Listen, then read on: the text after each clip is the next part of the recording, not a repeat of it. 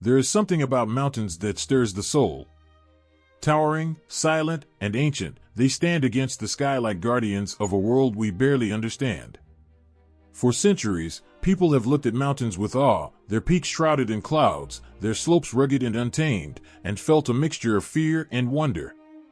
These mighty forms of nature have always seemed more than just rock and stone. To those who have lived near them, they have felt alive, almost as if they held secrets that could only be grasped by those brave or foolish enough to venture into their heights. In the shadow of these mountains, stories were born. Tales of gods, monsters, and spirits that lived beyond the reach of mortals. These stories weren't just entertainment. They were warnings, legends that shaped the lives of those who heard them. In the whispering wind, in the sudden crack of thunder, in the long shadows cast by the setting sun, people could feel something greater than themselves. Mountains represented power, an untamed force of nature that could not be controlled, only respected. Across the world, mountains have carried a reputation for danger and the unknown. In many cultures, they were believed to be the home of the gods, unreachable by ordinary men. Mount Olympus in Greece was thought to be the dwelling place of the mighty gods, including Zeus himself, whose temper could stir storms that swept down the mountain's slopes. The Greeks knew better than to climb too high, lest they intrude on a world they were never meant to enter. The gods were not always kind, and humans were small, insignificant against their wrath. In Hindu mythology, Mount Kailash is known as the throne of Lord Shiva, the destroyer and transformer. It is a mountain so sacred that it remains unclimbed, its summit untouched by human feet. Pilgrims circle the base of the mountain, believing that even to walk around it can cleanse their soul and bring them closer to the divine. For them, the mountain is not just a mass of rock, but a living connection to the gods. It represents a power so vast that it humbles those who stand at its base, a reminder that there are forces in this world beyond human comprehension. But it's not just the gods who call the mountains home. In the cold, lonely heights of the Himalayas, there is another legend, the Yeti, the abominable snowman. The stories say that this creature roams the snowy peaks, a monstrous figure covered in thick fur, his footsteps echoing across the icy wilderness. Those who climb too high, those who venture too far into the wild, may never return. Some believe the Yeti is not a creature of flesh and bone but a guardian of the mountain, a spirit that protects the sacred places from human intrusion. The mere thought of such a being, hidden in the blizzards, unseen but always watching, sends a shiver down the spine. It's a reminder that the mountains have their own laws, their own rulers, and that human ambition can sometimes cost too much. In the Andes, there is another belief, one that still lingers in the villages nestled in the mountain valleys. The Apis, mountain spirits, are believed to watch over the people, protecting them from harm. Yet, like the mountains themselves, the Apis are unpredictable. They can be kind, blessing the land with good harvests, but they can also be vengeful, sending landslides or storms to punish those who disrespect the land.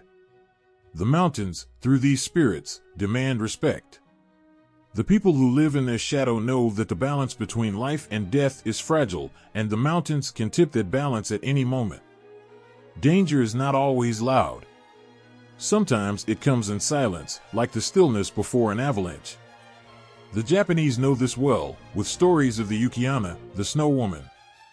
She appears in the coldest parts of winter, on the snow-covered slopes of Japan's mountains, her beauty breathtaking, her presence eerie. She glides over the snow, leaving no footprints, her white kimono blending with the landscape. Travelers, lost and freezing, are sometimes tempted by her ghostly figure. They follow her, drawn to her, only to find themselves swallowed by the blizzard. Her pale face, her cold breath, the lifeless grip of her hands, she is as unforgiving as the mountain itself. Some say she is a spirit of the mountain's fury, a reflection of its harsh and unrelenting nature. The mountains have always been tied to the supernatural because they exist on the edge of the human world. The higher you climb, the thinner the air becomes, and with it, the boundary between the physical and the spiritual seems to blur. In the Alps, people spoke of the Wild Hunt, a ghostly procession of spirits that thundered through the night sky.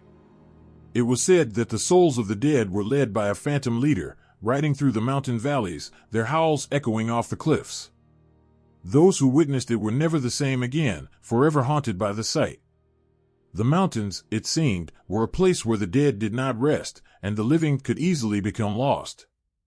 Even in more modern times, the fear and fascination with mountains remain. Climbers who attempt the highest peaks often speak of the third man phenomenon, the sense that an unseen presence is walking beside them, guiding them through the worst of the climb. It is a feeling that has saved some from death, but left others unnerved, wondering what it is they felt up there, so far from civilization. Alone on the mountain, with nothing but the sound of the wind and the cold press of the rocks, it's easy to believe in something otherworldly. Mountains symbolize the unknown, the unknowable, and that's what gives them their mystique. They rise out of the earth, towering above the plains and valleys, reminding us that there are places in this world where humans do not belong. Places where the air is thin, the ground is treacherous, and the rules are different. Whether it's gods, monsters, or spirits, the stories that surround mountains are often tales of power, of forces beyond human control. The mountains do not need to speak. Their presence is enough. They stand as silent witnesses to the passage of time, their peaks crowned with snow, their slopes carved by wind and rain. They have seen civilizations rise and fall, watched as people built and destroyed. And always, they remain, towering, eternal, waiting. There's a moment, high up in the mountains, when the world feels different. The wind howls louder, the shadows stretch longer, and the jagged peaks seem to rise like the teeth of an ancient beast. In places like this, you can almost feel the presence of something lurking, something that has always been there, watching from the rocks and snow. The mountains, with their towering cliffs and hidden caves, create the perfect setting for creatures of legend. It's as if the landscape itself whispers stories of monsters and beings that defy explanation. Long ago, before science explained the world, people looked at the wildness of nature and saw it filled with creatures that reflected its untamed spirit. In the mountains, where the land was unpredictable and harsh, the creatures of myth were no less terrifying. The shape of a mountain could easily become the back of a sleeping giant, and the roars of windstorms could be the growls of something far more dangerous. There's a reason why so many myths of monsters are born in places where nature itself seems alive. The jagged cliffs and narrow paths winding up mountains were seen as thresholds between the human world and something else, something more dangerous. In ancient times, people believed that what lay beyond these rocky terrains were not just wild animals or hidden caves, but creatures of legend, beings born from the mountains themselves. One of the most haunting creatures whispered about in many cultures is the dragon. The idea of a massive, scaled beast, coiled within the dark heart of a mountain, has sparked fear and fascination for centuries. The fire-breathing dragon is more than just a monster, it's a symbol of the mountain's raw, destructive force. When a volcano erupts, spewing lava and ash into the sky, it's easy to see why ancient people would believe a creature was awakening, roaring in anger. The mountain, with its deep, hidden chambers and fiery core, became the perfect lair for something as powerful and dangerous as a dragon. In China, the dragon is not just a monster, but a guardian of the mountains. It is said to control the rivers and rain, its presence felt in the rumble of thunder rolling through the peaks. The winding form of the dragon is thought to reflect the curves of mountain ranges, each peak a part of its massive body. When the wind picks up suddenly, when storms brew in the distance, it feels as though the dragon itself is stirring, its breath the very storm that batters the cliffs. People believed that such creatures were not simply confined to myth, but lived within the very landscape itself, inseparable from the mountains they guarded. In the cold, frozen mountains of the north, another creature was born from the harsh landscape, the troll. These towering, slow-moving giants are said to live in the deepest caves, hiding from the light of the sun, which turns them to stone. In Norway, the craggy rock formations along the mountainsides are often believed to be trolls caught by the dawn, frozen forever in the shape of the land. The towering peaks and boulder-strewn valleys make it easy to imagine these creatures lurking just out of sight. The trolls, like the mountains they call home, are ancient and unyielding, part of the land itself. Not all creatures of the mountains are as large or as obvious as dragons and trolls. Some are more elusive, their forms blending with the mist that clings to the mountainsides. The banshee, a wailing spirit from Irish and Scottish folklore, is often said to appear near mountain passes. Her keening cry, echoing through the foggy valleys, is a warning of death, a ghostly presence tied to the wild, unpredictable nature of the highlands.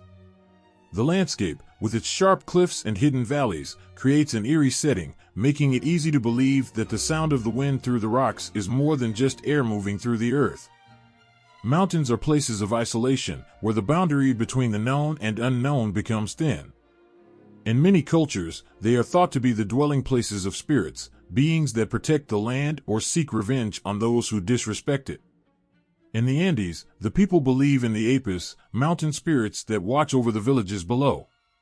These spirits are as much a part of the mountains as the rocks and snow, and they demand respect. The unpredictable weather, the sudden storms, the avalanches, they are seen as the moods of the apis, reminding people that the mountains are alive, that they are powerful and not to be trifled with. In the Himalayas, the Yeti is another example of a creature born from the landscape itself. The towering peaks, covered in snow and ice, seem like the perfect place for something large, powerful, and hidden.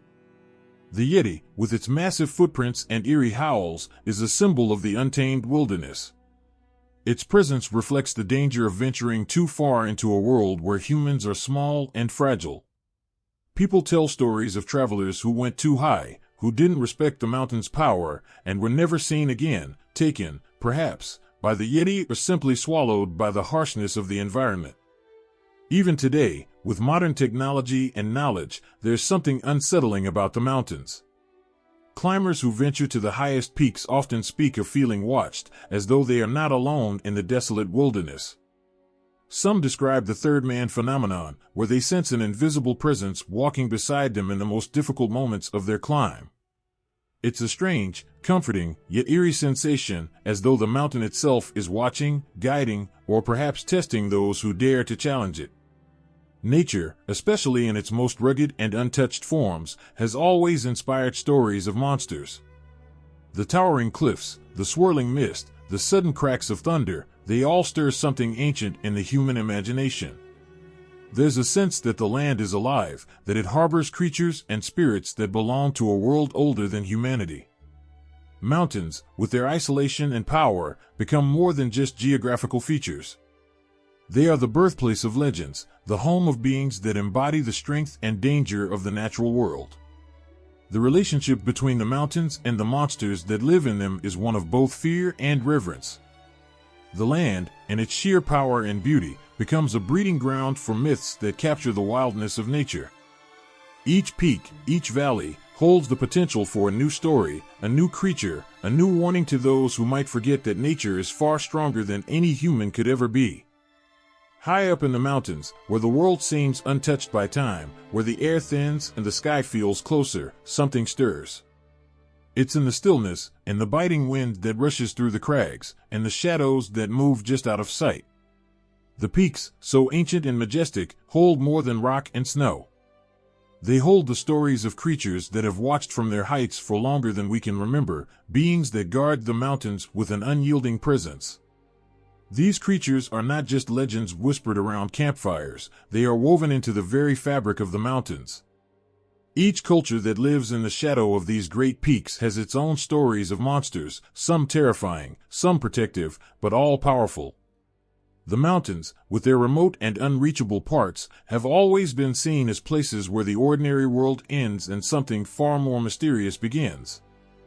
In the high, icy Himalayas, the Yeti has left his tracks in the snow for centuries. The stories speak of a massive, fur-covered creature, taller than any man, roaming the peaks in silence.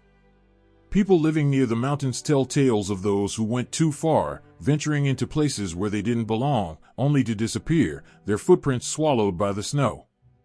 Some believe the Yeti is a guardian, a spirit of the mountain that protects its secrets from outsiders. Others say he is a hunter, stalking those who dare to challenge the mountain's strength. But in every version of the story, the Yeti is more than just an animal. He is part of the mountain itself, untouchable, elusive, and powerful. Far to the north, in the frozen lands of Norway and Iceland, another kind of mountain creature waits in the darkness, the troll. These beings are said to be as old as the mountains they live in, with bodies as large and jagged as the cliffs themselves.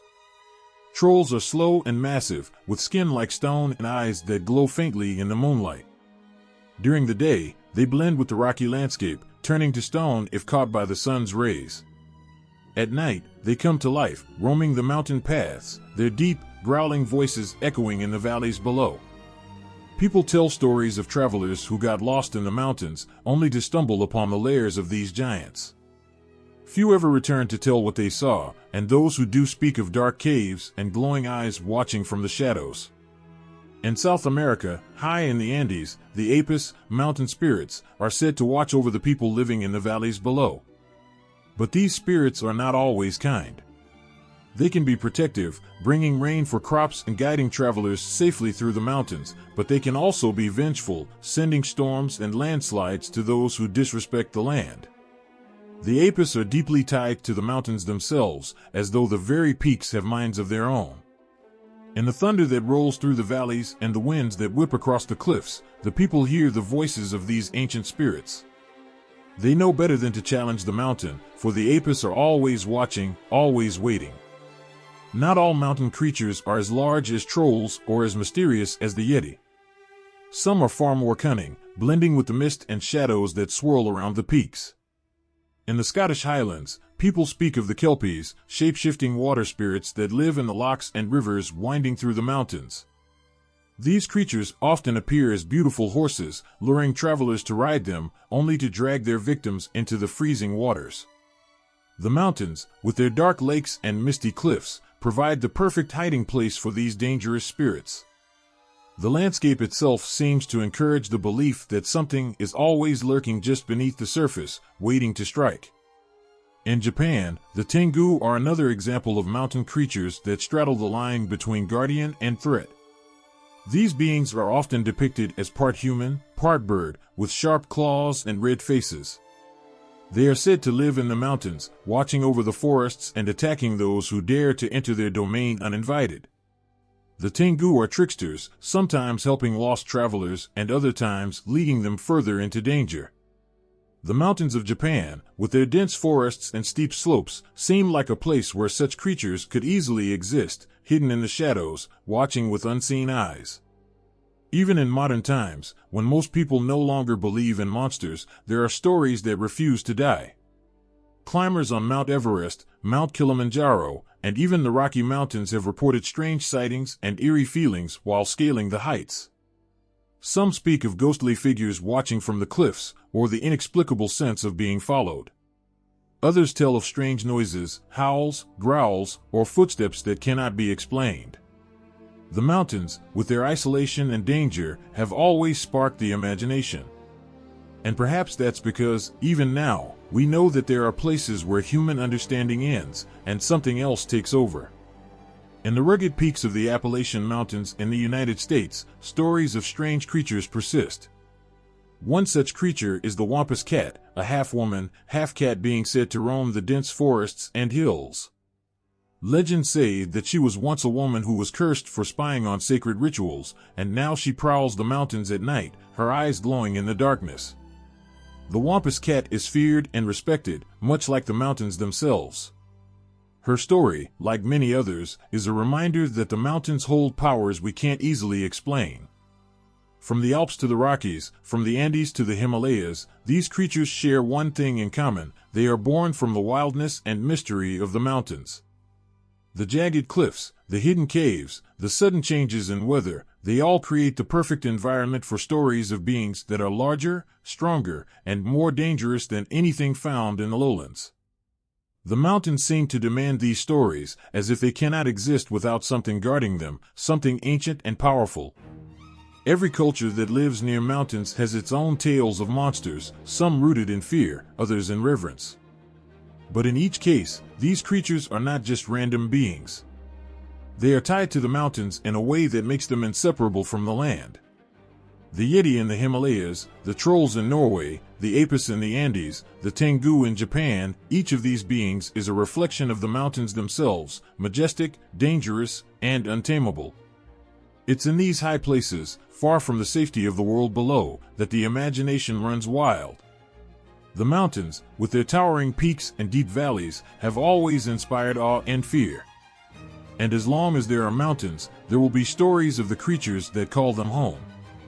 The wind howls through the towering peaks of the Himalayas, carrying with it a chill that bites into your skin. The snow-covered mountains stretch as far as the eye can see, a vast, desolate wilderness where few dare to tread. But up here, in the freezing heights where the air is thin and life is scarce, something else exists, something that has haunted the dreams of those who live beneath these mountains for generations. They call it the Yeti. To the Sherpa people of Nepal and the monks of Tibetan monasteries, the Yeti is more than just a story.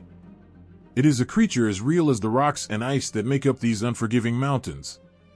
For centuries, stories of the Yeti have been whispered among those who live close to the Himalayas, passed down from one generation to the next. They speak of a towering figure, larger than any human, with thick fur to protect it from the harsh cold. It walks upright, leaving massive footprints in the snow, but vanishes without a trace when followed. The Yeti is both feared and respected, seen not as an animal but as a being with a purpose, a creature that belongs to the mountains in a way humans never could. In the icy caves and craggy slopes of the Himalayas, the Yeti is said to roam, moving silently through the snowstorms that rage across the peaks. Its fur is described as white or gray, blending perfectly with the winter landscape. Some say its eyes are dark and piercing, filled with an intelligence that feels ancient, almost otherworldly. It walks on two legs like a man, but its movements are smoother, quicker, as though it has learned to navigate the treacherous mountain paths with ease. In many accounts, it stands over 7 feet tall, its presence commanding and powerful, yet it moves with a grace that defies its size. The people who live in the shadow of the Himalayas tell of encounters with the Yeti that have left them shaken and forever changed. Some describe hearing strange, low growls in the night, unlike any animal they've ever known. Others speak of seeing enormous, human-like footprints in the snow, far from any village or road, too large to belong to any man. There are even those who claim to have glimpsed the creature itself, just a fleeting moment, a blur of movement in the distance, a silhouette standing against the backdrop of the white-capped mountains before it vanished as quickly as it appeared. One such story is that of a group of Sherpa guides, traveling through a remote pass late in the afternoon, when the light was beginning to fade. As they made their way through the snow, one of them noticed something unusual ahead. Large, deep footprints leading away from their path, curving around a steep slope. The footprints were unlike anything they had ever seen, round, wide, and far apart, as if whatever had made them was taking massive strides. They followed the prints for a time, their hearts pounding in their chests, each step heavy with the weight of knowing they might be drawing closer to something unknown, something dangerous. As they rounded a bend in the mountain, they stopped dead in their tracks. There, standing on a ridge, silhouetted against the twilight sky, was a figure. It stood tall, its form unmistakably human-like but too large, too broad-shouldered to be a man. Thick fur covered its body, and its breath came out in visible puffs in the cold evening air. For what felt like an eternity, the creature stared down at them, its dark eyes unreadable, its massive frame still and silent. And then, in one swift movement, it turned and disappeared over the ridge, leaving the Sherpas standing in stunned silence, the only evidence of the encounter the enormous footprints slowly filling with snow. Sightings like these have been reported for centuries, and while they may differ in detail, one thing remains the same, the sense of awe, of fear, and of wonder that follows any mention of the Yeti. It is not just a beast, it is a symbol of the mountains themselves, untouchable and wild. To the Tibetan monks who spend their lives in the solitude of the Himalayas, the Yeti is seen as a guardian of the sacred places, a protector of the mountains and all their hidden mysteries. Some even believe the Yeti possesses spiritual powers, a being that transcends the physical world and moves between realms that humans can barely comprehend. But not all encounters with the Yeti end with just a glimpse. There are stories of those who have felt its presence in more terrifying ways. Villagers tell of livestock going missing, only to be found later, their bodies torn apart in ways no known predator could manage. The nights in the higher villages are often filled with the sounds of strange, distant howls echoing down from the slopes. Some claim that the Yeti has been spotted near their homes, watching from the tree line, its massive shape barely visible in the dark. Perhaps one of the most chilling stories is that of a Tibetan monk who claimed to have come face to face with the Yeti during a pilgrimage to a remote temple high in the mountains. As he walked through the snow, lost in his thoughts, he suddenly became aware of a presence behind him. Turning slowly, he saw it, a towering figure, not 10 feet away, standing perfectly still in the snow. The monk later said that the Yeti's eyes were filled with something almost human, curiosity, perhaps, or even understanding. But before he could react, the creature turned and disappeared into the blinding whiteness of the mountains, leaving the monk to wonder whether he had truly seen it or if the isolation of the Himalayas had played tricks on his mind. Throughout history, expeditions have been launched to find proof of the Yeti's existence. Explorers from around the world have come to the Himalayas, hoping to uncover the truth behind the legends. Some return with stories of strange encounters, with photos of massive footprints or tufts of hair caught in the branches of trees. Others come back empty-handed, having found nothing but the relentless cold and the unforgiving landscape. But despite the lack of concrete evidence, the belief in the Yeti persists, stronger than ever. It is easy to understand why the Yeti continues to haunt the imagination. The mountains are a place where the ordinary rules of life do not apply. Up here, where the air is thin and the world is silent, it feels like anything is possible. The Yeti is a reflection of that wildness, a reminder that there are still places on this earth that we do not control, that we do not fully understand. And perhaps that is why, no matter how much time passes, the stories of the Yeti will never truly fade. As long as the Himalayas stand tall, cloaked in snow and mystery, the Yeti will remain, watching, waiting, just beyond the reach of human understanding. When the cold of winter settles deep into the Canadian Rockies, when the snow covers the land in a suffocating silence, something ancient stirs in the forests. The trees stand tall and lifeless, their branches weighed down by the icy frost, and the wind carries a low, hollow howl that sends shivers down the spine of anyone brave enough to listen.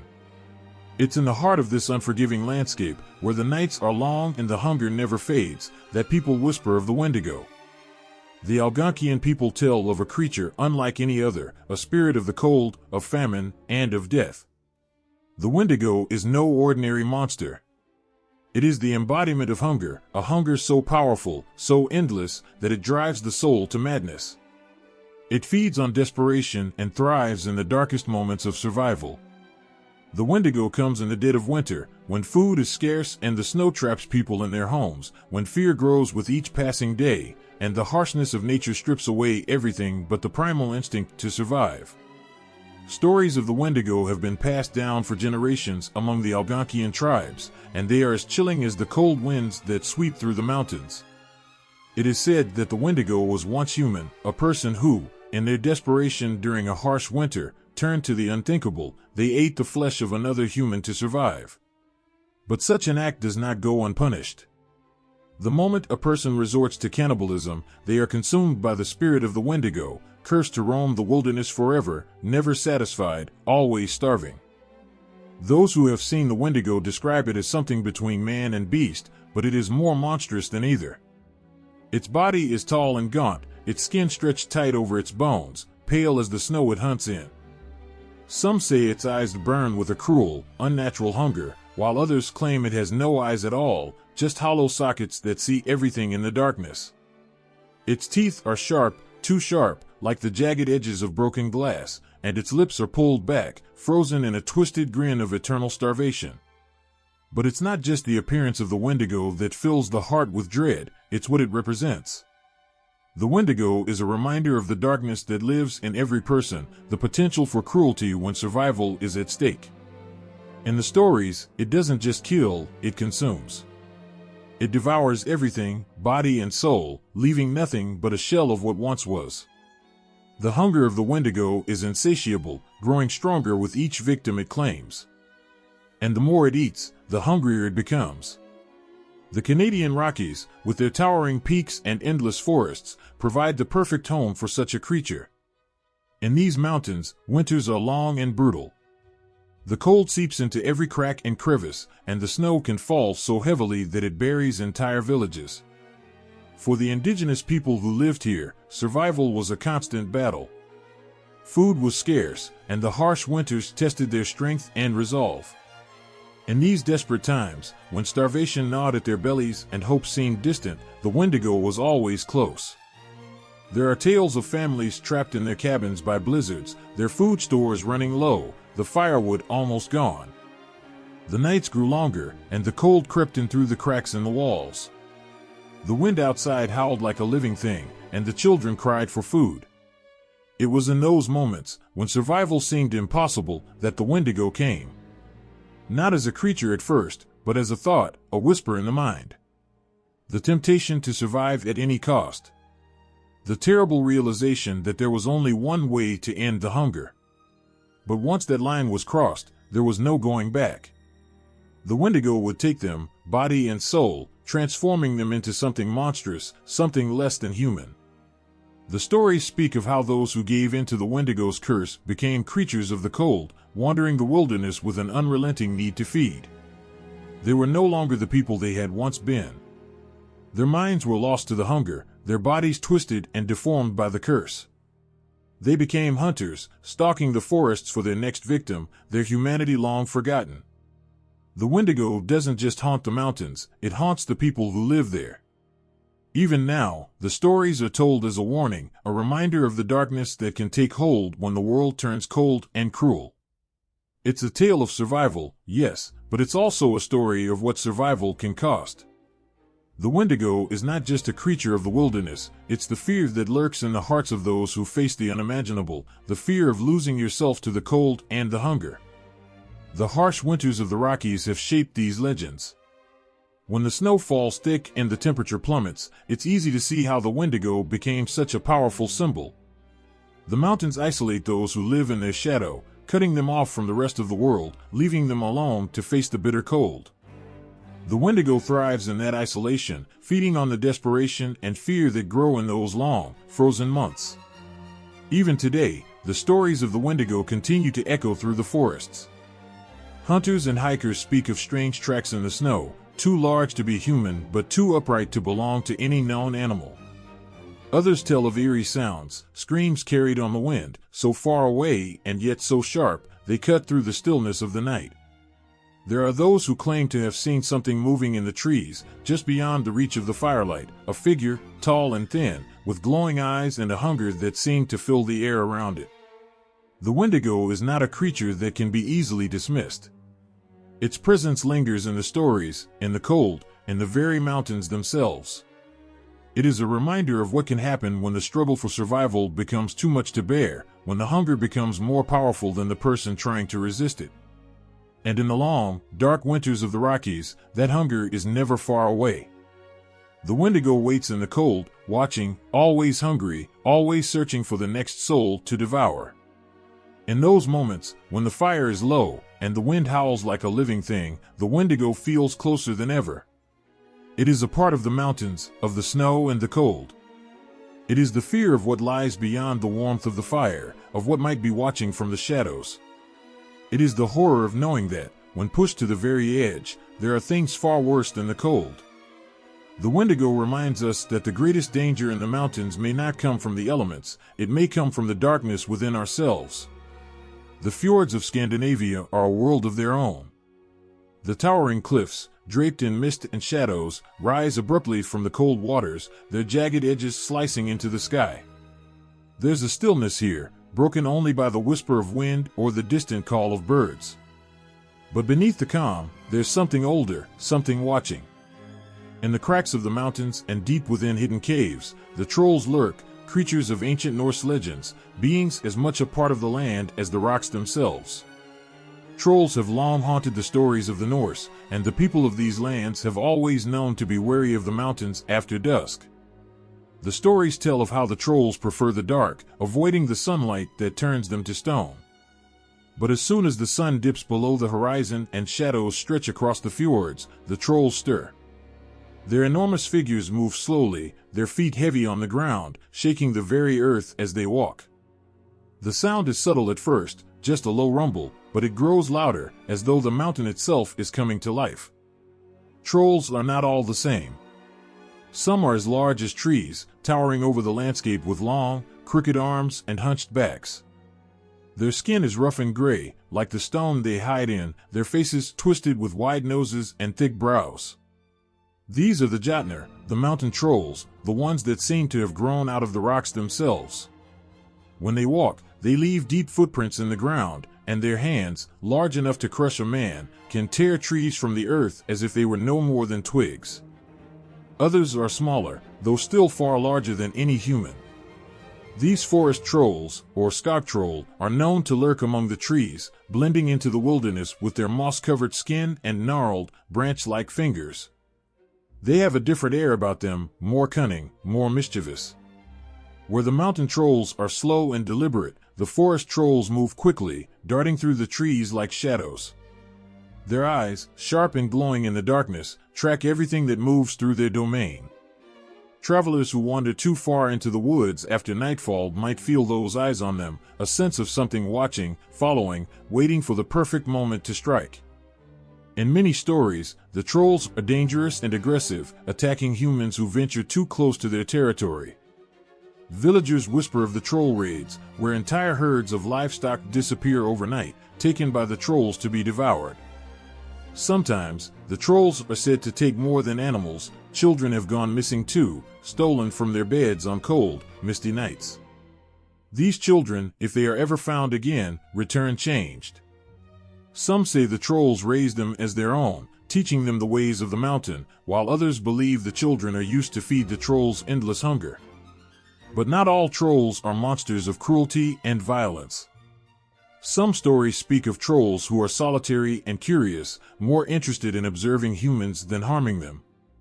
These trolls tend to live deep in the mountains, far from human settlements, and only venture close when they are drawn by the flicker of a firelight or the distant sound of music. They are said to sit quietly, watching from the shadows, their large eyes reflecting the flames as they listen to the sounds of life that are so different from their own. Despite their curiosity, trolls are creatures of instinct.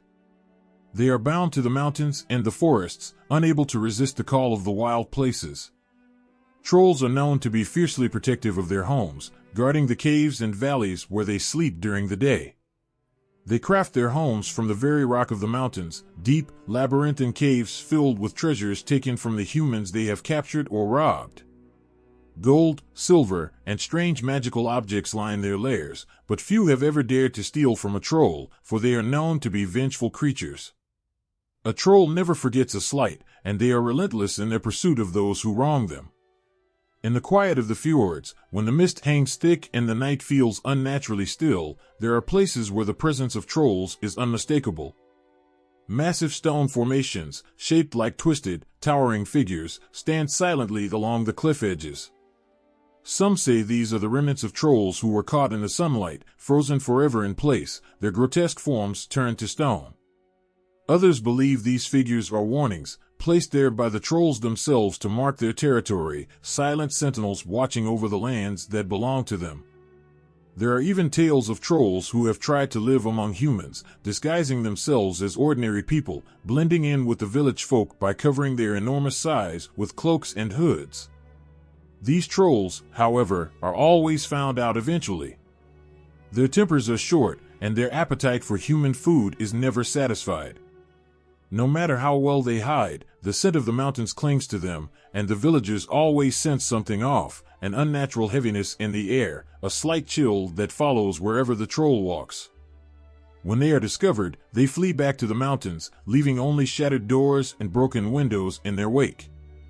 In some parts of Scandinavia, people still leave offerings at the base of certain mountains or near particular caves, hoping to keep the trolls at bay. Small gifts of food, coins, or trinkets are left behind, a gesture of respect for the ancient creatures of the land. It is believed that this might appease the trolls, keeping them away from the farms and villages for another season. Yet for all their size and strength, trolls are not invincible. They have a weakness, sunlight. It is the light of the sun that trolls fear above all else, for it turns them into stone, freezing their bodies in place forever. Many legends speak of clever heroes who have outwitted trolls by tricking them into staying out until dawn, using the first rays of sunlight to trap the trolls in their stone forms. These stories are told around fires on cold nights, a reminder that even the most fearsome of creatures have their vulnerabilities. The trolls of the Scandinavian fjords are more than just myths. They are the spirit of the land itself, tied to the wild, rugged nature of the mountains and forests.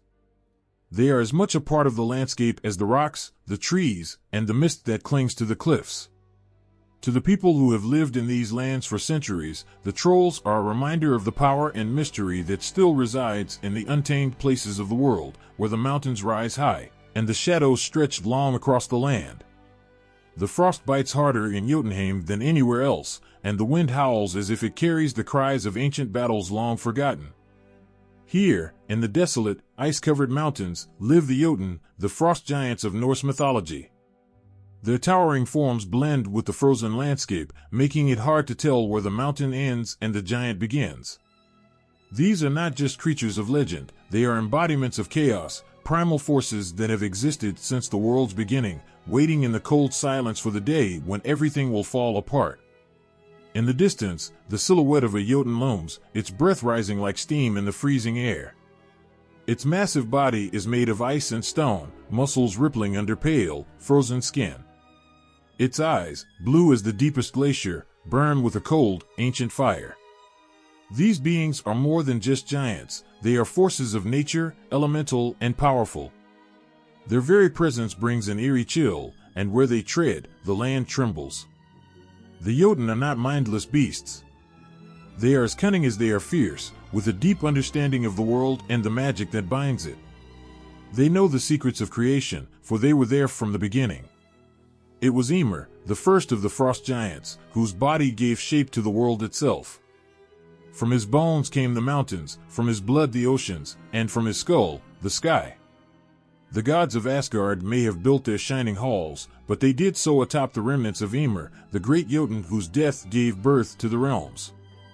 Though they share the same world, the relationship between the frost giants and the gods is fraught with tension, a struggle that stretches back to the dawn of time. The gods, led by Odin, are protectors of order, seeking to maintain balance in the world. The Jotun, however, are creatures of chaos, driven by a will that often defies the gods' attempts at control. It is said that the cold winds blowing down from Jotunheim carry whispers of rebellion, a constant reminder that the giants are biding their time, waiting for their chance to strike. Among the Jotun, there are many different kinds, each with their own traits and powers. Some are hulking brutes, their strength unmatched even by the gods. Others possess great magical abilities, able to bend the elements to their will. One of the most feared is Skrymir, a giant whose size is so immense that even Thor, the god of thunder, once mistook his glove for a vast cave. Skrymir's laughter echoed through the mountains as Thor, with all his might, attempted to strike him down, each blow feeling like nothing more than a soft pat to the mighty giant. But not all giants are enemies. Some have walked a path between the realms, forming uneasy alliances with the gods. Loki, the trickster, was born of the Jotun bloodline, yet he lived among the gods as one of their own. His relationship with both worlds was as complicated as he was, forever playing both sides, forever unpredictable. But it is the frost giants' most infamous role that echoes the loudest through Norse mythology, their part in Ragnarok, the end of all things. Ragnarok, the twilight of the gods, is a prophecy that haunts every corner of the 9 realms. It speaks of a day when the skies will darken, when the earth will shatter, and when the gods will meet their doom. The frost giants, long-held enemies of Asgard, are fated to march alongside the forces of chaos, bringing destruction in their wake. Their leader, the fearsome Jotun known as Surtur, will wield a flaming sword that burns brighter than the sun. He will lead the charge, setting the world ablaze as the old order collapses under the weight of their fury. When that day comes, even the gods will not stand a chance against the giants. Thor, the greatest warrior of Asgard, is destined to face his final battle against Jormungandr, the great serpent born of Jotun blood. The two are bound by fate, their battle as inevitable as the setting sun. As Thor crushes the serpent beneath his hammer, he will take his final breath, succumbing to the poison of his foe. It is a grim reminder that not even the mightiest god can escape the reach of the Jotun's power. But the frost giants' role in Ragnarok is not just one of destruction. They are the embodiment of the cycles of life and death that govern the cosmos. Their icy realm of Jotunheim is a place where creation and destruction intertwine, where the frozen landscape holds both the silence of death and the potential for new beginnings. In Norse mythology, the end of the world is not just a final, cataclysmic event, it is also the birth of something new. And the Jotun, with their ancient wisdom and untamed strength, are as much a part of that rebirth as the gods themselves. There are stories, whispered among those brave enough to travel close to Jotunheim, of encounters with these beings. One such tale tells of a lone wanderer who found himself lost in the frozen mountains. As the cold gnawed at his bones and hope faded, a giant appeared through the snow, towering over him like a living mountain. The wanderer thought he was doomed, but instead of striking him down, the giant simply watched, its icy breath swirling in the wind. The creature's eyes, cold as they were, held a depth of understanding, as if it knew the wanderer's fate better than he did. Without a word, the giant turned and disappeared into the storm, leaving the man to ponder whether he had been spared, or if his true fate still awaited him in the shadows of Jotunheim. These giants are not just monsters to be feared, they are ancient beings who have seen the rise and fall of worlds. They know the fragility of existence, the fleeting nature of power. Their battles with the gods are not merely acts of violence, but part of an endless struggle between order and chaos, creation and destruction. It is a war that neither side can truly win, for without chaos, there can be no order, and without the giants, the gods themselves would have no purpose. In the end, the frost giants are more than just adversaries. They are a reminder of the forces that lie beyond human understanding, forces that are as old as the mountains themselves. The mountains of Jotunheim, towering and silent, hold the weight of these ancient beings, their presence felt in every gust of wind, every shifting shadow. They are the guardians of the unknown, waiting in the cold, patient as ice, for the day when the world will tremble once more, and the giants will rise to claim their place in the final battle. In the stillness of Australia's snowy mountains, when the fog rolls in thick and the waters of the lakes lie as dark mirrors, there is something waiting beneath the surface. The Aboriginal people speak of it in hushed tones, for its name carries a weight, an ancient fear. They call it the Bunyip, the mysterious creature of the lakes and rivers, lurking where the land meets water, hidden beneath the murky depths, waiting for those who dare to wander too close. The Bunyip is a creature born of mystery, its shape and form shifting like shadows in the minds of those who claim to have seen it. Some say it has the body of a giant snake, coiled and powerful, its dark scales glinting faintly beneath the water. Others describe it as having the face of a dog or a monstrous seal, with large, round eyes that peer up from the depths, watching, waiting. There are stories that speak of a long, sinewy neck, rising out of the water like a serpent, its gaze locking onto anything that dares approach its domain. There is no one form that defines the Bunyip, and perhaps that is what makes it so terrifying. Its very nature is elusive, ever-changing, like the waters it calls home. Those who claim to have seen it speak of an overwhelming sense of dread, a feeling that grips them deep in their chest before they even catch a glimpse of the creature. The air grows colder, the world around them goes still, and then, out of the corner of their eye, they see it, just for a moment, a ripple in the water, the flash of something large moving beneath the surface. The lakes and rivers where the Bunyip is said to dwell are places of eerie beauty. Surrounded by the towering peaks of the snowy mountains, these waters are dark and deep, reflecting the sky above but hiding whatever lies beneath. The Aboriginal people have long avoided certain spots, knowing that these waters are not safe. They tell stories passed down through generations, warning of the Bunyip's hunger, its taste for those who stray too close. Livestock disappearing from the shores, pulled into the depths without a sound, children gone missing after wandering near the water's edge. The Bunyip takes what it wants, and it is said that once it has you in its grasp, there is no escape. One of the most chilling tales comes from an old story of a group of settlers who camped near a quiet lake in the mountains. They were warned by the local Aboriginal people to stay away from the water after nightfall, but they laughed off the warnings, thinking them nothing more than old superstitions. That night, as they sat around the fire, the air grew unnaturally quiet. The wind died down, and the usual sounds of the night, crickets, birds, rustling leaves, faded into silence. One of the men, curious and dismissive of the growing unease, wandered down to the shore. The others waited, but he never returned. When they went to search for him, all they found was a single ripple spreading across the surface of the lake, as if something large had just slipped back beneath the water.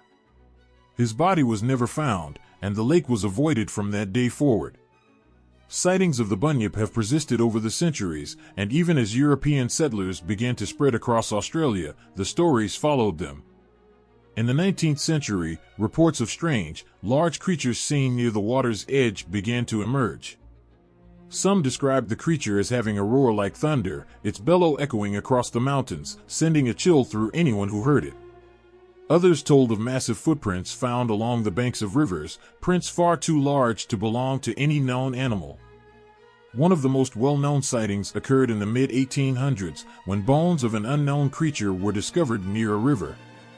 The locals were convinced they had found the remains of a bunyip, and for a time, the fear of the creature grew even stronger. Experts were called in to study the bones, but no one could agree on what kind of animal they belonged to. Some said they were from a large bird, others thought they might be from a prehistoric creature. But to those who lived near the water, there was no doubt the bones belonged to the bunyip, and its presence was as real as the mountains that surrounded them. But the bunyip is more than just a creature of fear.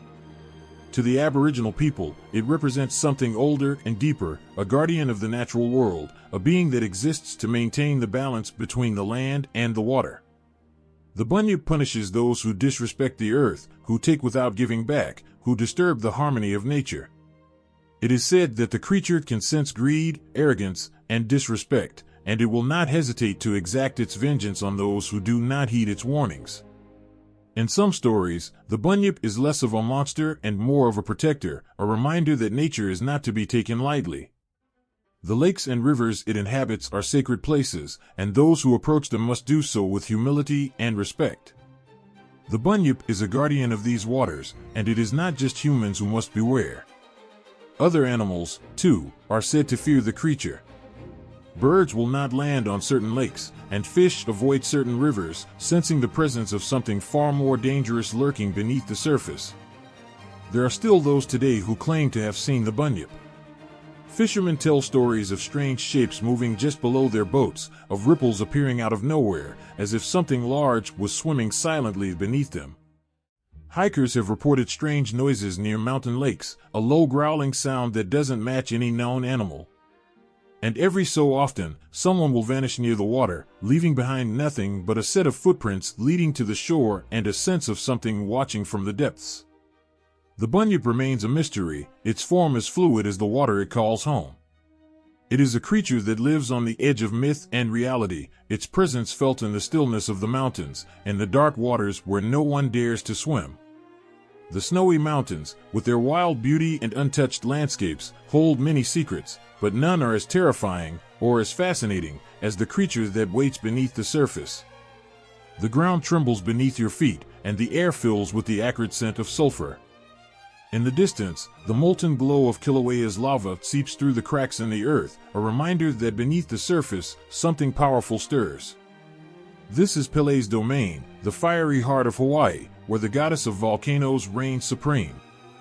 But Pele does not walk the volcanic paths alone. Beside her, in the darkness of the molten caves and the red-hot rivers of lava, lurk her demons, creatures born from the flames and the earth, monstrous beings tied to her will.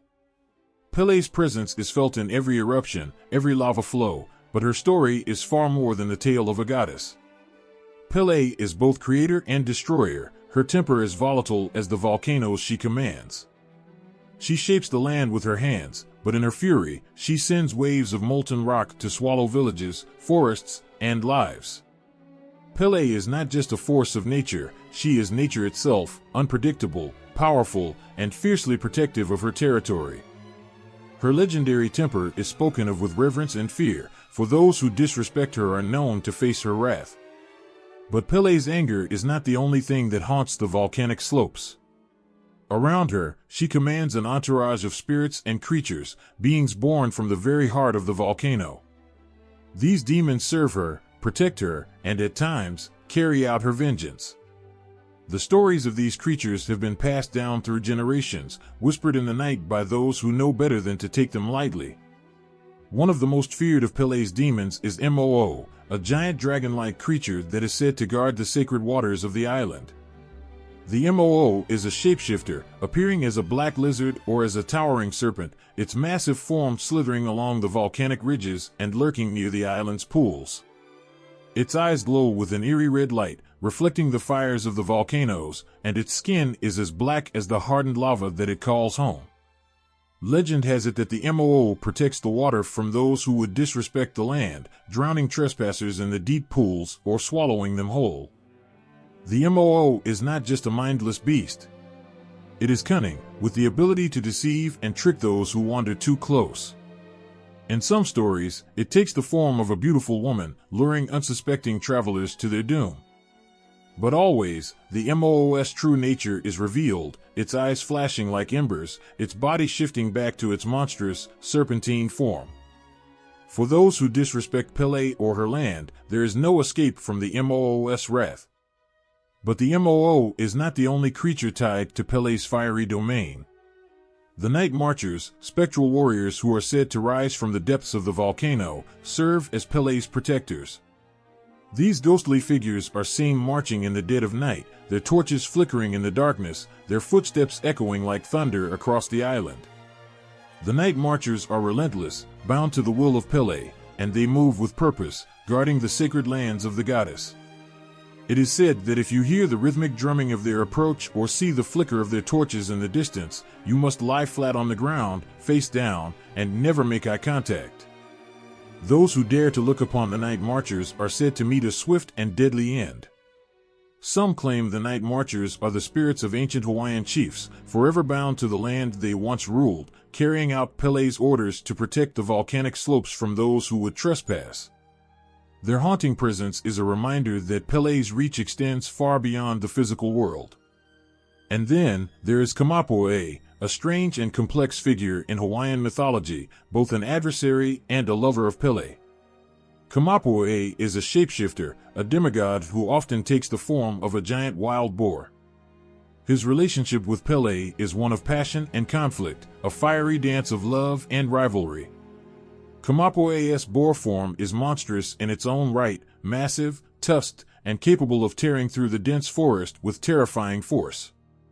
When he and Pele clash, the land itself shakes, their battles causing eruptions, storms, and tidal waves. Yet, despite their conflict, there is also an undeniable connection between the two. Kamapua'e, though wild and untamed, is said to have soothed Pele's anger at times, calming her fiery rage with the force of his own power. But the peace between them is always temporary, and soon the volcanic fires rage again, and the boar disappears into the forest, leaving destruction in his wake. These are the creatures of Pele's world, beings born from the earth, fire, and water of Hawaii itself. They are not just monsters, they are protectors, guardians, and, at times, harbingers of Pele's fury. The land they inhabit is alive with the spirit of the goddess, and to encounter one of these beings is to feel the raw power of the volcanoes pulsing through the air. Yet, despite their fearsome appearances, these creatures are deeply tied to the balance of the island. They are not mindless destroyers, but are bound to the natural forces that shape the world. The Moo, the Night Marchers, and even Kamapua'e serve as reminders that the land and its people are connected in ways that run deeper than can be seen on the surface. Pele's creatures are there to protect the sacred, to remind those who wander too close that the land is alive, and that respect must always be shown to the forces that shape it. The people of Hawaii have always known this, which is why the stories of Pele and her creatures are passed down through generations with care and reverence. These tales are not just folklore, they are warnings, lessons about the power of nature and the respect it demands. The volcanic slopes of Kilauea, Mauna Loa, and the other great volcanoes of Hawaii are more than just landmarks, they are living, breathing entities, watched over by the goddess and her fearsome entourage. To stand at the edge of the crater, watching the lava bubble and churn, is to feel the presence of Pele and her demons. The heat on your skin, the trembling of the ground beneath your feet, the hiss of steam as the molten rock meets the air. These are reminders that you are standing on sacred ground. Pele's creatures are not far away. They are in the very air you breathe, the rocks beneath your feet, and the glowing rivers of lava that carve their way through the landscape. They are ever present, silent watchers, waiting for the moment when they are called upon to rise once more. The wind howls over Mont Saint-Victoire, a jagged silhouette looming in the distance. There, among the rocky slopes and volcanic soil, the villagers whispered of something terrifying, something ancient that haunted the mountainside. They called it the Tarasque, a beast of such monstrous power that the mere mention of its name sent a chill through even the bravest of hearts. This was no ordinary dragon. Its legend was etched into the very landscape, a fire-breathing terror that had ravaged villages and devoured everything in its path. The Tarasque was not just a creature of fire and claws, it was a living nightmare. Descriptions of the beast varied, but the most common depiction spoke of a dragon-like body, covered in thick, impenetrable scales that shimmered like molten metal under the sun. It had the legs of a lion, sharp and muscled, each foot tipped with razor-like claws that could tear through stone. Its head was said to be something out of a nightmare, with the jaws of a lion but the cruel intelligence of a serpent. And then, there was the fire. Its breath could ignite forests in seconds, a searing inferno that turned villages to ash. The legend of the Tarasque began with the mountain, Mont Saint-Victoire, a place that felt as wild and untamed as the beast itself. The mountain, standing tall against the French countryside, was believed to have been shaped by volcanic activity centuries ago, its craggy peaks a reminder of the Earth's raw power. It was in the dark caves and hidden valleys of this very mountain that the Tarasque was said to dwell, hidden from sight but always ready to emerge, leaving a trail of destruction in its wake. The villagers who lived near the mountain told stories of the Tarasque's wrath. They spoke of nights where the air would grow thick and heavy, filled with the stench of sulfur and smoke. Livestock would vanish, taken by the beast in the dead of night, their screams echoing through the still air. Farmers would wake to find their crops scorched, their homes turned to smoldering ruins. And when the Tarasque grew bolder, it did not stop at animals. People, too, began to disappear, dragged from their beds by the monstrous creature, leaving behind only shadows of what once was. One of the most chilling stories is of a young boy who had wandered too close to the mountain one evening, unaware of the danger that lay in the shadows. The villagers had warned him, telling him to stay away from the mountain after dark, but he had been curious, eager to see if the tales were true. As the sun dipped behind the peaks and the sky bled into dusk, the boy found himself near a small stream at the foot of Mont Saint-Victoire. The air grew thick, and the ground trembled beneath his feet. And then, out of the shadows, the Tarasque emerged. The boy's screams were never heard. When the villagers went to search for him the next day, all they found were deep, clawed tracks leading back toward the mountain. The legend of the Tarasque had claimed yet another life. But it was not just its hunger for destruction that made the Tarasque so terrifying. Its connection to the mountain and its volcanic origins imbued it with a kind of elemental power that no mortal could stand against. The villagers believed that the Tarasque was born from the very heart of the mountain, a creature forged in fire and lava, given life by the churning forces beneath the earth. When the ground rumbled and the mountain groaned, they knew it was not just the earth moving, it was the Tarasque stirring. The fear of the beast grew so strong that the villagers turned to the church for salvation.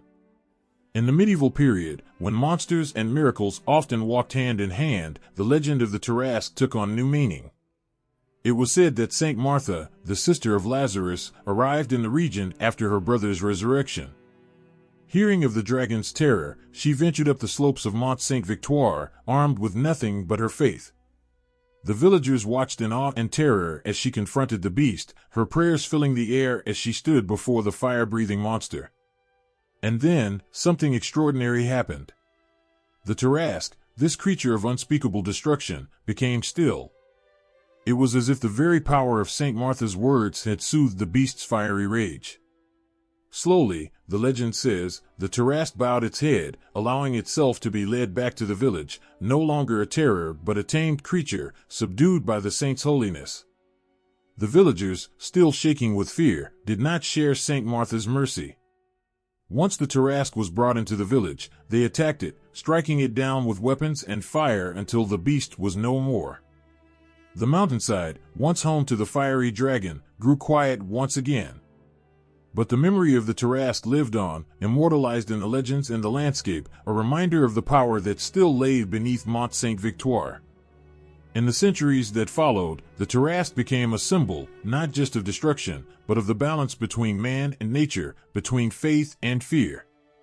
The villagers still spoke of the beast, honoring it with festivals and parades, carrying effigies of the dragon through the streets as a reminder of the creature that had once terrorized their land. The Tarask was no longer just a monster, it was a part of their history, a story woven into the very fabric of the mountain and the people who lived beneath its shadow. But even now, standing at the foot of Mont Saint-Victoire, there is a sense that the Tarask story is not fully over. The mountain, with its volcanic roots and jagged peaks, still holds an eerie silence, as if the earth remembers the creature that once walked its slopes. And though the Tarask may have been vanquished in legend, there is always the question, what if it stirs again?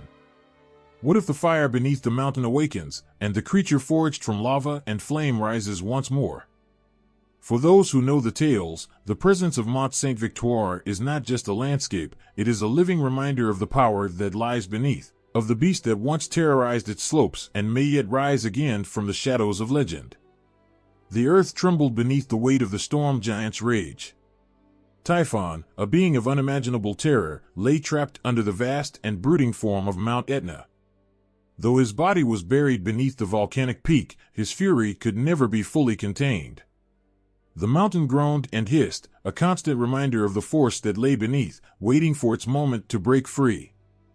Those who lived in the shadow of Etna knew the truth, the quakes, the eruptions, the smoke, these were not just the anger of the mountain, but the stirrings of a godlike monster, yearning for release. Typhon was no ordinary giant. His form was a nightmare-given shape, a towering figure whose head brushed the clouds, whose arms stretched across the horizon, and whose voice boomed like thunder. His 100 serpent heads hissed with malice, each one a different beast, a different horror. Fire burned in his eyes, and his wings, vast and black, blotted out the sun. When he moved, the earth itself seemed to quake, as though the world itself feared him.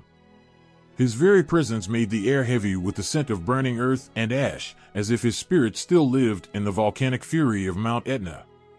But Typhon's story is not only one of imprisonment. There was a time when his power knew no bounds, when the heavens themselves quivered in fear of the giant.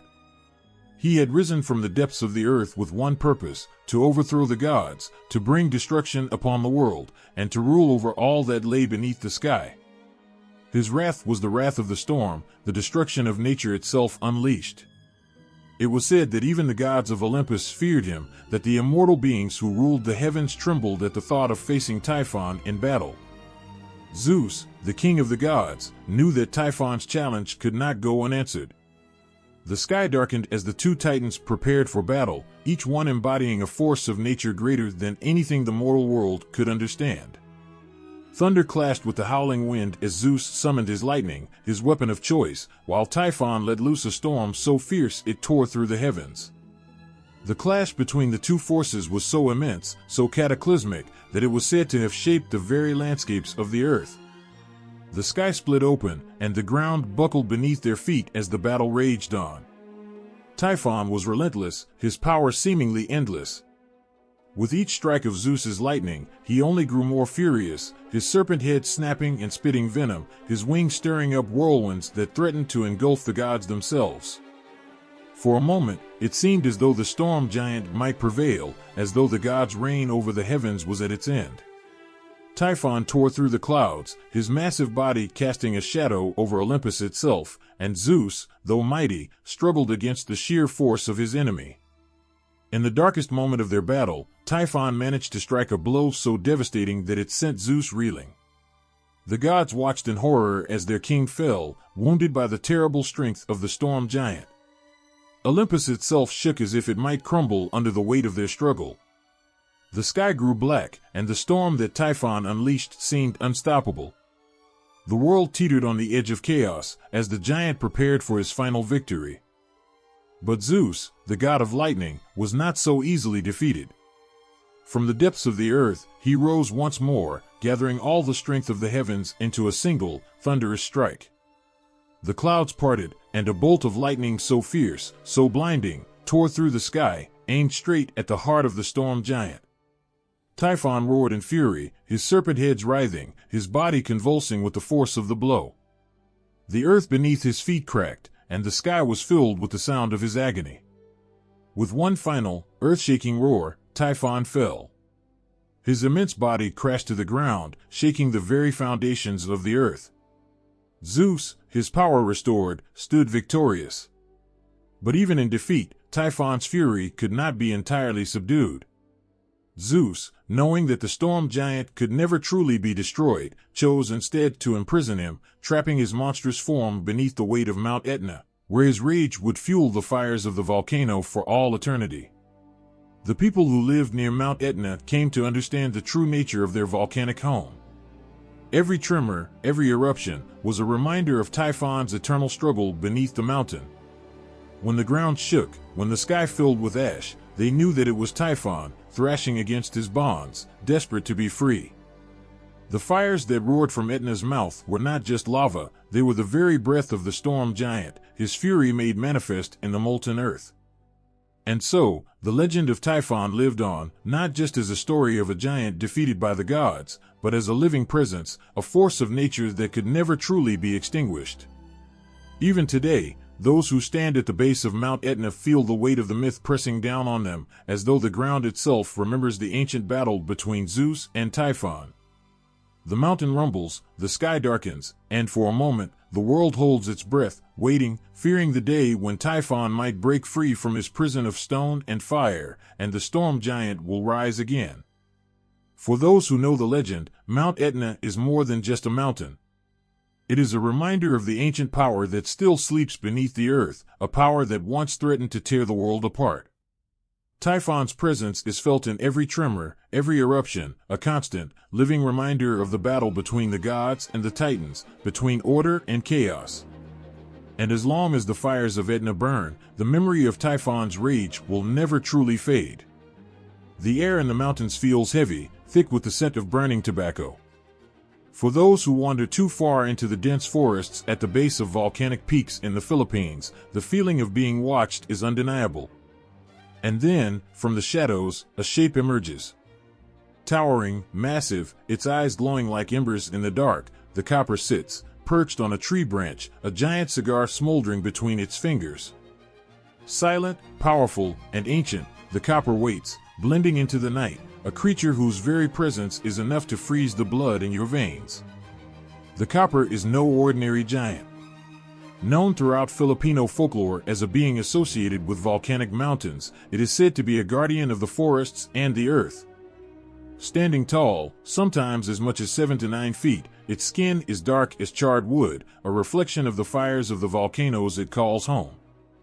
Eyes that gleam with an eerie orange glow pierce through the foliage, making it impossible to forget the feeling that something far older, far wiser, watches your every move. The copper is not a creature that attacks without reason. No, it waits. Watching. Protecting. There is a sense of judgment in its stillness, as if the giant is weighing the heart of those who pass through its forest. Some believe that the copper protects the land from those who seek to exploit it, punishing those who would harm the natural world. Others say that it is a trickster, leading travelers astray with the glow of its cigar, laughing softly as they lose their way in the dark. And still, there are those who believe the copper is lonely, searching for companionship in a world that fears it. Many stories have been told of the copper's encounters with humans. Some speak of farmers who, after a long day of work, return home to find their tools mysteriously moved or crops trampled by unseen feet. They know better than to express anger, for they understand that the copper is reminding them of its presence. Others tell tales of people who have wandered too far into the forest, only to be lured deeper by the distant glow of a cigar, never to be seen again. But not all encounters with the copper end in fear. In some villages, it is believed that the copper can become fond of certain individuals, especially children who show respect for the land and its creatures. These chosen few might receive strange gifts, a perfectly shaped stone, a bundle of fresh leaves, left outside their homes as tokens of the copper's favor. However, those who cross the copper or disrespect the forests often find themselves haunted by its presence, its glowing eyes following them even in their dreams. One of the most chilling stories comes from an old woman who lived near the base of a volcano. She had always respected the spirits of the land, offering small gifts of tobacco leaves and fruits at the edge of the forest. One evening, as the sun set and the air grew thick with the promise of rain, she saw something unusual. A flicker of light in the trees, like the end of a burning cigar. The copper was near. The old woman, her heart pounding in her chest, approached cautiously. She had heard the stories all her life of the giant who guarded the mountains and knew that it was important to show respect. As she neared the trees, she felt the heat of the copper's gaze upon her. From the shadows, it stepped forward, its massive form looming over her, the glow of its cigar lighting up its dark, weathered face. Terrified but determined not to show fear, she lowered her eyes and spoke softly. "I mean no harm," she said. "I come to offer you tobacco and fruit, as I always have." The copper, silent as ever, seemed to regard her for a long moment. Then, to her surprise, it extended its hand, taking the offering with surprising gentleness. It nodded once before retreating back into the shadows of the forest, leaving the old woman standing there, her heart racing. From that day forward, her crops grew healthier, her land prospered, and she always felt a protective presence watching over her. Yet, not everyone who meets the copper is so lucky. A tale is told of a group of loggers who came to the mountains, intent on cutting down a portion of the forest near a volcano's base. The villagers warned them of the copper, but they laughed, dismissing it as nothing more than a superstitious tale. The first few days went smoothly enough. But on the third night, strange things began to happen. One by one, the loggers began to disappear. At first, it was thought they had wandered too far into the forest and gotten lost. But when their tools were found scattered around the trees, their tents slashed as if by enormous claws, the men realized that something far more dangerous was at play. The air around the camp became stifling, thick with smoke that seemed to come from nowhere.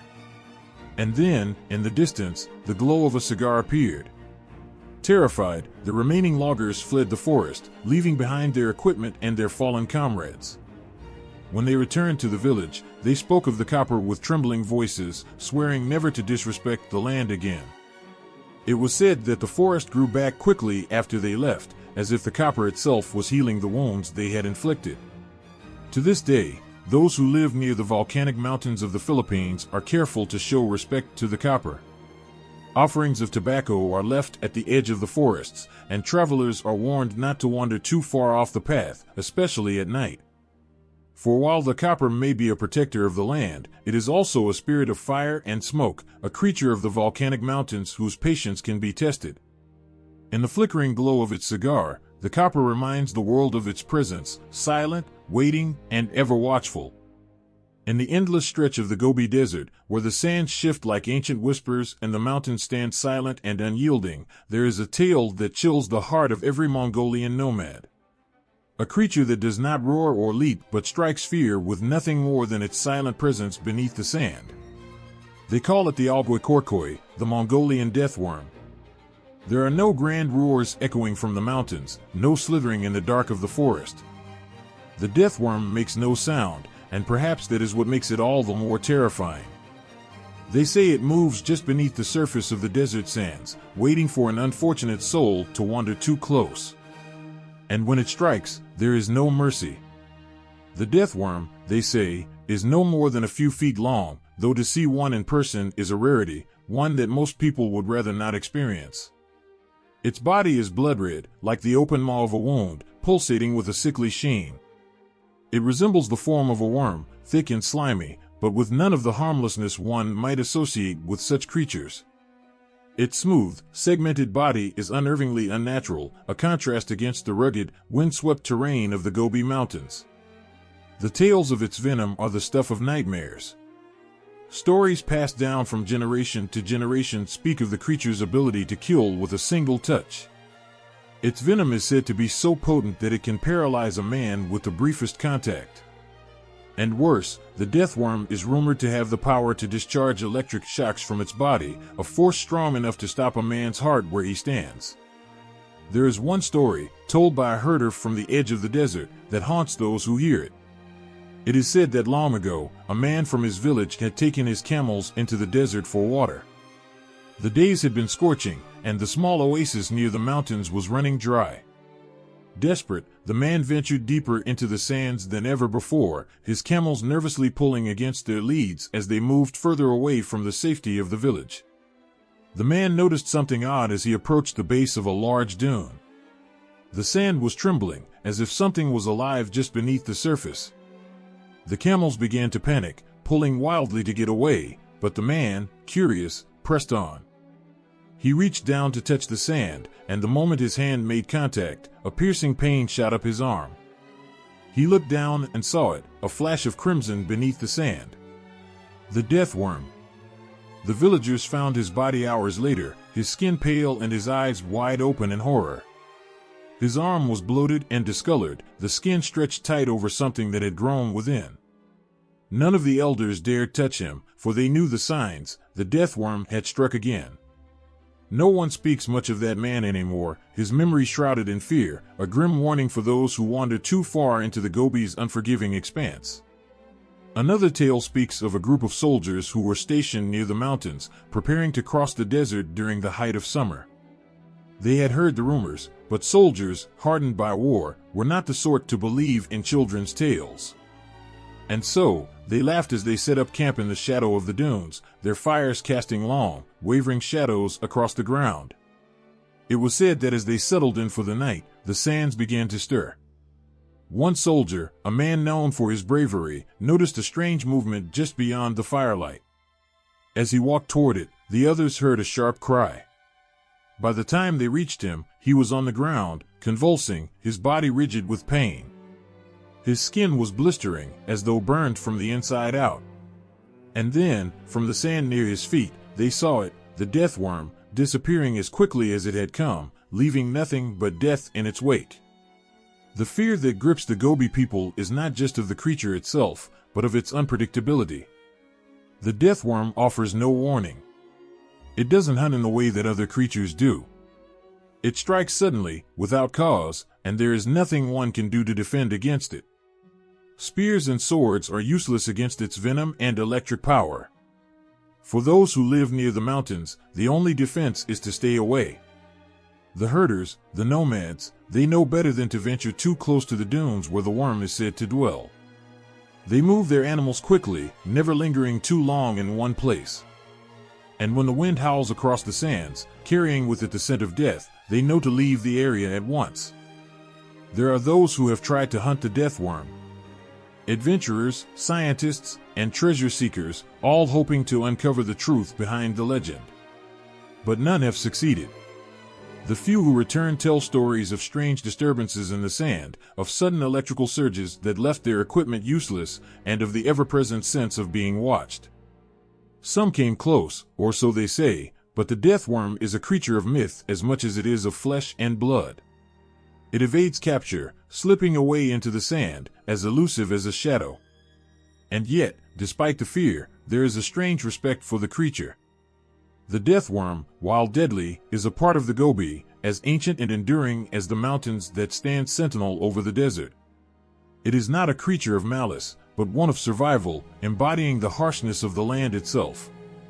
It has adapted to the extremes of its environment, becoming something that is feared, but also revered, in its own terrifying way. In the stillness of the desert night, when the stars hang like frozen sparks in the sky and the wind carries whispers across the dunes, the people of the Gobi know to keep their fires bright and their movements swift. For somewhere, beneath the surface of the sand, the Algoy stirs, waiting.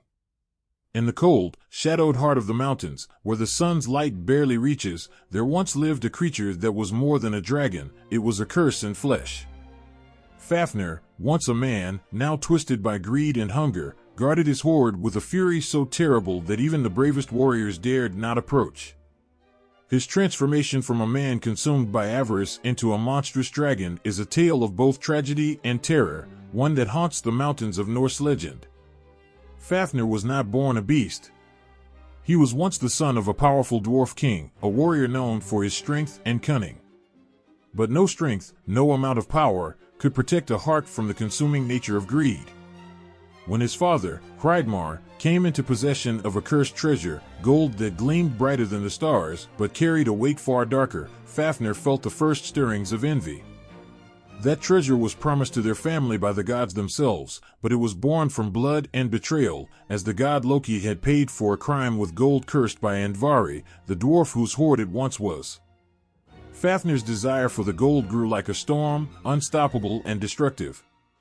His mind, once sharp, became consumed with thoughts of possessing it all. He cared little for his father's warning or his brother's concerns. The glittering hoard called to him, whispered in the dark corners of his thoughts until it became the only thing he cared for.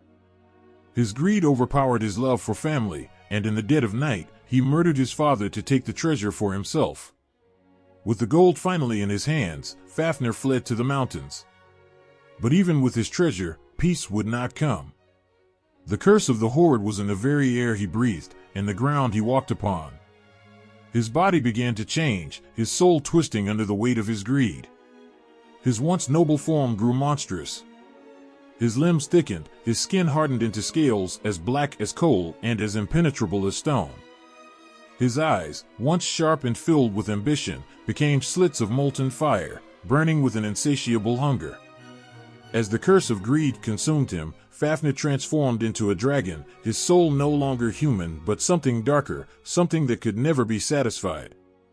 He took refuge in a cave, deep within the mountains, where no one could challenge him or take his gold. The hoard grew with each treasure he plundered from nearby villages and fallen heroes, until the entire cave glittered with wealth that could have fed kingdoms. But none of it mattered. Fafnir no longer cared for the value of the treasure. He did not spend it, nor give it, nor even admire it. It was simply his, and that was enough. The mountains trembled under Fafnir's rage. Any who dared approach his cave, lured by tales of the treasure, were met with a fire so hot it could melt iron. The earth itself seemed to shake with the weight of his fury. His roars echoed down the valleys, a warning to all who might consider coming too close. Travelers whispered of seeing him from afar, a great black shape moving among the peaks, his fiery breath lighting up the sky in the dead of night. Yet, even in his monstrous form, Fafnir was not invincible. His downfall, like his transformation, was rooted in his greed. Word of the treasure spread far and wide, until it reached the ears of Sigurd, one of the greatest heroes of the Norse sagas. Sigurd, young and fearless, was drawn to the mountains by tales of Fafnir's hoard. He did not come for the gold alone, but sought out wisdom and glory, for it was said that whoever slew the dragon would gain not only its treasure, but the knowledge of the gods themselves. Guided by Regan, Fafnir's own brother who had long harbored resentment, Sigurd made his way to the dragon's lair. But Fafnir, though monstrous, was no fool. He knew that heroes would come for him, and he was ready to destroy them all. His enormous body was covered in scales that no sword could pierce, his breath was fire and death, and his senses were sharp, alert to any intruders. Sigurd, however, was not easily deterred. He chose not to face the dragon head-on, for he knew that would mean certain death. Instead, he dug a trench beneath the path where Fafnir slithered each day to drink from a nearby stream. As the dragon lumbered over him, Sigurd waited in the trench, his sword poised. When Fafnir passed above, Sigurd struck upward, driving his blade into the soft flesh beneath the dragon's scales. Fafnir's roar shook the mountains themselves, a sound filled with the rage of centuries, but it was too late. His strength, once so fearsome, began to fade as his life's blood spilled onto the earth. As he lay dying, Fafnir spoke to Sigurd, warning him of the curse that clung to the treasure like a shadow. The gold that had consumed him, that had turned him into a dragon, would do the same to Sigurd if he allowed greed to take root in his heart. But Sigurd, unafraid and undeterred by the dragon's final words, took the treasure nonetheless, knowing that his fate would be what he made of it. And so, the dragon Fafnir, once a prince, met his end. His body, enormous and terrifying even in death, lay broken among the mountains he had terrorized for so long. His glittering hoard, the cause of his transformation and his destruction, remained behind, its beauty unmarred, but its curse still lingering. Fafnir's tale is one of the most tragic in Norse mythology, a story of a man whose desire for power and wealth led him down a path from which there was no return. He was not born a monster but became one, his soul twisted by the very thing he sought to possess. In the end, the mountains, which had once been his refuge, became his tomb, and the treasure he had killed for brought him nothing but ruin. In the mist-covered valleys and jagged peaks of the Himalayas, where rivers roar like untamed beasts, there is an ancient presence, older than the mountains themselves.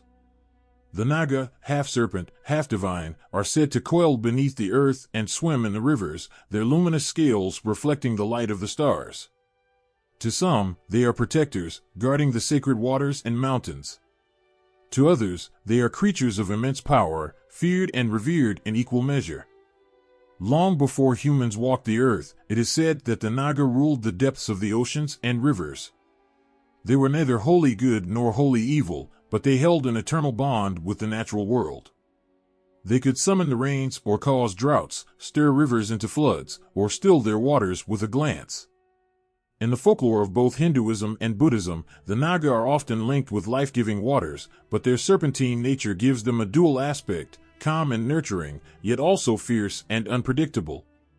In Hindu mythology, the Naga have their roots in the cosmic ocean. Vasuki, the king of the serpents, famously wrapped himself around Mount Mandara during the churning of the ocean, allowing the gods and demons to use him as a rope to bring forth Amrita, the nectar of immortality. His body, immense and coiled with infinite strength, was both a symbol of loyalty and sacrifice. But Vasuki was no simple beast, he was a being of great wisdom, one who knew the secrets of the earth and the heavens. Yet, not all Naga were as benevolent. Some, driven by jealousy or rage, became enemies of the gods. Takshaka, the most fearsome among them, was known for his hatred and his ability to bring death with a single bite. His venom was so powerful that it could burn through flesh, bone, and even stone. Legends speak of Takshaka's enmity with King Janamejaya, whose father he killed out of spite. In retaliation, the king attempted to wipe out the entire Naga race through a massive sacrificial ritual, summoning serpents from every corner of the world to their deaths. But the Naga, with their connection to the earth and the divine, were not so easily destroyed. In the great mountains, where rivers cut through the rock like veins, the Naga found their true domain. It was said that they guarded hidden treasures beneath the earth, vast caverns filled with gold and jewels. But these treasures were not meant for humans. Anyone who dared to disturb the Naga's lair would be met with fierce wrath. Their eyes, glowing like molten fire, would paralyze intruders with fear before their venomous fangs delivered a fatal strike. The Naga were not only feared for their strength but also revered for their wisdom. In Buddhist tradition, it was the Naga who protected sacred texts and relics. When the Buddha himself sought enlightenment under the Bodhi tree, it was the Naga king Mukulinda who shielded him from a great storm. Coiling his vast body around the Buddha and spreading his hood to keep the rain at bay, Mukulinda's act of protection symbolized the Naga's role as both guardian and guide. In the mountains of Southeast Asia, particularly in India, Nepal, and Thailand, the Naga are still honored as protectors of rivers and lakes. They are believed to dwell in the waters, emerging only when the balance of nature is threatened. Some villages tell stories of seeing great serpent-like beings rise from the depths, their long bodies shimmering under the moonlight, their hissing whispers carried on the wind. These encounters are rare, but when they happen, they leave behind an eerie silence, as if the earth itself holds its breath in awe. The Naga are not merely creatures of myth, they are part of the living spiritual landscape of the Himalayas. In remote temples carved into the mountains, offerings are still made to the Naga. Priests speak ancient words, asking for the Naga's protection from floods or droughts. In return, the serpents guard the sacred waters, ensuring that rivers flow and life continues. Their presence is felt in the very air, in the rustle of leaves, and the rippling of water under the moon's gaze. There are stories of travelers in the Himalayan mountains, trekking along narrow paths that snake through the valleys, feeling the gaze of unseen eyes. Some speak of hearing a low, hissing sound coming from the rivers, like a warning to keep away. Others claim to have seen the Naga themselves, large, snake-like forms gliding just beneath the surface of the water, watching but never approaching. These stories linger in the minds of those who hear them, filling them with both wonder and unease. The Naga's duality as both protector and destroyer reflects the raw power of the natural world itself. They embody the forces that sustain life, but also those that can take it away in an instant. In the quiet, misty mornings of the Himalayas, when the world seems suspended between wakefulness and dreams, it's easy to imagine that somewhere, beneath the mountains, the Naga stir, watching over the rivers and valleys with an ancient, untamable presence. As guardians of the mountains and rivers, the Naga demand respect. Their power lies not just in their physical might, but in their connection to the elements. They are the pulse of the mountains, the protectors of sacred waters, and the embodiment of nature's beauty and terror. And though they are hidden from view, their influence can still be felt, an unseen force as constant as the mountains themselves.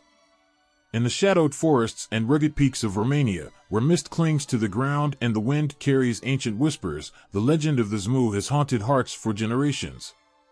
It is said that deep within the mountains, this creature waits, an embodiment of power, greed, and terror. The Zmu is no ordinary dragon.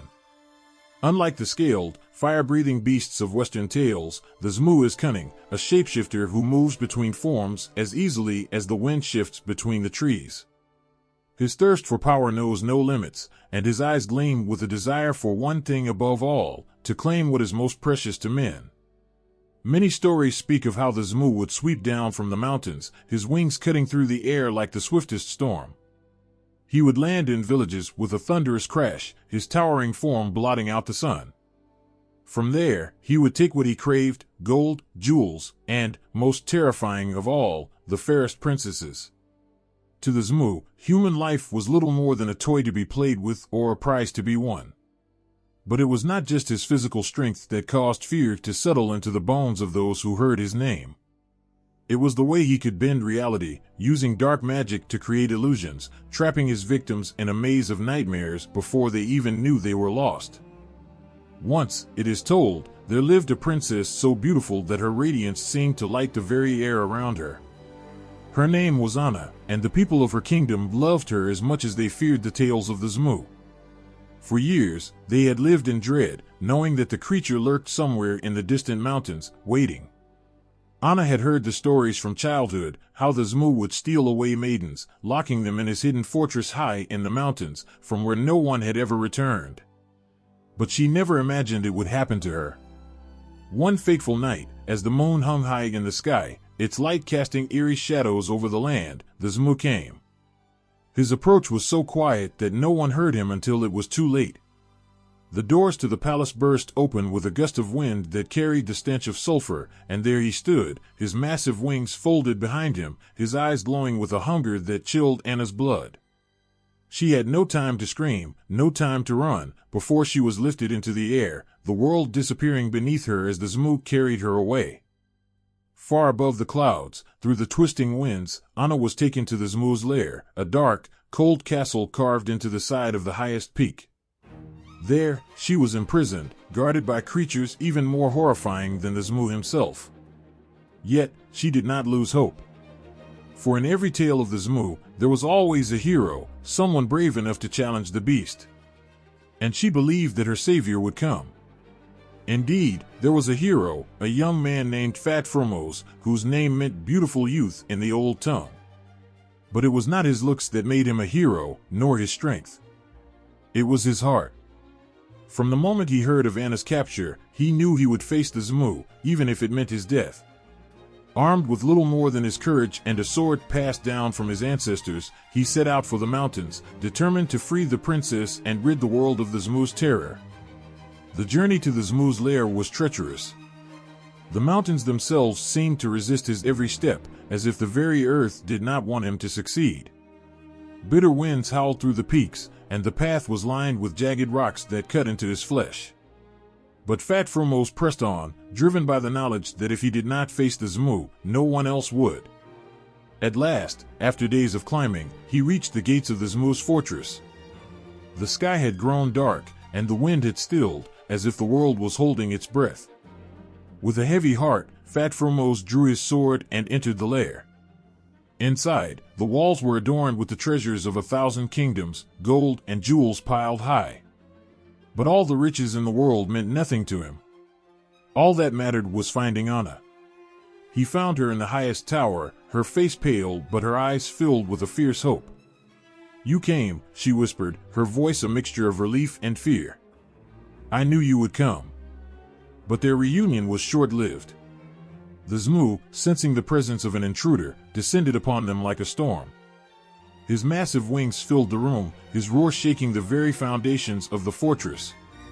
The battle that followed was one of legend, sword against claw, courage against ancient evil. The Zmu's strength was unmatched, and his magic seemed to bend the very fabric of reality. But Fat Frumos had something the Zmu did not, a heart untainted by greed or malice. With a single, precise strike, Fat Frumos pierced the Zmu's heart. The beast let out a cry that echoed through the mountains, his body writhing in agony as the life drained from him. In his final moments, the Zmu's true form was revealed, not the fearsome dragon, but a shadow, an empty shell of what he had once been, consumed by his own desire for power. As the Zmu's body crumbled to dust, the fortress around them began to collapse. Fat Frumos took Anna's hand, and together they fled the mountains, leaving behind the darkness and fear that had haunted their people for so long. The tale of Fat Frumos and the Zmu has been told for centuries in the villages nestled at the foot of the Romanian mountains. It is a story of courage and love, of the power of good to overcome even the darkest of evils.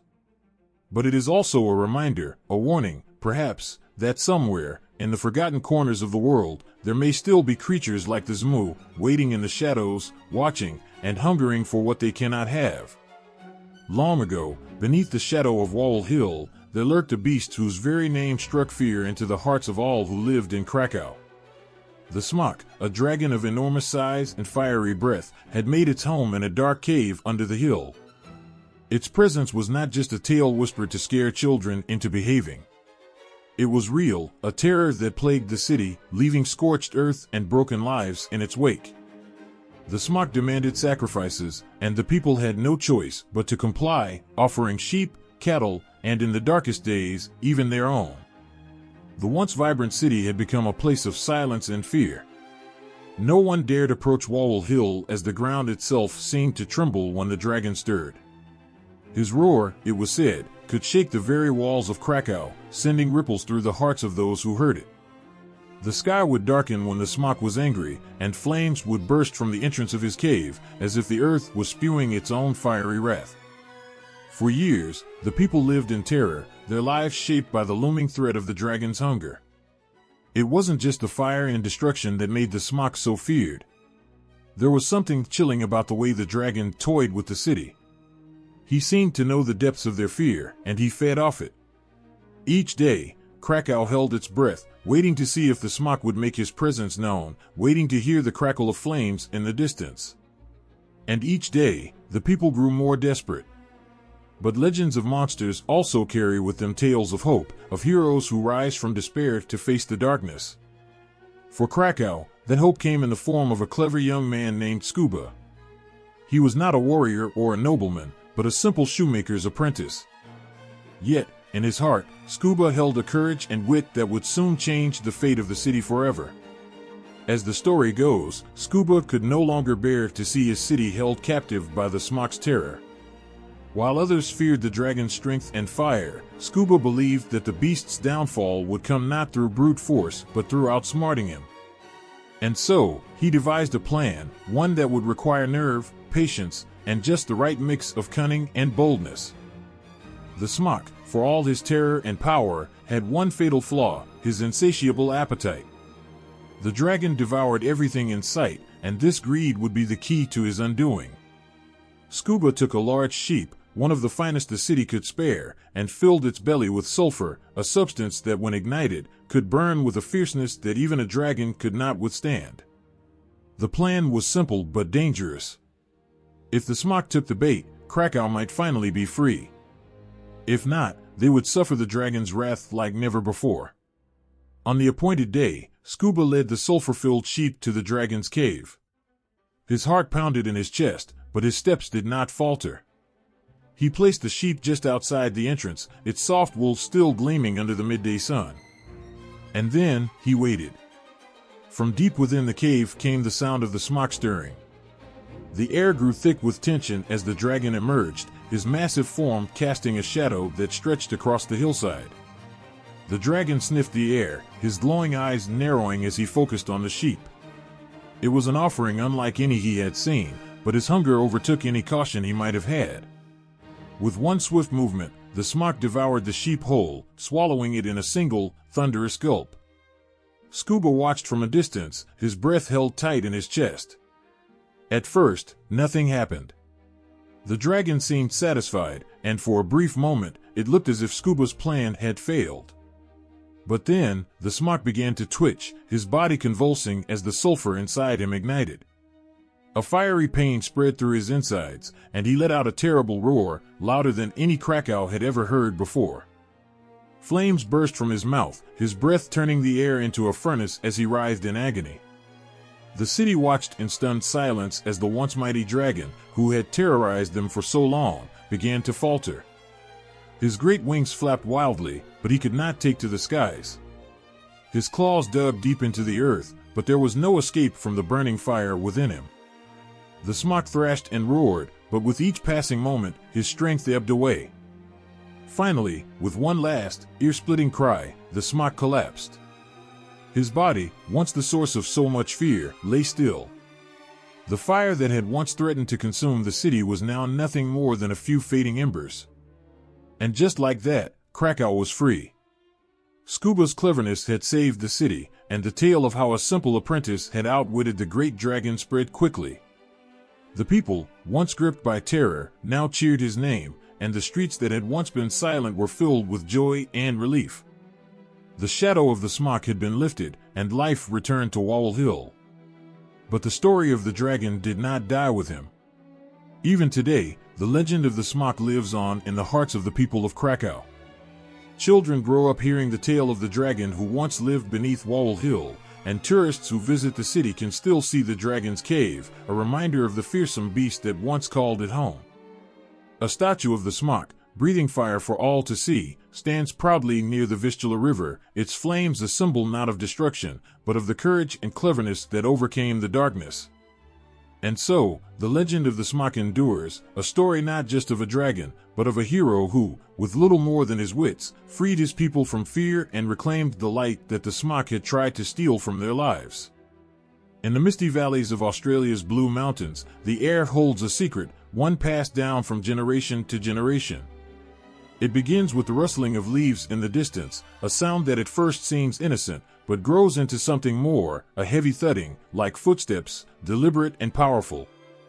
Locals speak of a presence, something not entirely human, yet not entirely animal. This is the Yeti, a creature whose name stirs a chill in those who hear it, a mountain ape with a legacy of fear and fascination. Aboriginal folklore tells of this being, long before settlers arrived on Australian soil. To them, the Yeti was no myth, but a reality that shared the land and its dense forests with humans. Described as towering and ape-like, with hair covering its massive body, the Yeti was said to move silently through the bush, watching from the shadows. Its eyes, glowing faintly in the moonlight, were like the forest itself, wise, ancient, and full of secrets no human could ever hope to know. But it wasn't just the appearance of the Yeti that sparked fear, it was its unpredictability. The stories often spoke of it as a protector of the land, but one that did not take kindly to trespassers. Many elders would warn the young to be cautious, to respect the Yeti's domain and not wander too far into its territory, especially at night. Those who did, they said, might never return. The Blue Mountains, with their deep gorges and ancient, towering eucalyptus trees, provided the perfect setting for such a creature. The terrain is rugged, wild, and untamed, much like the Yeti itself. Even the bravest of travelers feel an unshakable tension when walking through the forests, as if being watched by something just beyond their sight. Some have claimed to hear strange howls in the distance, a low, mournful sound carried by the wind, one that makes the hair on the back of their neck stand on end. For the European settlers, the Yeti was a creature that defied explanation. In the late 19th century, as they ventured deeper into the untamed wilderness of the Blue Mountains, they began to report sightings of a strange, humanoid figure stalking the trees. Farmers would find massive footprints in the soft earth, far too large for any man and unlike any known animal. These prints, often accompanied by the sound of crashing branches, sent shivers through the hearts of those who found them. One such encounter, told by an early settler, describes a night when a group of men camped by a fire near the mountains. As they sat, huddled against the cold, they heard heavy breathing just beyond the circle of light. One man, braver or more foolish than the rest, grabbed a lantern and ventured toward the sound. As he raised the light, he froze, for standing just beyond the glow of the flames was a creature unlike anything he had ever seen. It was tall, covered in thick, dark hair, with eyes that burned with an intelligence that felt far too human. In an instant, the Yeti turned and disappeared into the forest, leaving the men shaken and unable to sleep for the rest of the night. These sightings were not rare. Over the years, more and more settlers claimed to have seen the Yeti, describing it in much the same way, large, muscular, and wild, with a gait that was eerily similar to that of a man.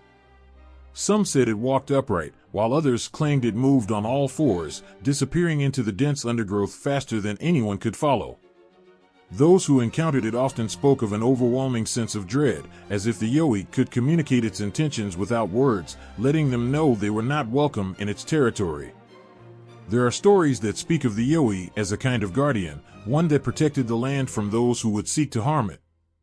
Aboriginal accounts tell of the Yeti appearing during times of great environmental distress, as if the creature itself was the land's last defense. Some say the Yeti helped guide lost children back to safety, though these tales are fewer and often met with skepticism. More common, however, are the stories of its anger. Travelers who ventured too far or disturbed the land would sometimes speak of strange occurrences, their campsites destroyed, their belongings scattered, and deep, guttural growls that echoed through the night. In more recent times, reports of Yeti sightings have not waned. Hikers and campers still claim to see large, human-like figures moving through the trees, always at a distance, always just out of reach. Some have taken plaster casts of enormous footprints, others have recorded sounds they claim belong to the creature, long, eerie howls that seem to vibrate through the forest itself. What makes the Yeti so terrifying is not just its physical presence, but the mystery that surrounds it. It is a creature that feels half real, half legend, blurring the line between myth and reality. Is it a forgotten species of ape? A guardian spirit of the land? Or simply a figment of collective fear, born from the untamed wilds of the Blue Mountains? The truth remains elusive, much like the Yeti itself, slipping through the cracks of time and memory. But to those who live near the Blue Mountains, the Yeti is as real as the wind that rustles through the trees at night. It is a part of the land, as much as the mountains and the rivers, a creature that has existed in the shadows long before humans set foot on its soil. To hear the old tales is to understand that the Yeti is not just a monster of the mountains, it is the embodiment of the wilderness itself, untamed and unknowable, waiting in the darkness, watching, and reminding all who enter its domain that some mysteries are not meant to be solved. In the quiet of the Japanese mountains, where mist drifts between towering trees and ancient shrines sit undisturbed, there is a creature whispered about in soft tones. It moves unseen, slipping between the shadows of the forest, guarding against something more terrifying than any beast of flesh and bone. This is the Baku, the Dream Eater, a mystical creature whose very presence brings a sense of protection, but also a hint of the unknown. The Baku is unlike other spirits or monsters of legend. While many are feared for their power and malice, the Baku is revered, called upon in times of need. Its origin stretches back to ancient folklore, where it is said to be a creature that devours nightmares, consuming the darkness that plagues the minds of those who sleep. The mere thought of the Baku brings relief to those haunted by bad dreams, for it is believed that with a whispered prayer, this creature will come to their aid, slipping into the dream world to take away the fears that torment them. Its appearance, as described in old tales, is a strange mixture of animals, part elephant, part tiger, part ox. But despite its odd shape, there is a comforting aura to the Baku, a creature that straddles the line between the real and the fantastical. With its thick, padded feet, it treads silently across the mountains, never seen, only felt in the cool night air. Those who have glimpsed it speak of its large, kind eyes, eyes that hold the weight of centuries, filled with both wisdom and sorrow. The Baku's connection to the mountains is as old as the shrines that dot the landscape. These shrines, hidden among the forests and steep cliffs, are said to be sacred places where the Baku rests. It is in these quiet, spiritual sites that people leave offerings, small tokens of gratitude for the creature that protects their dreams. The villagers, especially those who live in the shadow of the mountains, know the power of the Baku, and they honor it not out of fear, but out of deep respect. They believe that the Baku serves as a guardian, not just of their sleep, but of the balance between the spiritual world and the living. It is said that on certain nights, when the wind whistles through the trees and the moon hangs low in the sky, the Baku can be heard roaming the mountains, a low, rumbling sound that reverberates through the earth. Some say it is the Baku feeding, devouring the nightmares that cling to the edges of the human mind. Others believe it is the creature simply passing through, watching over the land, ensuring that peace remains in the delicate boundary between dreams and reality. Stories of the Baku are told to children, passed down through generations. Parents will comfort their frightened little ones, telling them that the Baku is near, ready to eat away the bad dreams and leave only the light of morning in their place. Call to the Baku, they say. If you wake from a nightmare, call its name 3 times, and it will come. This belief runs deep in the culture, a reminder that even in the darkest corners of the mind, there is always a protector waiting. But the Baku is not a creature to be called upon lightly. Folklore warns that if you summon it too often, or without true need, the Baku may not stop at devouring your nightmares. It might become hungry for more, feasting on your hopes, your desires, leaving behind an emptiness that even the brightest dreams cannot fill. This delicate balance is what makes the Baku so powerful, and yet so mysterious. It is a creature of mercy, but also one to be approached with reverence and care. There are stories of monks who have encountered the Baku while meditating at mountain shrines. These monks, steeped in spirituality and the ways of the ancient world, speak of the Baku not just as a dream eater, but as a being of immense spiritual significance. Some claim that the Baku holds the power to cross between realms, walking between the living world and the realm of spirits. It is this ability that makes the Baku a guardian of dreams, as it understands the thin line that separates the waking world from the world of sleep, a place where anything is possible, and where darkness can easily take root. One such tale tells of a monk who, while in deep meditation, was visited by the Baku. He had been troubled for months, plagued by nightmares of war and destruction, unable to find peace even in the sanctuary of his temple. One night, as he sat in quiet reflection at the base of a mountain shrine, the Baku appeared before him. Its massive form was both intimidating and calming, and as it approached, the monk felt a wave of relief wash over him. The Baku spoke no words, but its presence alone was enough to banish the nightmares that had haunted the monk for so long. When he awoke from his meditation, the air was still, and the nightmares were gone. In another tale, a young villager, terrified by recurring dreams of a great fire consuming her home, prayed to the Baku each night. For weeks, she whispered its name in the dark, hoping it would come to her. One evening, as the moon hung heavy in the sky, she dreamt of the Baku standing at the edge of her village, its eyes fixed on her. It did not move, did not speak, but in its gaze, she felt the flames of her nightmares disappear, replaced by the cool, gentle breeze of the mountains. When she awoke, the terror had lifted, and she knew the Baku had heard her call. The connection between the Baku and the mountains is woven through these stories, each one a testament to the creature's quiet power and its role as a protector. The mountains, with their towering peaks and ancient forests, have long been seen as places of mystery and spiritual energy, and the Baku is an embodiment of this. It roams the sacred paths, guarding the dreams of those who live in its shadow, offering protection to the vulnerable, and ensuring that the balance between light and dark is maintained. In the end, the Baku is more than just a creature of folklore. It is a symbol of hope, of the belief that even in our most vulnerable moments, there is something watching over us, ready to take away the fears that we cannot face alone. Its presence, though unseen, is felt in the stillness of the mountains, in the quiet rustle of the wind, and in the peaceful dreams of those who sleep under its watchful eye. In the dense forests and shadowy mountains of Togo, where the mist clings to the trees and the night feels alive with whispers, there is a legend that sends chills through the hearts of those who hear it. The Adze, a shape-shifting vampire spirit, moves through the dark like a shadow itself, unseen but deeply feared. It isn't a creature that stalks its prey openly. No, the Adze waits, lurking in the quiet corners of villages nestled against the mountains, its presence felt but rarely seen. The people of these mountain villages know the Adze's hunger. They speak of it with hushed voices, eyes flicking toward the forest's edge where the trees stand tall, their darkened shapes guarding secrets older than anyone alive. They say the Adze comes in many forms, slipping between them with terrifying ease.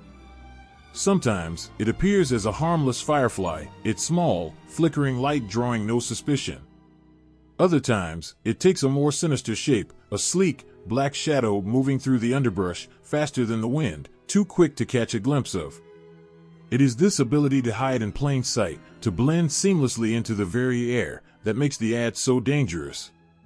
It is said that once the Adze enters a village, no one is truly safe. It moves silently, creeping into homes as the villagers sleep, its presence never known until it's too late. The Adze has a thirst that can't be quenched by any ordinary means. It feeds on life itself, draining its victims of their blood and energy, leaving them weak, hollow, and barely alive. The fear of the Adze is more than just fear of death. It's the fear of being stolen away in the night, of losing oneself without ever knowing it, of falling under the spell of a creature so cunning, it feels almost unstoppable. Those who encounter the Adze speak of a sudden, overwhelming weakness, as if the air itself has turned against them. Their strength fades, their limbs grow heavy, and a deep exhaustion takes hold. The Adze doesn't just take blood, it consumes vitality, draining its victim's life force bit by bit until nothing is left but an empty shell. And then, just as silently as it arrived, it's gone, leaving only the faint scent of something foul in the air. The mountain villages have learned to protect themselves as best they can. There are rituals, passed down through generations, designed to ward off the Adze. Talismans hang above doors and windows, charms are buried in the earth around homes, and fires burn through the night to keep the creature at bay. But the villagers know that no matter how many protections they place, the Adze is clever. It finds a way in, always watching, always waiting for the moment when fear loosens their grip and they let their guard down, even for just a second. There are some who say the Adze can be human, that it lives among the villagers in disguise, hidden behind a familiar face. This idea brings even more terror, the thought that the Adze could be anyone, a friend, a neighbor, someone trusted. By day, they say, the Adze walks as a person, but by night it returns to its true form, seeking out those it has marked. This belief has turned communities inward, suspicion spreading like wildfire as they search for signs of the Adze among them. A stranger's cough, a neighbor's sudden illness, a faint light seen in the distance, everything becomes a potential sign, a reason to fear the worst. Yet, for all its horror, the Adze is not an evil born of malice, but of hunger. It is driven by a need so powerful that it cannot stop itself. It seeks out what it must to survive, and in doing so, it leaves a trail of suffering in its wake. Some say the Adze was once a spirit of the forest, a guardian that lost its way. Others believe it is a curse, a punishment for those who have wronged the spirits of the land. Whatever its origin, the Adze is a reminder of the thin line between life and death, of how easily the balance can tip when something as ancient as hunger takes hold.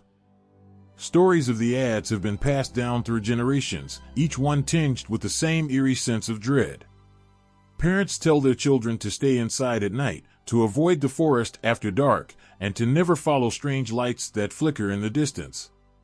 The elders of the village speak of nights when the Ad's presence was almost palpable, when the air felt thick with its energy, and the silence of the forest was so heavy, it pressed down on their chests like a weight. They tell of the strange markings found on trees at the edge of the village, the signs that the Ads had been there, watching, waiting for the moment to strike. But for every tale of fear, there is also a glimmer of hope. The Ads, for all its power, is not invincible. There are those who have faced it and survived, those who have fought back against its hunger and lived to tell the tale. The village shamans are said to have ways of trapping the Ads, of binding it to the earth so that it can no longer roam free. These rituals are dangerous, requiring great skill and courage, for to face the Ads is to face death itself. But for those who succeed, the reward is great. They become the protectors, the ones who hold the knowledge of how to keep the Ads at bay. In the end, the legend of the Ads is more than just a story of a shape-shifting vampire. It is a reflection of the fear that comes with living so close to the wilderness, where the boundary between the known and the unknown is always shifting. The mountains and forests of Togo hold secrets that are older than time, and the Ads is one of them, a creature born of the wild, a reminder that there are forces at work in the world that cannot be tamed. And so, the villagers continue to tell the story of the Ads, their voices trembling with both fear and reverence. They know that as long as the mountains stand and the forests grow, the Ads will always be there, lurking in the shadows, waiting for its chance to feed once more. In the misty mountains of China, where the air is thick with secrets and the shadows dance in the moonlight, there exists a legend that stirs both excitement and unease in the hearts of those who hear it. This is the tale of the Mogwai, mischievous mountain spirits that slip through the cracks of reality, bringing laughter and chaos wherever they roam. Known for their playful nature, the Mogwai embody the spirit of mischief, but their antics can often lead to unforeseen consequences that leave the villagers both enchanted and wary. As night falls and the world grows quiet, the Mogwai awaken. They are small, furry creatures with large, expressive eyes that seem to sparkle with mischief. Their fur ranges from shades of green to brown, blending seamlessly into the rich foliage of the mountains.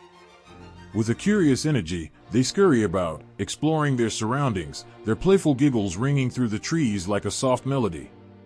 To see them in their natural habitat is to witness joy itself, a reminder of the innocence and wonder that often fade in the hustle of daily life. But the Mogwai are not just cute and cuddly beings, they are tricksters at heart. They thrive on creating chaos for the villagers who live at the foot of the mountains. Under the cloak of darkness, they sneak into homes, rearranging furniture, hiding tools, and even tying shoelaces together. The next morning, villagers awaken to the delightful confusion, scratching their heads and laughing at the antics of these clever spirits. Children giggle at the tales spun by their parents, of how their socks went missing or why their breakfast was mysteriously rearranged. The atmosphere is filled with a sense of wonder, a reminder that life can be unpredictable and playful. Yet, amidst the laughter lies a warning. The Mogwai possess an unpredictable nature, and while their mischief can be harmless, it can also lead to trouble. When provoked or ignored, these spirits may unleash their more mischievous side, causing pranks that escalate into chaos. They may tip over carts filled with supplies, leading to spilled grains that attract unwanted animals. Or they may enchant the villagers' livestock, causing them to behave strangely, leading to confusion and frustration. This duality, the balance between joy and mischief, keeps the villagers cautious yet intrigued by the presence of the Mogwai. The mountain dwellers have learned to coexist with these playful spirits, establishing traditions that honor their presence while also respecting the line between fun and chaos. Festivals are held in their honor, where villagers leave out small offerings of food and trinkets as a way to appease the Mogwai and invite their playful spirit into their lives. Brightly colored lanterns light up the night, and laughter fills the air as people dance and celebrate under the stars. During these festivities, stories are shared, recounting the clever tricks played by the Mogwai and the lessons learned from their antics. As the villagers celebrate, the Mogwai watch from the shadows, their eyes gleaming with curiosity. They observe the joy of the humans, and in turn, they join the fun, darting in and out of the festivities, causing little mischief that only adds to the charm of the night. The laughter that echoes through the mountains creates a bond between the spirits and the villagers, a delicate dance of harmony and chaos. But there are deeper tales woven into the fabric of the Mogwai's existence. Ancient myths speak of their origin, suggesting that they are guardians of the mountains, protectors of the natural world. They are said to embody the spirits of nature, reminding humanity to respect the land and all its inhabitants. When the balance of nature is disturbed, the Mogwai's playful spirit can turn dark, unleashing their fury upon those who do not heed the call to protect their environment. This belief instills a sense of responsibility among the villagers, reminding them of the importance of living in harmony with nature. As the sun rises over the mountains, casting a warm golden glow, the Mogwai retreat back into their hidden realms. They vanish into the trees and rocks, their laughter fading into the soft morning breeze. The villagers awaken to find remnants of the night's festivities, brightly colored lanterns swaying gently, laughter lingering in the air like a soft song. Despite the mischief that the Mogwai bring, there is a warmth in the hearts of the villagers, a sense of connection that bridges the gap between the seen and the unseen. Life continues in the shadow of the mountains, where the Mogwai remain a cherished part of the community. Their legend grows with each passing year, tales of their nocturnal escapades passed down through generations. The villagers understand that life is a tapestry woven with threads of joy, mischief, and responsibility. They embrace the unpredictability of their lives, knowing that within the laughter and chaos lies the essence of what it means to be truly alive. And so, as the seasons change and the mountains stand tall, the Mogwai continue their playful watch over the land. They are reminders that even in the midst of hardship, laughter and joy can be found. In their eyes, the villagers see a reflection of themselves, flawed yet beautiful, capable of both mischief and kindness. The mountains remain alive with their presence, a dance of spirits and humans intertwined in the great story of life. In the heart of South Africa, where mountains reach toward the sky and waterfalls cascade like ribbons of silk, a legend whispers through the air. It speaks of the Nkinyamba, a powerful serpent, a creature so majestic and feared that it is said to control the very weather itself. In the lush valleys and towering peaks, the Zulu people have passed down tales of this dragon-like being, filled with awe and respect, for the Nkinyamba is no ordinary creature. The Nkinyamba is described as a serpent with scales that shimmer like the stars. Some say its body is as long as a river, coiling and twisting through the mountains, while others believe its massive head resembles that of a fierce dragon, with eyes that glow with an ancient wisdom. It is said that when the Nkinyamba moves, the ground trembles slightly beneath its weight, and a low rumble can be heard in the distance, echoing the power it holds. Legends tell of how the Nkinyamba resides in the deep, dark waters of the mountainous lakes and the thunderous waterfalls that cascade down rocky cliffs. These places, filled with mist and mystery, are sacred to the Zulu people. The Nkinyamba's presence is felt in the swirling waters and the rushing streams that bring life to the land. It is believed that this great serpent can summon storms with a flick of its tail, calling forth rain when the land is dry and scorching, or unleashing winds that howl through the valleys. For generations, the Zulu have learned to respect the Nkinyamba. They understand that the creature's moods can affect their crops and livelihoods. When the skies turn dark and the winds pick up, the villagers would gather to share stories, singing songs that honored the Nkinyamba, hoping to appease it and encourage gentle rains rather than destructive storms. This act of respect was not just a ritual but a heartfelt plea, a reminder that their survival is intertwined with the will of this ancient serpent. One of the most powerful stories told among the villagers is that of a young girl named Thandi. She was known for her beautiful spirit and her connection to the land. Thandi often ventured to the waterfalls, her laughter mingling with the sound of rushing water as she collected wildflowers and marveled at the beauty around her. But one season, the rains failed, and the rivers began to dry up. The villagers worried, for without water, their crops would wither, and their animals would suffer. In her heart, Thandi felt the weight of their fears. One evening, as she sat by the waterfall, she whispered a prayer to the Nkinyamba. "O great serpent, hear my call. Bring forth the rain to nourish the earth." She hoped that the Nkinyamba would listen to her plea, that the mighty creature would feel the love she had for her village and respond. As the sun dipped below the mountains, painting the sky with hues of orange and purple, a storm began to gather. Dark clouds rolled in, heavy with the promise of rain. Thunder rumbled in the distance, and the villagers looked up, a mix of fear and hope in their eyes. They had learned that the Inkinyamba's temper could be fierce, and a storm could bring devastation as easily as it could bring life. Thandi stood at the edge of the waterfall, feeling the electric energy in the air. She closed her eyes, sensing the presence of the Inkinyamba. With a heart full of courage, she stepped closer to the edge, calling out to the great serpent once more. "Please, Inkinyamba, I know your power. I ask you to bring us rain, but not in anger. Let it be gentle, like a mother's touch." As if in response, a gust of wind swept through the valley, swirling around her like a dance. The air felt alive, charged with an energy that made her skin tingle. Just then, a massive shadow emerged from the depths of the waterfall, and Thandi gasped. The Inkinyamba rose from the water, its magnificent form towering over her, shimmering in the fading light. Time stood still as they locked eyes, and in that moment, Thandi understood the essence of the creature. It was not just a being of destruction, but a guardian of nature, a spirit that demanded respect and love in return.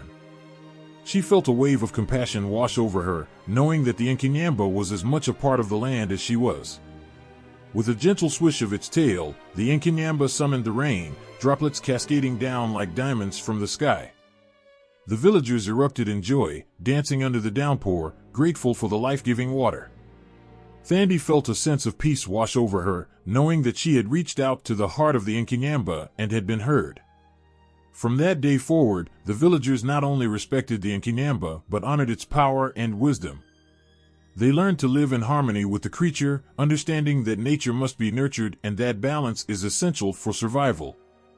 The story of Thandi and the Inkinyamba became a cherished legend, a reminder of the bond between humanity and the powerful forces of nature. As the sun sets behind the mountains, the Inkinyamba remains a symbol of strength and guardianship, forever watching over the land and its people. Its presence can still be felt in the rushing waterfalls and the mist that hangs in the air. The Zulu continue to tell stories of the mighty serpent, teaching their children to respect the weather and the earth, ensuring that the legacy of the Inkinyamba lives on in every drop of rain that falls upon the mountains. High above the world, where the air is crisp and the landscape is a tapestry of white, there lies a creature of mystery and legend, the Tarandus. In the breathtaking heights of the Italian and Swiss Alps, stories are whispered of this hybrid beast, a guardian of the snowy peaks. The Tarandus is said to be a blend of various animals, combining the grace of a deer with the strength of a bear and the cunning of a wolf. Its fur glistens like freshly fallen snow, and its eyes hold a spark of intelligence that hints at its magical nature. Tales of the Tarandus have been passed down through generations of mountain dwellers. These stories tell of its majestic presence, seen only by those who truly respect the mountains. It is said that if you wander too far into the snow-covered wilderness without a pure heart, you may catch a glimpse of the Tarandus as it watches over its domain. The creature is known to protect lost travelers, guiding them back to safety when they have strayed too far from the path. But there is a darker side to the legend. Those who seek to exploit the beauty of the Alps for selfish gain may find themselves facing the wrath of this formidable guardian. One winter, a young boy named Luca was fascinated by the stories of the Tarandus. Growing up in a small village at the foot of the mountains, he listened wide-eyed as the elders spoke of the creature's grace and power. With a heart full of wonder, Luca dreamed of one day seeing the Tarandus himself. He felt a deep connection to the mountains, often spending hours exploring the snowy trails, imagining the adventures that awaited him in the wild. One day, the village faced an unusual drought, and food became scarce. The townsfolk, worried and desperate, decided to venture into the higher peaks, searching for rare herbs and game that could sustain them through the winter. They warned each other to respect the mountains, for the Tarandus was known to punish those who did not tread lightly. But the fear of starvation clouded their judgment. With heavy hearts, they gathered supplies and set off into the frosty wilderness. As they climbed higher, the snow fell harder, blanketing the world in a white haze. Luca, filled with excitement, followed closely behind, determined to help. But soon, the group became separated in the swirling storm, their cries lost in the howling wind. Alone, Luca pressed on, fueled by both fear and hope. He called out to the Tarandus, "Great guardian of the Alps, help me find my way." In the midst of the blizzard, a soft glow emerged through the snowflakes. Luca paused, his heart racing. There, just ahead, stood the magnificent Tarandus. Its silhouette was both awe-inspiring and terrifying, towering over him, framed by the swirling snow. Luca's breath caught in his throat as he gazed into the creature's deep, knowing eyes. He could feel the ancient magic radiating from it, a warmth in the freezing air. The Tarandus lowered its majestic head, allowing Luca to see the beauty of its fur, which sparkled like the stars in the night sky. In that moment, Luca understood that the creature was not just a legend, but a protector of the mountains and all who respected them. The Tarandus did not seem angry. Instead, it appeared wise, as if it had seen many generations come and go. With a gentle motion, the Tarandus beckoned Luca to follow. He felt a strange calm wash over him as he stepped into the creature's presence, as if a bond had formed between them. The Tarandus led him through the storm, weaving effortlessly between the trees and rocks, its powerful body breaking a path through the deep snow. As they moved, the storm began to quiet, and the clouds slowly parted, revealing the sun's golden light. Luca's heart soared. They reached a small clearing, and there before him lay a hidden valley, untouched by the cold grasp of winter. It was filled with lush greenery and vibrant flowers, a true oasis in the frozen landscape. In that moment, Luca felt gratitude wash over him. The Tarandus had not only shown him the way, but had gifted him a glimpse of beauty in a world that seemed bleak. As they stood together in the valley, Luca realized that the Tarandus was more than a guardian, it was a symbol of hope. It reminded him that even in the darkest times, there is light to be found. He turned to thank the Tarandus, but the creature had already begun to retreat into the forest, leaving Luca with a sense of peace and understanding. With renewed determination, Luca made his way back to the village, retracing the path the Tarandus had shown him. When he finally emerged from the storm, the villagers gathered around him, their faces filled with worry. But as he recounted his tale of the Tarandus and the hidden valley, their fears began to fade. They listened, enraptured by the magic of his words, realizing that the mountains held secrets worth respecting. From that day forward, the village learned to honor the Tarandus, understanding that their connection to the mountains was sacred. They shared the story of Luca and the great guardian with the children, teaching them to respect nature and tread lightly on the earth. Each winter, they would gather to celebrate the Tarandus, lighting candles in honor of the creature that had saved a young boy and inspired a community. The Alps became a place of reverence, where the mountains were not just towering rocks, but living entities filled with magic and wisdom. As snow blanketed the peaks, the spirit of the Tarandus continued to thrive, watching over the land and its people, reminding them that hope, kindness, and respect could lead them through even the harshest winters.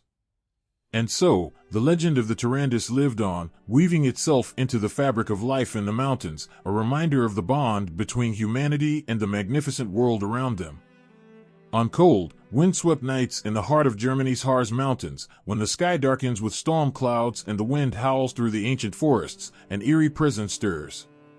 The locals speak of a fearsome phenomenon, one that sends shivers down the spine of anyone who dares to be outside as the storm rolls in. It's not just the thunder and lightning that make the air heavy with dread, but the distant, unmistakable sound of hoofbeats. Hoofbeats that don't belong to any living rider, but to the ghostly riders of the wild hunt. Led by the mighty Woden, the old Germanic god of storms, death, and fury, the wild hunt is a spectral procession that charges through the skies and across the mountain peaks, sweeping up anything, or anyone, in its path. The legend has been whispered in fear for generations, each tale more terrifying than the last. Some say that those who see the wild hunt are cursed, their lives forever touched by misfortune.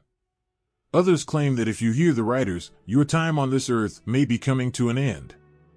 The image of Woden leading his ghostly horde is one that haunts the collective memory of the Harz region. His figure, cloaked in darkness, riding a massive black horse with eyes that gleam like molten fire, strikes fear into the bravest hearts. His hounds, spectral beasts with glowing eyes and snarling jaws, run alongside the riders, their eerie howls blending with the wail of the wind. The riders themselves are not of this world, pale, ethereal figures wrapped in cloaks that seem to dissolve into the mist. They carry spears and bows, and their faces are often hidden beneath helmets or shadowed by the hoods of their cloaks. But it is the sound of the hunt that strikes the deepest terror. The clattering of hooves across the sky, the sharp crack of whips, the barking of the ghostly hounds, it all builds to a feverish crescendo that echoes across the mountains. The storm, it seems, rides with them, moving as they do, sending gusts of wind and flashes of lightning in their wake. Trees bend under the weight of the wind, and the very ground trembles as they pass. The people of the Harz Mountains know better than to venture out when the signs of the hunt are near. As the wind picks up and the clouds churn ominously above the peaks, villagers lock their doors and shutter their windows. Inside their homes, they gather close, their faces pale with fear, whispering prayers and hoping that the wild hunt will pass them by. Those unfortunate enough to be caught outside when the hunt approaches may not live to tell the tale, or if they do, they return changed, their eyes haunted by the sight of something no human should witness. One such tale is told of a young woodcutter named Hans, who lived in a small cabin near the foot of the Harz Mountains. Hans had always been skeptical of the old legends, laughing off the warnings of his elders. One winter night, as a fierce storm began to roll in, he stayed out in the forest, determined to finish his work before the snowfall became too heavy. The wind howled through the trees, and the air grew bitterly cold, but Hans paid little attention. He chopped wood with a steady rhythm, the sound of his axe striking the wood blending with the growing rumble of thunder. But then, through the noise of the storm, Hans heard something that made him pause. It was faint at first, a distant echo of something unnatural, a deep, rhythmic pounding, like the sound of horses' hooves on hard ground. He stood still, straining to listen, his heart beginning to race. The pounding grew louder, and with it came the sharp bark of hounds and the unmistakable cries of riders. The air seemed to crackle with energy, and Hans's blood ran cold as he realized what he was hearing. Before he could move, the forest around him seemed to blur, the trees swaying violently as the wind picked up with terrifying force. Through the swirling snow, Hans caught a glimpse of the riders, dark figures moving impossibly fast, their cloaks billowing behind them like smoke. At the head of the hunt rode Woden himself, his eyes blazing with otherworldly fire. The hounds, enormous and ghostly, snapped at the air, their howls piercing through the storm. Hans was frozen in place, his axe slipping from his hand as the hunt bore down on him. Just as it seemed they would sweep him away, the riders veered off, their ghostly forms disappearing into the mist as suddenly as they had appeared. The storm raged on, but the sound of the hooves, the howls of the hounds, and the cries of the riders faded into the distance. Hans was left standing alone in the snow, his heart pounding and his breath coming in ragged gasps. When he returned to the village the next day, his face was pale, and his hands trembled as he recounted what he had seen. The elders nodded solemnly, knowing that Hans had been lucky to escape the hunt with his life. But Hans was never the same. He no longer laughed at the old legends, and he never ventured out into the forest at night again. Some said he had been marked by the hunt, his near encounter with the ghostly riders leaving a shadow over his soul. The legend of the wild hunt continues to live on in the Harz Mountains, a reminder of the untamed power that still lingers in the wild places of the world. To this day, the people of the region speak of it with reverence and fear, knowing that Woden and his riders still roam the skies, hunting through the storms, unseen but always present. And on stormy nights, when the wind howls through the mountains and the thunder shakes the earth, some say you can still hear the hoofbeats of the wild hunt, galloping through the clouds, always searching, always hunting. On cold, still nights in the shadow of Germany's rugged mountains, when the villagers have long since drifted into sleep, an unsettling presence stirs in the darkness. Whispers of it travel through generations, parents telling their children to sleep soundly, never letting their dreams wander too far. For in these quiet hours, the Alp might come, slipping through cracks in the windows or creeping under doors, unseen but not unfelt. The Alp is no ordinary spirit. It's a creature of nightmares, lingering at the edges of consciousness, waiting for its moment to strike. Those unlucky enough to encounter it describe the same horrifying experience, a crushing weight on their chest, the suffocating inability to move or scream, and the overwhelming sense that something malevolent is close by. People wake in a cold sweat, paralyzed by fear, their hearts racing but their bodies unable to respond. In German folklore, the Alp is more than just a fleeting nightmare, it is a living, breathing terror. It's said to take many forms, sometimes appearing as a small, dark figure with a twisted smile, sometimes as a shadowy mist that slips into the room unnoticed. But its presence is always felt. It is the embodiment of sleep paralysis, an invisible force that preys on those most vulnerable, catching them between the world of dreams and the waking world. For centuries, villagers in the remote mountain regions of Germany have lived with the fear of the Alp. Some say that it is a spirit born from the mountains themselves, as ancient as the crags and peaks that loom over their homes. Others believe it is a demon, sent to punish those who have sinned or wandered too far from the safety of the village. But no matter its origin, the Alp's torment is all too real for those who experience it. It is said that the Alp does not choose its victims at random. It targets those whose minds are restless, who lie awake at night, their thoughts spinning with worry or fear. The Alp is drawn to these troubled souls, slipping into their homes as they finally fall into an uneasy sleep. Once inside, it perches on their chest, its weight crushing the breath from their lungs. The victim wakes, their eyes wide with terror, but they cannot scream or move. They are trapped, helpless as the Alp watches, feeding on their fear. What makes the Alp so terrifying is the sense of helplessness it leaves behind. Even after it is gone, vanishing as quickly as it came, its victims are left shaken, their sleep broken, their minds haunted by the memory of the encounter. They lie awake, staring at the ceiling, afraid to close their eyes again, knowing that the Alp could return at any moment. For some, the Alp visits only once, a single, terrifying experience that lingers in their mind for years. But for others, the Alp becomes a constant companion, returning night after night to torment them. These people begin to fear sleep itself, dreading the moment when they will close their eyes and feel that familiar, suffocating weight on their chest once more. In some mountain villages, the Alp is thought to be a spirit of the dead, returning to the world of the living to torment those it left behind. Families who lose a loved one sometimes report seeing strange shadows in their homes at night, hearing footsteps in the hallway, or feeling a cold breeze that seems to come from nowhere. These are all signs, they say, that the Alp has returned, seeking revenge or simply unable to move on. To ward off the Alp, villagers have developed a number of rituals and superstitions over the years. Some hang iron horseshoes above their beds, believing that the metal will keep the Alp at bay. Others place a broomstick or a pile of shoes by the door, as it is said that the Alp cannot resist counting objects, and will spend the night distracted by the task instead of tormenting its victim. Some even go so far as to sleep with a mirror under their pillow, hoping that the Alp will be frightened by its own reflection and flee before it can cause harm. But for all their precautions, the Alp still comes, slipping through the cracks and into the homes of those it chooses to torment. No lock or barrier seems strong enough to keep it out, no ritual foolproof enough to banish it for good. Perhaps the most chilling aspect of the Alp is its ability to blur the line between dream and reality.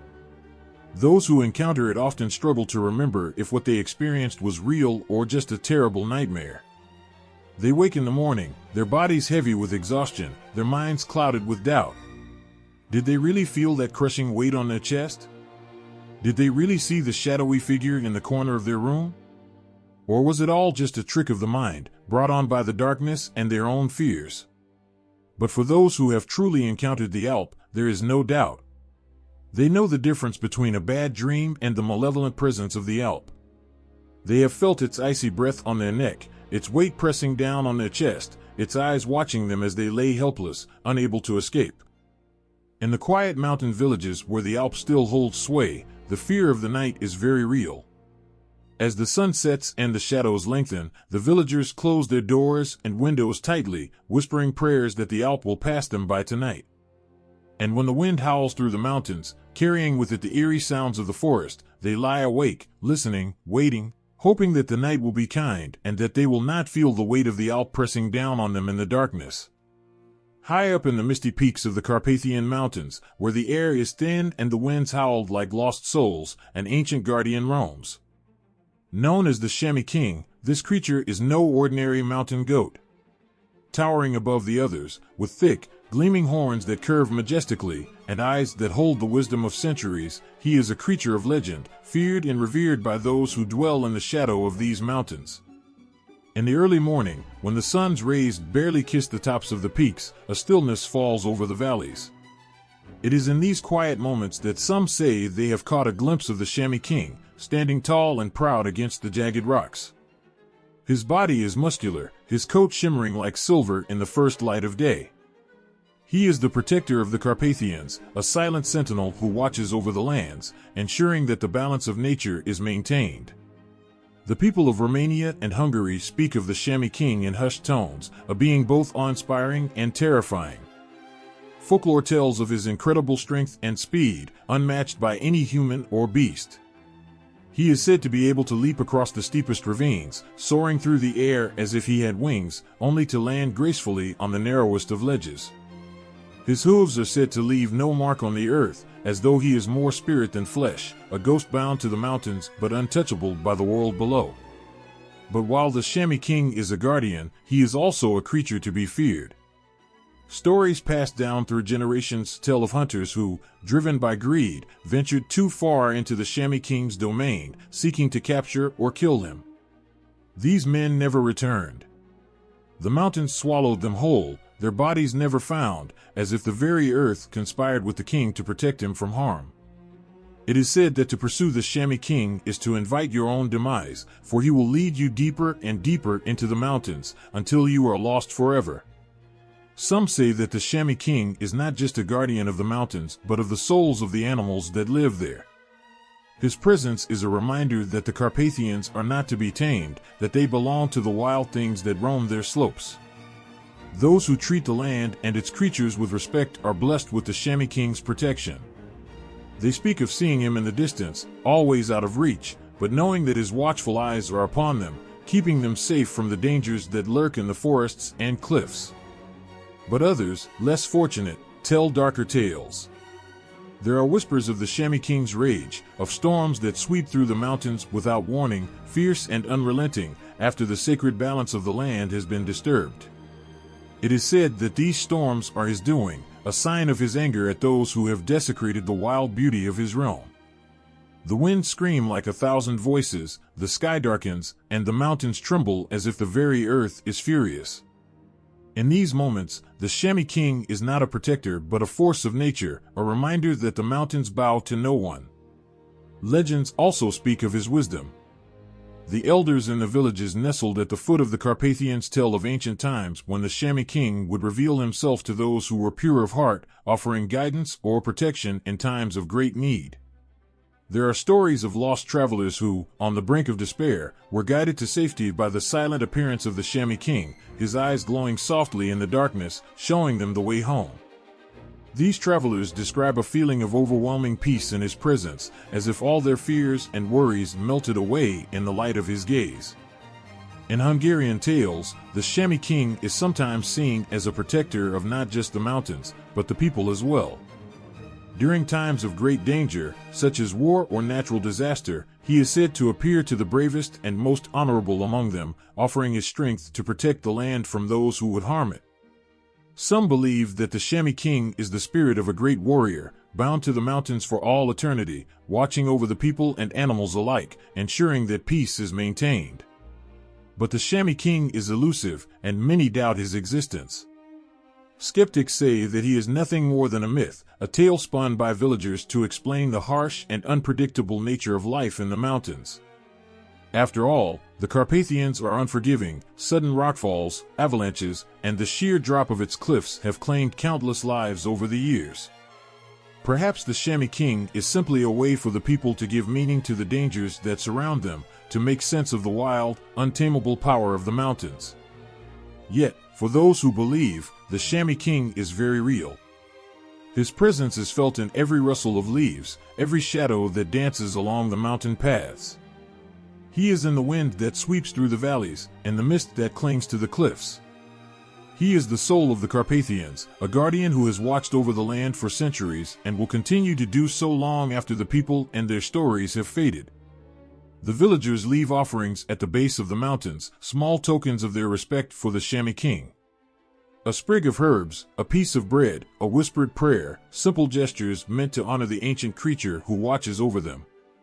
They know that as long as the Shami king roams the peaks, the mountains will remain wild and free, a sanctuary for those who respect its power and a warning to those who seek to conquer it. In the end, the Shami king remains a mystery, an enigma of the Carpathians. He is the embodiment of the mountains themselves, wild, untamable, and full of ancient secrets. And for those who live in the shadow of these great peaks, that is enough. They know that the Shami king is there, watching, protecting, and ensuring that the balance of nature is never broken. In the frozen wilderness of Scandinavia, where the jagged peaks scrape the sky and the howling winds never rest, there is a story that has haunted these lands for centuries. It is the tale of Fenrir, the great wolf whose name is whispered in both fear and awe. His presence looms large in the sagas of old, where gods and giants clash, and destiny is written in the stars. But Fenrir is no ordinary beast. His fate is tied to the end of the world, a prophecy that hangs over the mountains like a dark, heavy cloud. Long ago, Fenrir was born of chaos. The gods themselves feared him from the moment of his birth, for they knew that he was no ordinary creature. His father was Loki, the trickster, and his mother, Angerboda, was a giantess from the far reaches of Jotunheim, a place of wild forces and untamed magic. As Fenrir grew, so did his power, and it became clear that he would one day challenge the gods themselves. His strength was beyond measure, his jaws capable of swallowing the sun. His eyes burned with a primal fury that nothing could quell. The gods, led by Odin, knew they had to act before it was too late. They devised a plan to bind Fenrir, to chain him far from the realms of men and gods alike, deep in the cold, desolate mountains. But Fenrir was no fool. He sensed their fear, their treachery. No ordinary chain could hold him, for he had broken every bond they had placed upon him before, snapping iron and steel like thread.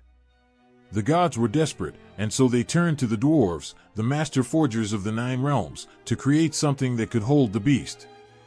What they crafted was no ordinary chain. Gleipnir, they called it. It was light as silk, but stronger than anything forged by mortal hands. Made from the sound of a cat's footsteps, the beard of a woman, the roots of a mountain, the breath of a fish, and the spittle of a bird, it was an impossible creation, a thing of pure magic.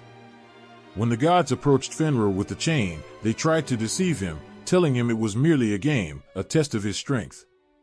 But Fenrir, cunning as he was powerful, sensed their deceit.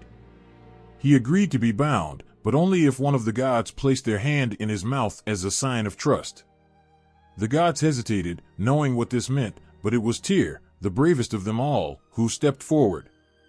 He placed his hand between Fenrir's jaws, and the chain was fastened around the wolf's massive body.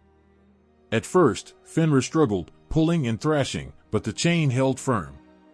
Realizing the betrayal, his eyes burned with fury, and with a savage bite, he severed Tyr's hand. Bound in the mountains, Fenrir was left to rage. His howls echoed through the valleys, a constant reminder of the beast that lay in wait, chained but never defeated.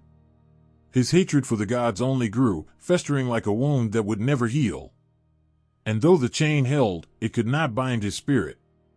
For Fenrir's destiny was foretold, and it was written that one day, he would break free.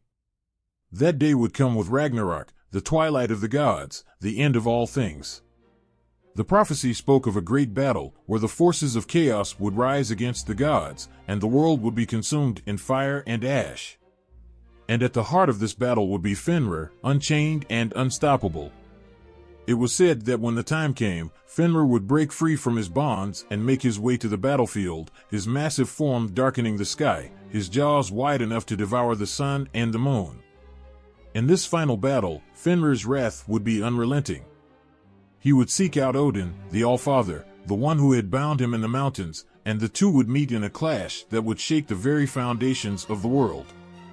The prophecy foretold that Fenrir would kill Odin, swallowing him whole in a moment of triumph. But Fenrir's victory would be short-lived, for Odin's son, Vidar, would avenge his father's death, slaying the great wolf with a sword thrust deep into his heart. But until that day, Fenrir waits. Chained in the shadow of the mountains, he bides his time, his hatred smoldering like embers that refuse to die. His body may be bound, but his spirit is free, and every gust of wind that howls through the peaks carries with it the promise of his return. The people of these lands know the stories well. They know that the mountains are not just home to ice and stone, but to something far more dangerous, something ancient and eternal. There are those who say that, on certain nights, when the moon is full and the sky is clear, you can still hear Fenrir's howls echoing through the mountains, a sound that chills the blood and makes the earth tremble. His rage is palpable, a force of nature that cannot be contained forever. And though the gods have tried to bind him, to lock him away from the world, they cannot escape the fate that has been foretold. For Fenrir is more than just a beast. He is the embodiment of chaos, of the wild, untamed forces that lurk beneath the surface of the world. He is a reminder that no matter how strong the gods may be, no matter how tightly they cling to order and control, there are some things that cannot be tamed. The mountains may hold him now, but they are not his prison, they are his throne, a place from which he will rise when the world is ready to end. And so, the people wait, knowing that Fenrir's time will come. The mountains stand tall and silent, but beneath their snowy peaks lies a fury that cannot be quenched. Fenrir, the great wolf, sleeps.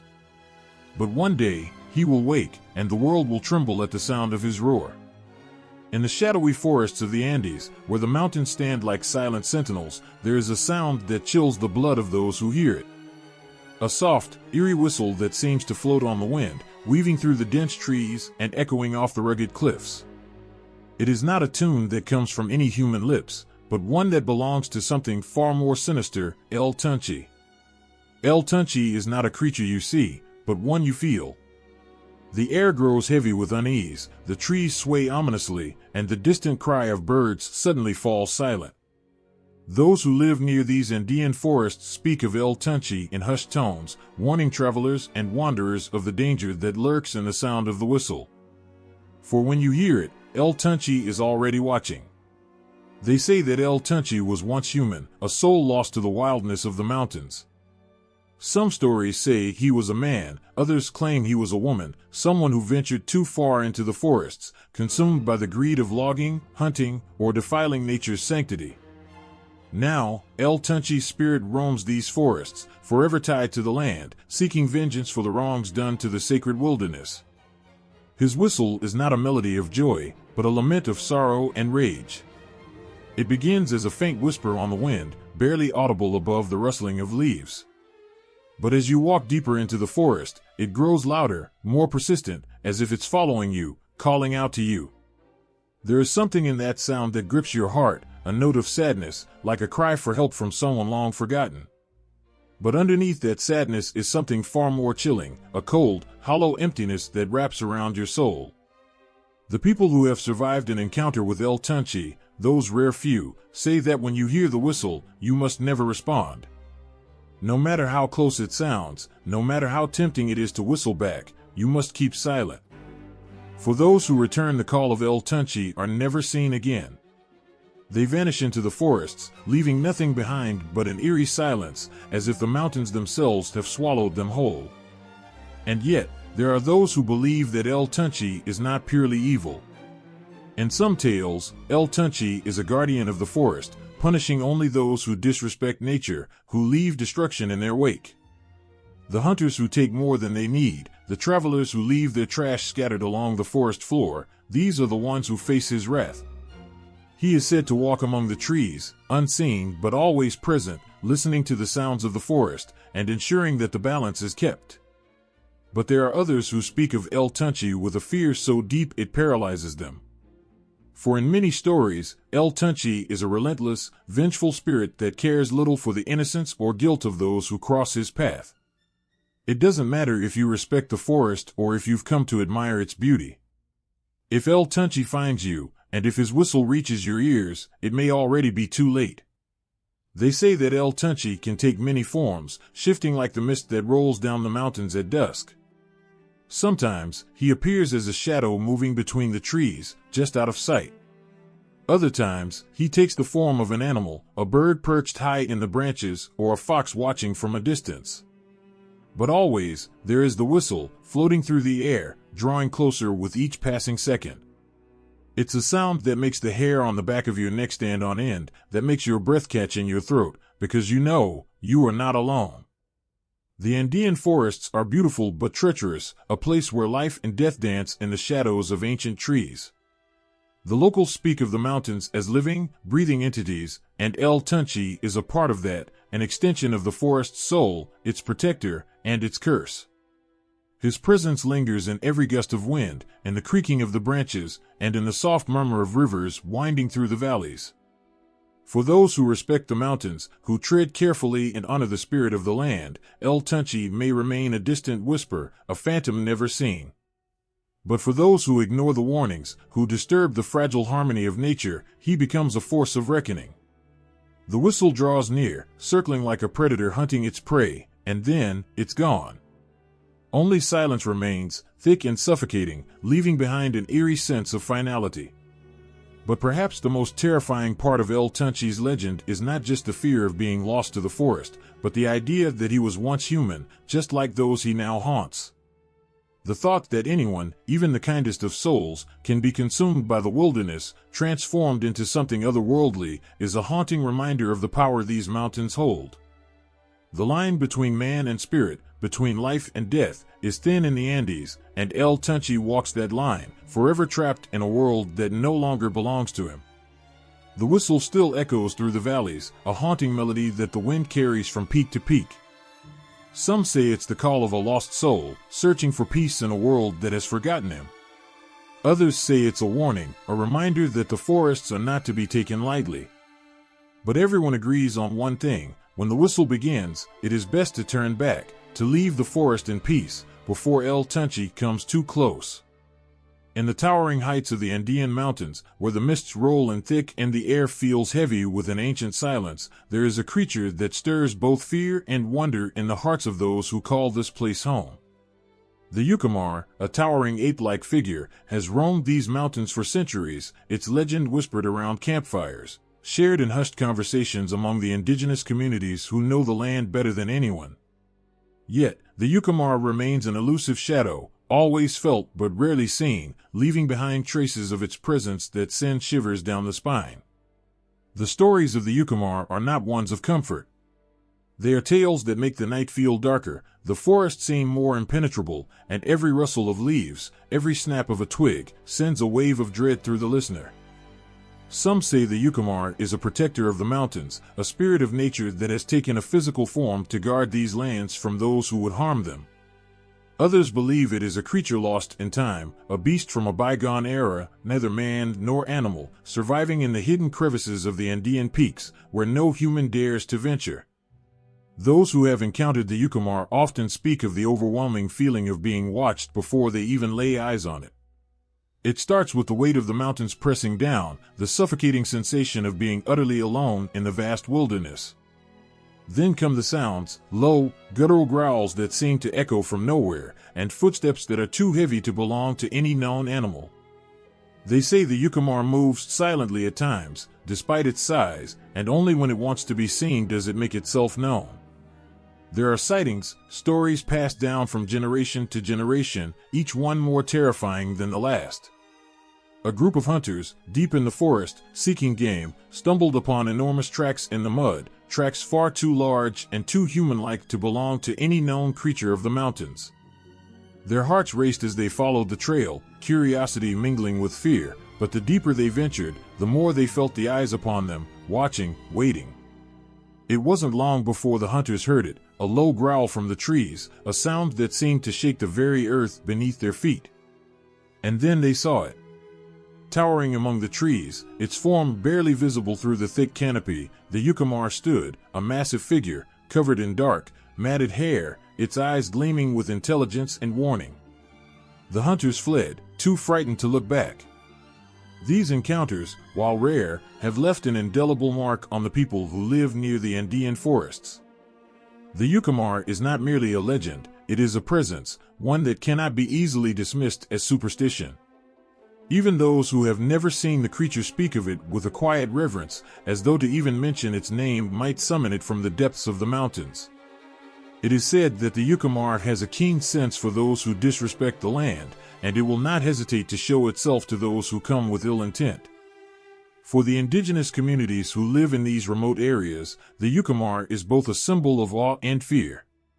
It is not uncommon for travelers and explorers to seek out the creature, drawn by the mystery that surrounds it, but the locals know better. They know the Yukimar is not something to be hunted or chased. It is a force of nature, and to disturb it is to invite danger. Yet, despite the fear it inspires, there are some who believe the Yukimar is not an enemy.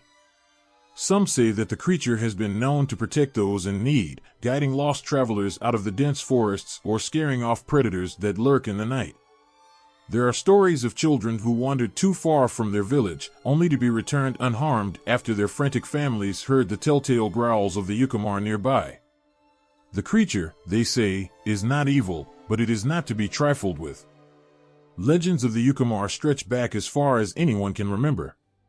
Some claim the creature is the spirit of an ancient warrior, cursed to wander the mountains for eternity, neither living nor dead.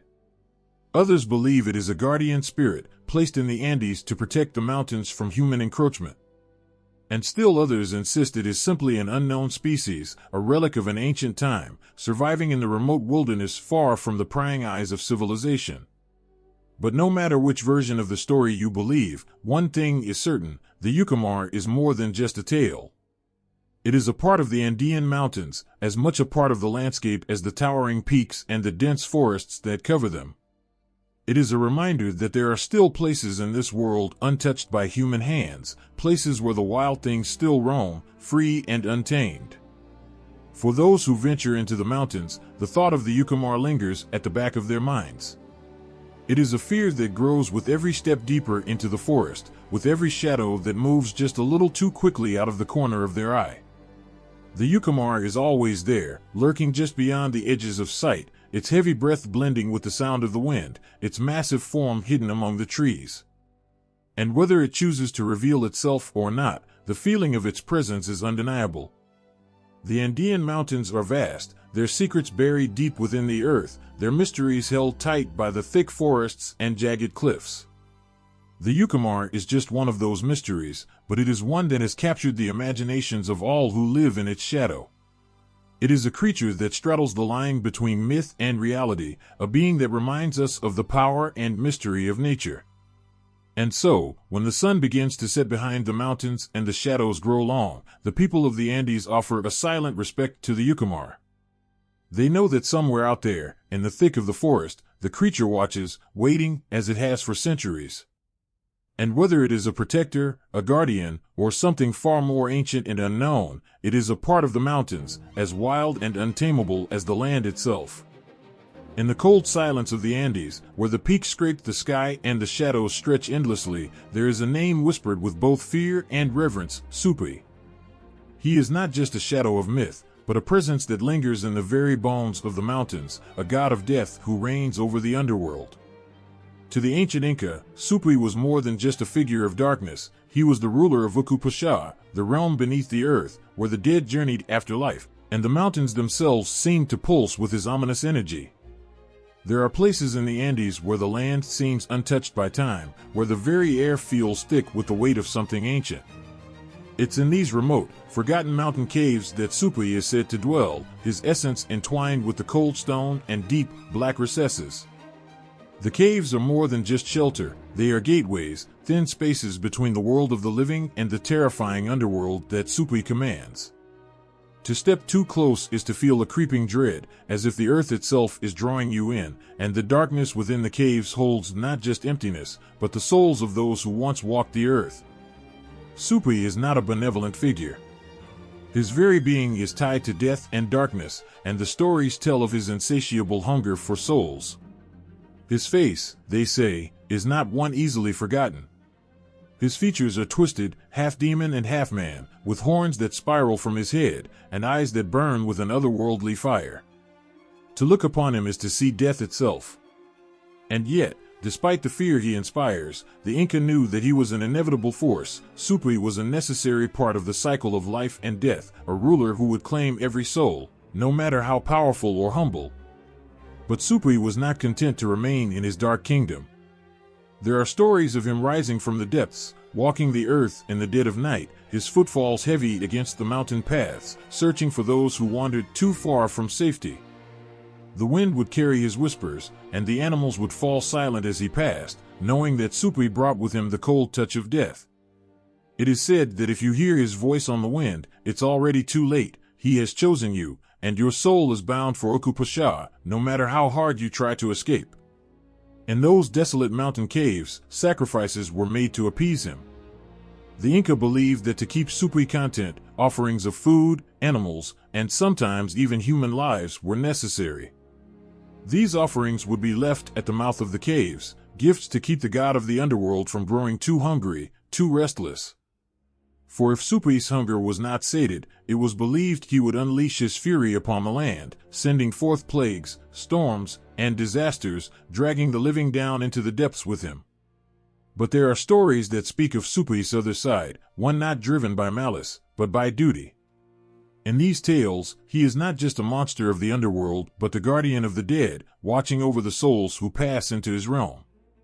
Though fearsome, he is not cruel without cause. He ensures that every soul finds its rightful place, and it's in his hands that the dead are judged. The mountains are not just a barrier between the living and the dead, they are the domain of Supri, who watches and waits for every soul to take its final steps toward him. For the Inca, life was always connected to death, and the mountains stood as reminders of that ever-present cycle.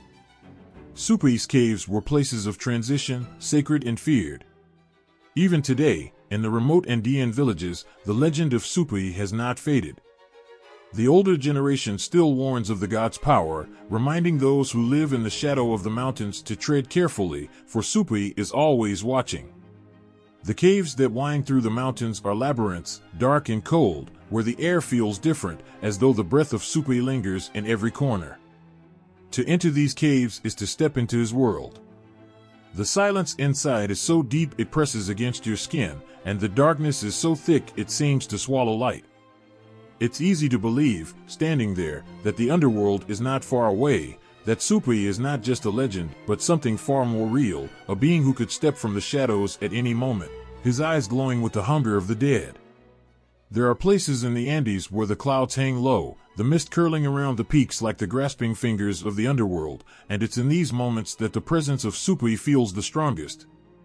It's as if the mountains themselves are alive with his energy, watching, waiting, ancient and powerful. The wind howls through the caves, and the villagers pray, hoping that Supri will remain below, content with the offerings that have been left for him. But there is always the fear that one day, he will rise again.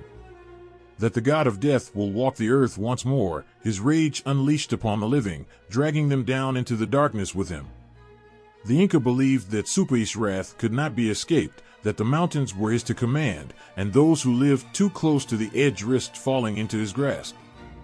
Yet for all the terror that surrounds him, Supri is also a reminder of the fragility of life. His power is absolute, but it is also a natural part of existence.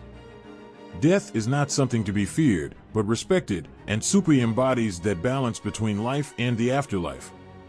He is the gatekeeper, the one who ensures that every soul finds its way to the underworld. And so, even as the sun sets behind the jagged peaks of the Andes, casting the mountains in shadows that seem almost alive, the legend of Supri continues to live on. The caves remain, dark and forbidding, and those who pass by them do so with quiet reverence, knowing that somewhere deep within, Supri waits, as he has for centuries. He is both a guardian and a threat, a god and a demon, forever tied to the mountains that rise above the clouds. The wind howls across the vast, desolate landscape of Patagonia, carrying with it whispers of ancient tales. Early explorers, navigating through this harsh and unforgiving land, spoke of giant figures moving among the mountains, their shadows stretching across the rugged terrain. These weren't just fleeting glimpses or ghostly apparitions, these were colossal beings, towering over men, with eyes that gleamed with both wisdom and a primal, untamed power. The Patagonian giants, as they came to be known, were more than myth. They were a chilling reminder of a time when the earth was still wild and untamed, a time when giants roamed the world. The indigenous people of Patagonia had spoken of these giants long before the explorers set foot on their land. To them, the giants were a part of their history, woven into the fabric of their culture. They believed the giants had been here since the beginning, guardians of the mountains and the land. Their presence was both a blessing and a curse. While some giants were said to protect the people, others were known for their unpredictable rage, capable of causing storms and avalanches with a single roar. When Ferdinand Magellan and his crew arrived in Patagonia in the early 1500s, they were astonished by what they saw. As they ventured further into the mountainous regions, they encountered men unlike any they had seen before, men so tall they seemed to touch the sky. The crew, already weary from their long journey, could hardly believe their eyes. They described the giants as being twice the height of an average man, with feet so large that the ground trembled when they walked. These giants, covered in thick animal skins, moved with an otherworldly grace, their every step echoing through the mountains. Magellan, in his awe, named these beings the Patagons, a word that would forever mark the land of Patagonia as the home of giants. But these weren't just giants of flesh and bone. In the eyes of the indigenous people, the giants were spiritual beings, deeply connected to the mountains and the forces of nature. They were seen as protectors of the land, but they were also feared for their immense power. Their presence was a constant reminder that the mountains, with all their beauty, were also dangerous, filled with forces beyond human understanding. As the legend spread, stories of the giants became more terrifying and awe-inspiring. Some explorers claimed to have seen giants wrestling with each other, their battles shaking the ground beneath their feet. Others spoke of giants standing at the edge of the mountains, watching silently as storms gathered in the sky, as if they could control the very weather itself. The giants, it seemed, were not just beings of immense physical power, they were also deeply connected to the elements, capable of stirring the winds and commanding the rains. But these giants were not invincible. According to the indigenous myths, they were vulnerable to the spirits of the mountains. It was said that when a giant angered the spirits, they would be struck down, their massive bodies turning to stone, becoming part of the very mountains they had once ruled. To this day, some believe that the towering rock formations scattered across Patagonia are the remains of these ancient giants, frozen in time, a testament to their once great power. The giants of Patagonia were not always seen as enemies. In some tales, they were known to help lost travelers, guiding them through the treacherous mountain paths, offering protection from the harsh elements. These giants were said to have a deep sense of honor, and if a traveler showed respect for the land and the mountains, the giants would ensure their safe passage. But woe to anyone who disrespected the land, for the giants' wrath was swift and unforgiving. They could summon avalanches with a shout or cause the rivers to flood with a single gesture, washing away entire villages in their fury. There are still whispers of the giants among the indigenous people today, stories passed down from generation to generation. They speak of a time when the world was young, and the giants walked freely among men. It is said that the giants still exist, hidden deep within the most remote parts of the mountains, watching over the land. Some believe that on quiet nights, if you listen carefully, you can hear the distant sound of their footsteps, echoing through the valleys, a reminder that the giants are never far away. For those who dare to venture into the heart of Patagonia's mountains, there is a sense of stepping into another world, one where the rules of nature seem different, where time moves slower, and the presence of the giants can still be felt in every gust of wind and every crack of thunder. The mountains themselves feel alive, as if they are breathing, watching, waiting. The towering peaks, shrouded in mist, seem to hold secrets that go back to the beginning of time, secrets guarded by the ancient giants who once called this land their home. It is said that the giants will return one day, that they are only sleeping, waiting for the right moment to rise again. And when they do, the earth will shake, the mountains will tremble, and the world will remember what it is to walk in the shadow of the Patagonian giants. The explorers may have left their mark on the land, but the giants have left their mark on the souls of those who live in Patagonia, a mark that will never fade. In the end, the giants are more than just myth. They are a symbol of the untamed, raw power of nature, a reminder that no matter how much humanity may try to conquer the land, there are forces that will always be beyond our control.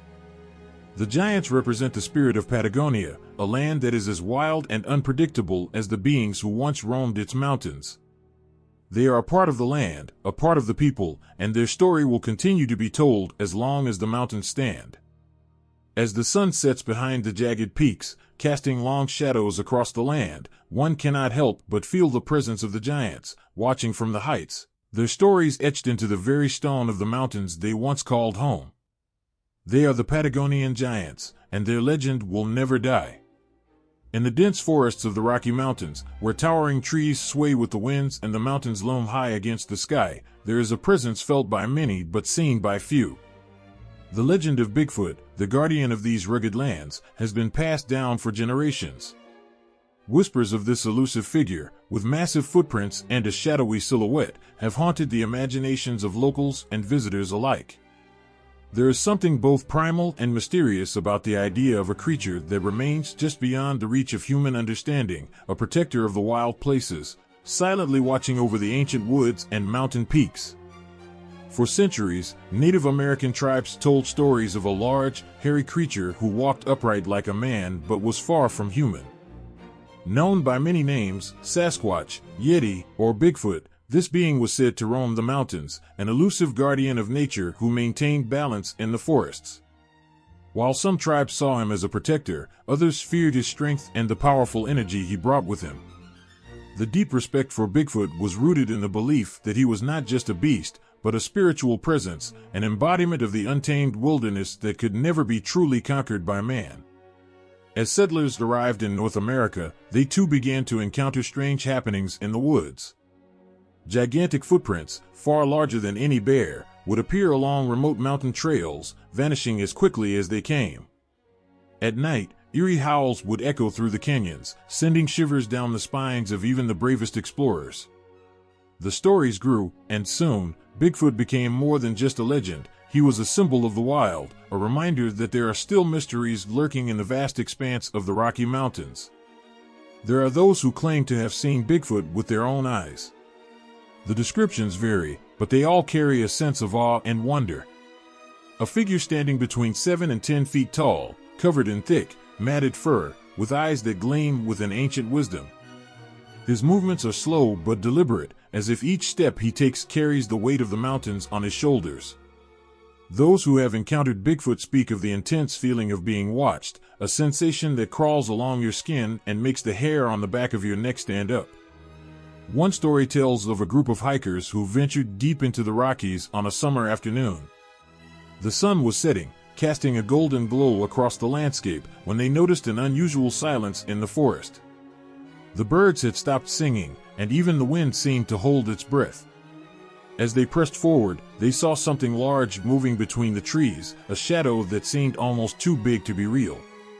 It wasn't until they saw the massive footprints in the dirt, each one larger than a man's torso, that they realized they had crossed into the domain of Bigfoot.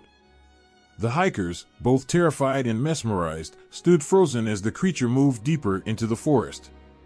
They never saw its face, but the memory of that day haunted them long after they left the mountains. They spoke of feeling a connection to something far older than humanity, something that belonged to the earth itself.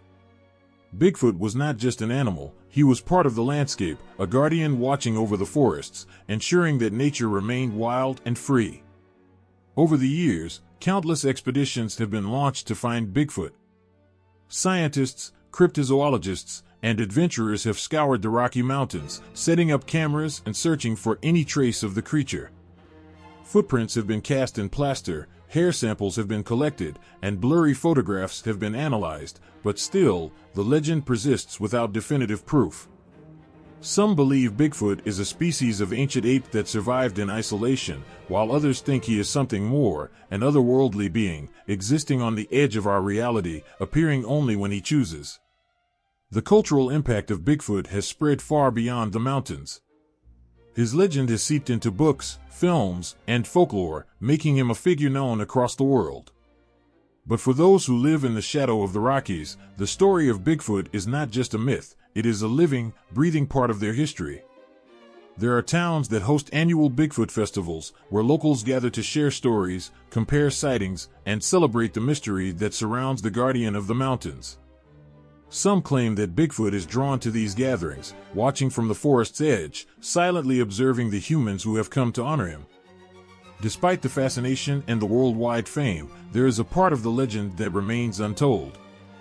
Bigfoot is not a monster or a creature to be hunted and captured. He is a symbol of the natural world, a reminder that there are still places on this earth where humanity's reach cannot extend.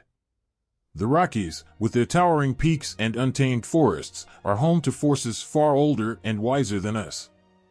In a world where every corner is mapped and every mystery is unraveled, Bigfoot stands as a testament to the unknown, to the possibility that some things are meant to remain wild and free. As night falls in the Rockies, the mountains come alive with the sounds of nature. The wind howls through the canyons, and the trees creak in the cold mountain air. Somewhere, in the vastness of the forest, a figure walks. His footsteps are heavy but silent, leaving no trace behind but a lingering sense of awe. Bigfoot, the guardian of the Rocky Mountains, watches over his domain, a silent protector of the wilderness. Whether he is real or simply a story passed down through the ages, his presence is felt in every rustling leaf and every gust of wind that sweeps through the forest. To those who believe, Bigfoot represents more than just a creature of folklore. He is the embodiment of the untamed world, a symbol of nature's resilience and the mysteries that still remain hidden in the wild places of the earth. And as long as the Rocky Mountains stand tall, cloaked in mist and shadow, the legend of Bigfoot will endure, inspiring both fear and wonder in the hearts of all who venture into the wilderness. In the distant roar of thunder and the crackling flash of lightning across the sky, many have felt something ancient and powerful, as if the storm itself is alive. In Native American mythology, this force takes form as the thunderbird, a magnificent creature with wings so vast they darken the sky, and with each beat, thunder rumbles through the mountains. It's not just a bird, but a spirit, one that commands the very elements, stirring the winds and summoning the rains. The thunderbird holds a presence so fierce and untamed that it's impossible not to feel a chill when the storm clouds gather, as if the sky itself knows the power that soars above. For centuries, Native American tribes, particularly those in the Pacific Northwest and mountainous regions, have spoken of the thunderbird with awe and reverence. They tell stories of how this immense bird rides the winds high above the peaks, controlling the skies with its sheer will. Its eyes are said to flash with lightning, and its mighty talons grip the edges of clouds. With a single clap of its wings, thunder shakes the earth, causing even the most solid mountains to tremble in its wake. It is a force of nature, untouchable, yet deeply connected to the land and the people who call it home. The thunderbird wasn't just a symbol of raw power, it was seen as a protector, a guardian of the natural balance. Many tribes believed that the thunderbird had the sacred duty of battling evil spirits, especially those that brought drought and famine.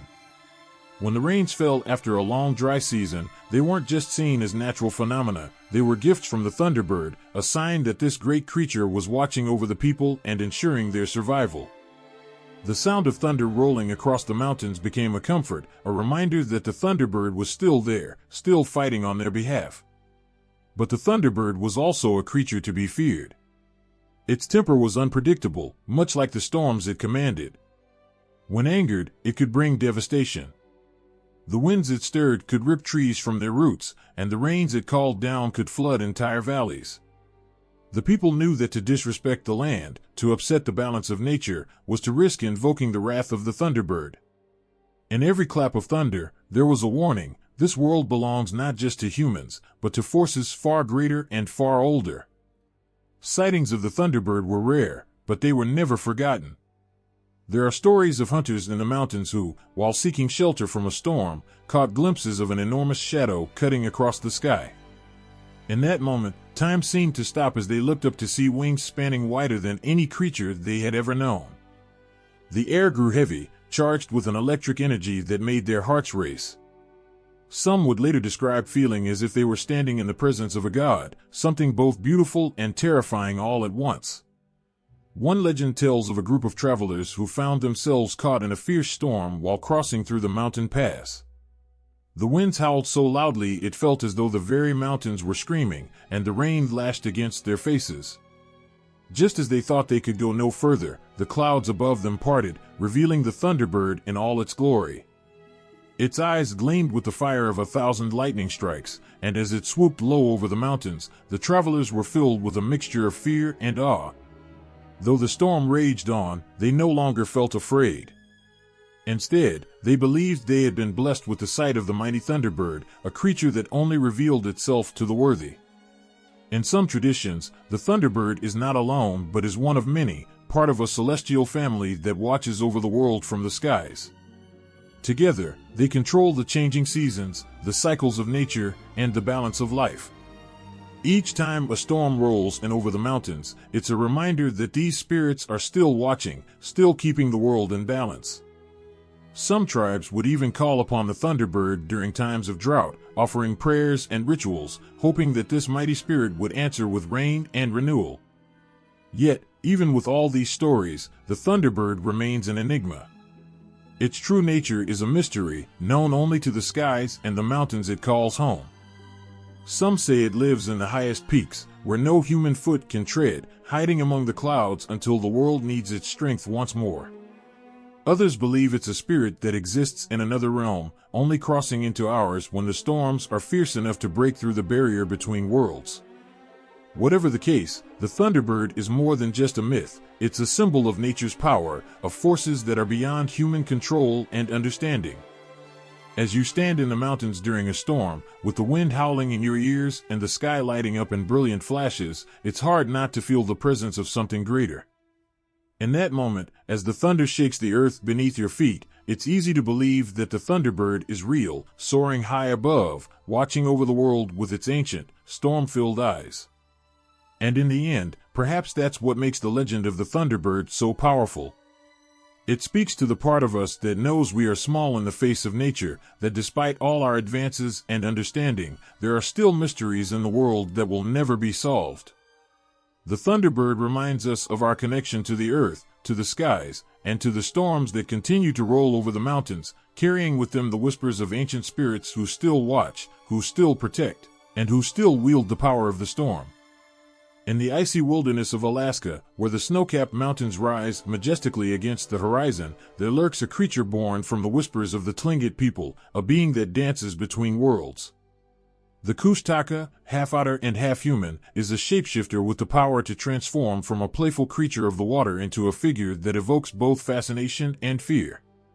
The stories of the Kushtaka weave through the rivers and valleys, echoing with a blend of mystery and magic that stirs the heart and sends shivers down the spine. The Kushtaka is not just a creature of folklore, it embodies the spirit of the Alaskan wilderness. With sleek fur that glistens in the light and eyes that sparkle with mischief, these beings are said to inhabit the banks of rivers and streams, their laughter mingling with the sounds of rushing water. Yet, beneath their playful exterior lies a darker side. The Kushtaka is known to lure people into the depths of the icy waters, tempting them with promises of joy and freedom. But those who follow the call often find themselves lost and trapped in a world where time and space become meaningless. Stories of the Kushtaka are passed down through generations, shared around fires on cold, starry nights. Elders tell of how these shapeshifters can take the form of loved ones, using familiar faces to lead unsuspecting victims away from safety. The air thickens with tension as listeners lean in closer, feeling the weight of the legends that have shaped their lives. It's a cautionary tale wrapped in enchantment, a reminder that not everything in the wilderness is as it seems. Imagine standing at the edge of a glacial river, the icy water sparkling in the sun. The beauty is breathtaking, yet an eerie sensation creeps over you as you glance at the swirling depths below. Could a Kushtaka be watching, waiting for the perfect moment to reveal itself? The thought sends a chill down your spine, igniting a mix of fear and curiosity. The legend of the Kushtaka brings to life the ancient wisdom of the Tlingit people, teaching respect for the land and the unseen forces that dwell within it. In the heart of these tales lies a deep connection to the rivers and mountains, to the very essence of life itself. The Kushtaka serves as a guardian of the natural world, reminding the people of their responsibility to protect the delicate balance of nature. Each story is laced with lessons about coexistence, emphasizing that human actions can disturb the harmony of the wilderness. The Kushtaka, in its duality, represents the fine line between joy and peril, inviting all to tread carefully in the realm of the wild. When a person encounters a Kushtaka, the experience is often described as surreal. The creature can appear as a playful otter, frolicking in the water, before suddenly morphing into a human figure, its laughter echoing through the trees. This transformation captivates the senses, leaving a sense of wonder mixed with apprehension. One moment, you might be tempted to join in the fun, but the next, a nagging voice in your head reminds you of the stories, the warnings passed down through time. The riverbanks tell tales of those who have ventured too close, drawn in by the Kushtaka's charm. Some return to tell their stories, transformed forever by their experiences, while others are never seen again, swallowed by the depths of the icy waters. The chilling realization that the Kushtaka walks a fine line between savior and deceiver creates an emotional turmoil that resonates deeply within those who hear the tales. The connection to the Alaskan landscape is evident in every legend. The Kushtaka represents the heart of the rivers, the cold embrace of the mountains, and the spirit of the land itself. It teaches the importance of listening to nature, of understanding the subtle signs that can lead one to safety or doom. Those who heed the warnings and respect the balance of the wild can find harmony in their surroundings, while those who dismiss the stories risk losing themselves to the lure of the Kushtaka. In some accounts, the Kushtaka is seen as a helper to those in need. During difficult times, it is said that this spirit can provide aid to those lost in the wilderness, guiding them back to safety. This duality adds depth to the legend, making the Kushtaka not merely a figure of fear but a symbol of hope as well. It embodies the complexity of nature itself, beautiful, yet unpredictable, nurturing, yet fierce. The rivers of Alaska flow like veins through the landscape, carrying with them the essence of the Kushtaka. As people share stories around campfires, they do so not just to entertain but to forge a connection to their heritage, to keep the spirit of the Kushtaka alive. Each tale reinforces the bond between the Tlingit people and their environment, reminding all who listen that they are part of a larger story that spans generations. The legends surrounding the Kushtaka serve as a powerful reminder of the interplay between humanity and nature. As the ice melts and the rivers swell with life, the Kushtaka continues to thrive in the hearts and minds of those who understand the significance of their existence. It is a creature of the mountains and rivers, a shapeshifter that embodies the beauty and danger of the Alaskan wilderness. When you gaze into the depths of a mountain river, you may feel the whisper of the Kushtaka calling to you. It beckons with the promise of adventure and the thrill of the unknown, urging you to step closer. But heed the stories of those who came before, for the Kushtaka is not just a playful spirit, it is a guardian of the wild, a reminder to respect the power of nature and the mysteries it holds. In the icy waters of Alaska, the Kushtaka dances between worlds, weaving a tapestry of legends that continue to captivate and haunt, reminding us all of the beauty and danger that coexist in the wilderness. In the shadow of the towering Caucasus Mountains, where the rugged peaks seem to touch the sky, there lies a tapestry of myths that has been woven through generations. Among these legends, the most awe-inspiring are the tales of giants, great beings said to roam the high altitudes, their footsteps echoing through the valleys. These giants are not mere figments of imagination, they are powerful symbols of strength, resilience, and the deep connection between the land and its people. In the heart of Georgian and Armenian folklore, the giants of the Caucasus emerge as both protectors and guardians. The stories tell of towering figures with immense stature, their hair as wild as the mountains themselves and their eyes gleaming with ancient wisdom. Local villagers speak of their great deeds, recounting how these giants would help communities in need, guiding lost travelers back to safety or assisting in times of peril. The very mountains seem to breathe with their presence, each rocky ledge and steep cliff bearing witness to the giants' legendary exploits.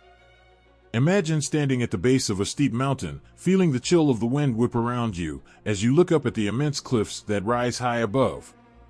You can almost hear the echoes of laughter or the rumble of footsteps that shake the ground beneath your feet. The tales of the giants bring the mountains to life, wrapping you in a blanket of history that is both enchanting and unsettling. Each story shared is a reminder of the power that nature holds, and of the beings who once walked among the clouds. One popular tale speaks of a giant named Tobard, a benevolent figure who watched over a valley. It is said that during a fierce storm, when the rivers swelled and the winds howled, Tobard could be seen striding through the tempest, his massive form cutting through the darkness. Villagers would gather in their homes, hearts racing with fear, but they found comfort knowing that their guardian was there, strong and unwavering. As the storm raged, Tobard would lift boulders to divert the floodwaters, ensuring the safety of the land and its people. This story embodies the spirit of hope that the giants represent. In the eyes of those who share these tales, the giants are not just mythical creatures, they are a part of their very identity, a bridge between the past and the present.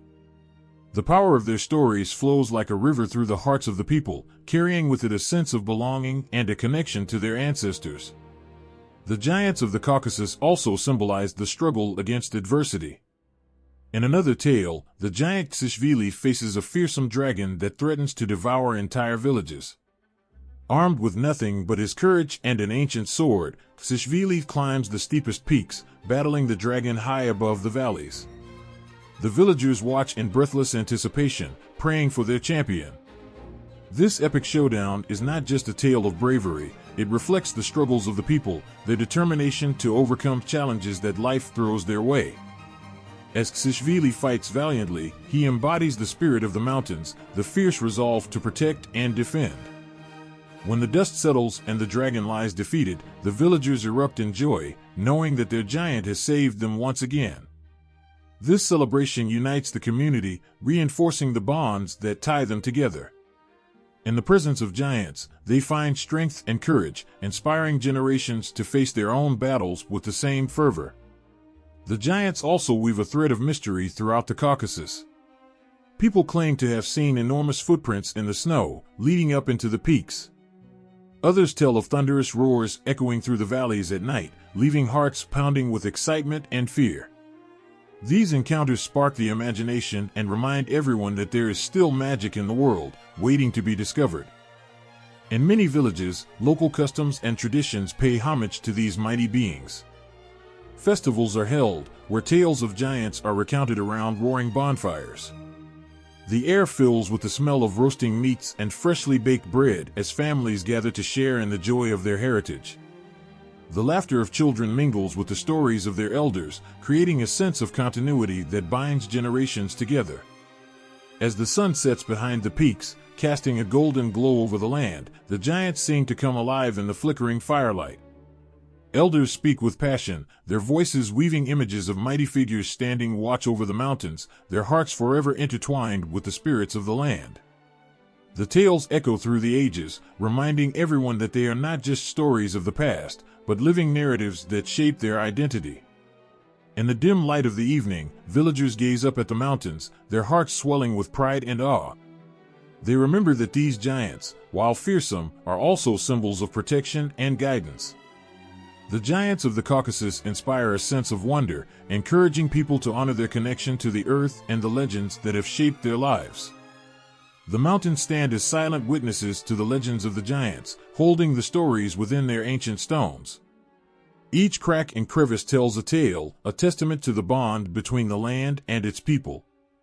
The giants are not just creatures of folklore, they represent the strength and spirit of a culture that has thrived against the odds. In the shadow of the Caucasus, the giants continue to roam the peaks, their presence felt in every whisper of the wind and every rustle of the trees. Their stories linger in the air, evoking feelings of nostalgia, courage, and a connection to something greater than themselves. Each retelling rekindles the fire of tradition, inviting new generations to embrace the magic of their heritage. As the stars twinkle overhead and the mountains loom majestically in the background, the legacy of the giants endures, forever woven into the fabric of the Caucasus. The legends echo through the valleys, reminding everyone that the power of these myths lies not just in the giants themselves, but in the love and pride of the communities that honor their stories. And in that love, the giants live on, guardians of the mountains and the souls who call them home. In the vast wilderness of Russian mountains, where dense forests stretch for miles and the trees seem to whisper ancient secrets, there lives a spirit unlike any other. Known as the Leshy, he is a guardian of the woods, a being of deep mystery, feared and respected by those who know of him. His presence is felt in every rustle of leaves and every branch that sways with the wind. To wander into his domain is to step into a world where the familiar becomes strange, and where the path you thought you knew can disappear in an instant. The Leshy is not just a creature of legend, but a living embodiment of the wild. He is said to be able to change his size at will, from a towering figure whose head touches the canopy of trees to a small, almost invisible presence, blending effortlessly into the undergrowth. With his long, tangled beard, wild eyes, and skin as rough as tree bark, he moves silently through the forest, always watching, always waiting. Travelers who find themselves lost in the Russian mountains often speak of an eerie sensation, a sudden chill in the air, the feeling of being watched, as if the trees themselves are alive. The Leshy is known to lead travelers astray, twisting the paths and confusing those who wander too far into his domain. One moment, the way forward seems clear, and the next, the forest closes in, and the traveler is hopelessly lost. It's said that once the Leshy takes an interest in you, he can make the trees shift and the ground beneath your feet feel unfamiliar, leaving you with no sense of direction. The forest is his playground, and those who do not respect its boundaries are often at his mercy. Some speak of hearing strange laughter in the distance, echoing through the trees, and knowing in their hearts that it is the Leshy toying with them. His laughter is not cruel, but rather mischievous, like a child playing a game. Yet, the fear it strikes in the hearts of those who hear it is undeniable. For in the presence of the Leshy, nothing is certain, and the safety of the known world feels far away. But the Leshy is not merely a trickster. He is also a protector of the forest, a guardian of its creatures and its ancient ways. To those who show respect for the land, he can be a guide, helping them navigate the dense woods. There are stories of hunters who, lost in the forest and desperate for help, left offerings of bread or tobacco at the base of trees.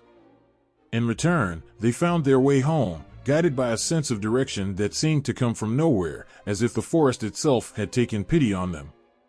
In Slavic folklore, the Leshy is deeply connected to the cycles of nature. He is a spirit of the wild, embodying the untamed forces of the earth. In the winter, when the forest is covered in snow and silence falls over the land, the Leshy is said to retreat deep into the mountains, sleeping beneath the roots of ancient trees.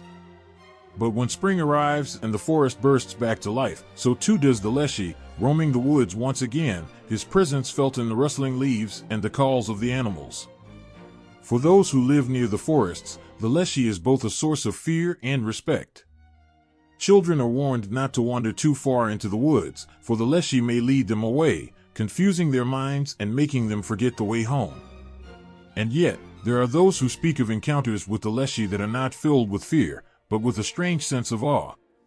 One story tells of a woodcutter who, deep in the forest, came face to face with the Leshy. The spirit stood tall and imposing, his eyes gleaming like the moonlight on a cold winter's night.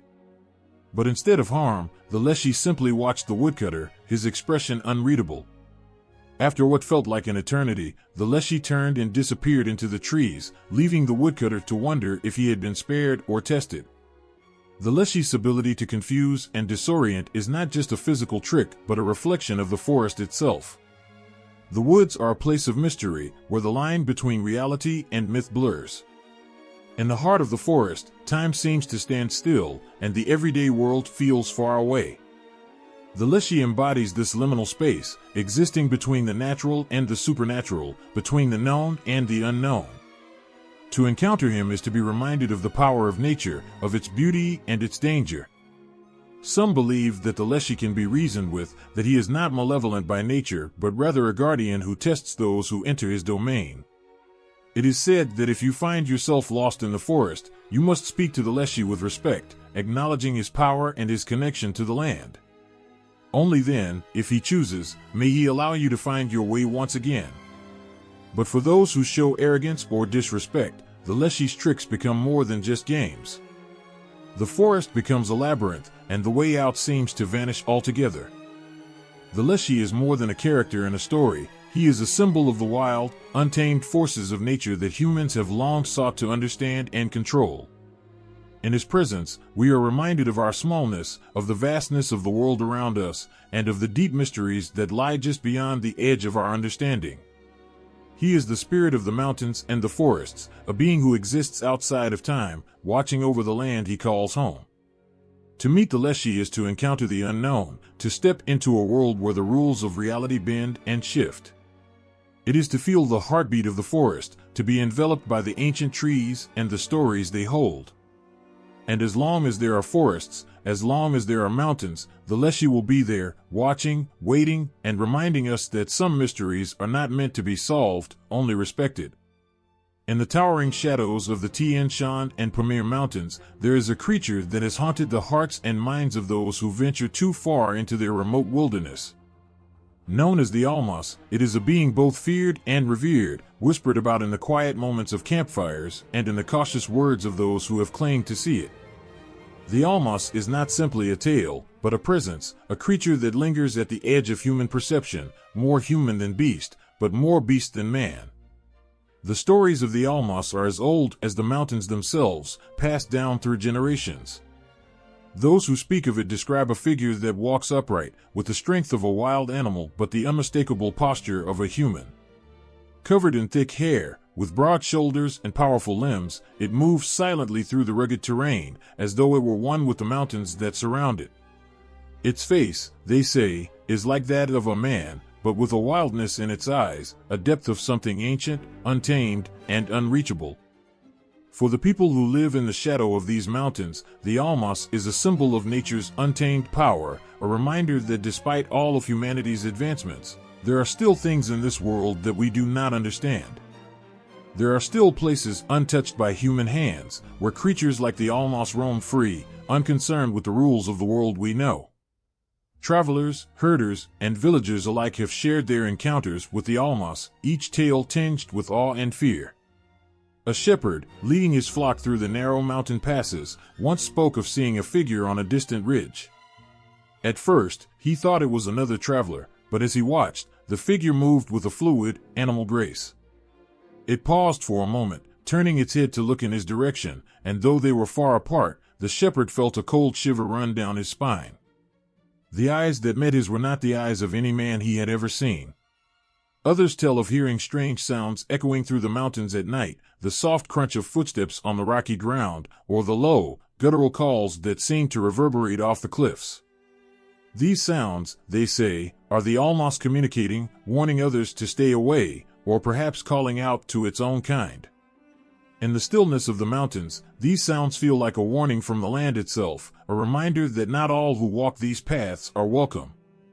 Some have even claimed to find the Almas footprints, larger than those of any man, pressed deep into the earth. The prints are wide and heavy, with toes splayed out like those of a primate, yet unmistakably bipedal. The sight of these tracks fills those who stumble upon them with an uneasy feeling, as though they are intruding upon something sacred, something that should remain hidden. But it is not just fear that the Almas inspires. There is also a sense of sadness in the stories that surround this mysterious creature. Some say the Almas is the last of its kind, a remnant of a time long past, when the world was wilder and humans were not the only beings to walk upright in the mountains. It is said that the Almas is a creature out of time, one that has watched the world change around it, yet remained unchanged itself. In its eyes, those who have seen it claim, there is a deep loneliness, as though it knows it no longer belongs in the world as it is. There are those who believe the Almas is a distant relative of humankind, a species that split from our own long ago and retreated into the mountains, away from the noise and chaos of civilization. If this is true, then the Almas may be more than just a creature of myth. It may be a living, breathing connection to our distant past, a reminder of who we once were, before we became what we are today. The people of Central Asia respect the Almas, for it represents something larger than any one story. It is the embodiment of the wild, the unknown, and the primal forces of nature that still exist in the most remote corners of the world. To see the Almas is to come face to face with a mystery that cannot be solved, a question that has no answer. It is to be reminded that no matter how much we learn, there are things we will never fully understand. For those who have lived their whole lives in the shadow of the Tian Shan and Pamir Mountains, the Almas is not just a legend, but a part of the landscape itself. The mountains are vast, rugged, and full of hidden places, and it is in these hidden places that the Almas is believed to dwell. It watches from the cliffs and the forests, moving quietly among the rocks, always just out of reach. Those who seek to find it often come back with nothing but stories, glimpses of a shadowy figure disappearing into the mist, or the sound of footsteps fading into the distance. But perhaps that is as it should be. The Almas is a creature of the wild, and the wild is not meant to be tamed or captured. It is meant to be respected, to be left alone, to continue on in the way it has for centuries. The Almas is a reminder that there are still things in this world that belong to the mountains, to the forests, and to the untamed places where humans rarely go. And in that reminder, there is a kind of peace, a sense of wonder that something so ancient, so wild, can still exist in a world that has changed so much. The Almas, whether real or myth, whether creature or symbol, remains one of the great mysteries of the Tian Shan and Pamir Mountains. It is a story passed down through generations, a figure that stands at the edge of our understanding, always just beyond our grasp. And perhaps, in the end, that is where it is meant to stay, forever a part of the wild, forever a part of the mountains, forever a part of the world's oldest, untold stories. In the shadow of the towering mountains of the Middle East, there is a presence that lingers, unseen but deeply felt. The wind whispers through the jagged peaks, carrying with it the ancient stories of the jinn, spirits born of smokeless fire, beings who dwell in the rugged, desolate places where humans seldom dare to go. Their existence is not bound by the rules of the mortal world. They are older than time itself, as ancient as the rocks they inhabit, and as powerful as the storms that sweep through the desert. To those who live in the villages nestled at the base of these mountains, the jinn are not just folklore. They are a reality that exists in the spaces between the known and the unknown, between light and shadow. These spirits, they say, watch from the cliffs and crags, moving unseen through the barren landscape, always present, always waiting. Their gaze feels heavy, their presence chilling, and those who wander too far into their domain often return with tales of terror or do not return at all. The jinn are not benevolent creatures. They are tricksters and tempters, capable of great malevolence. Their nature is wild, untamed, like the mountains they call home. Some say they can take the form of animals, moving silently through the night, or even appear as humans, indistinguishable until it's too late. They are masters of illusion, able to cloud the minds of those they wish to deceive, leading travelers astray or into danger.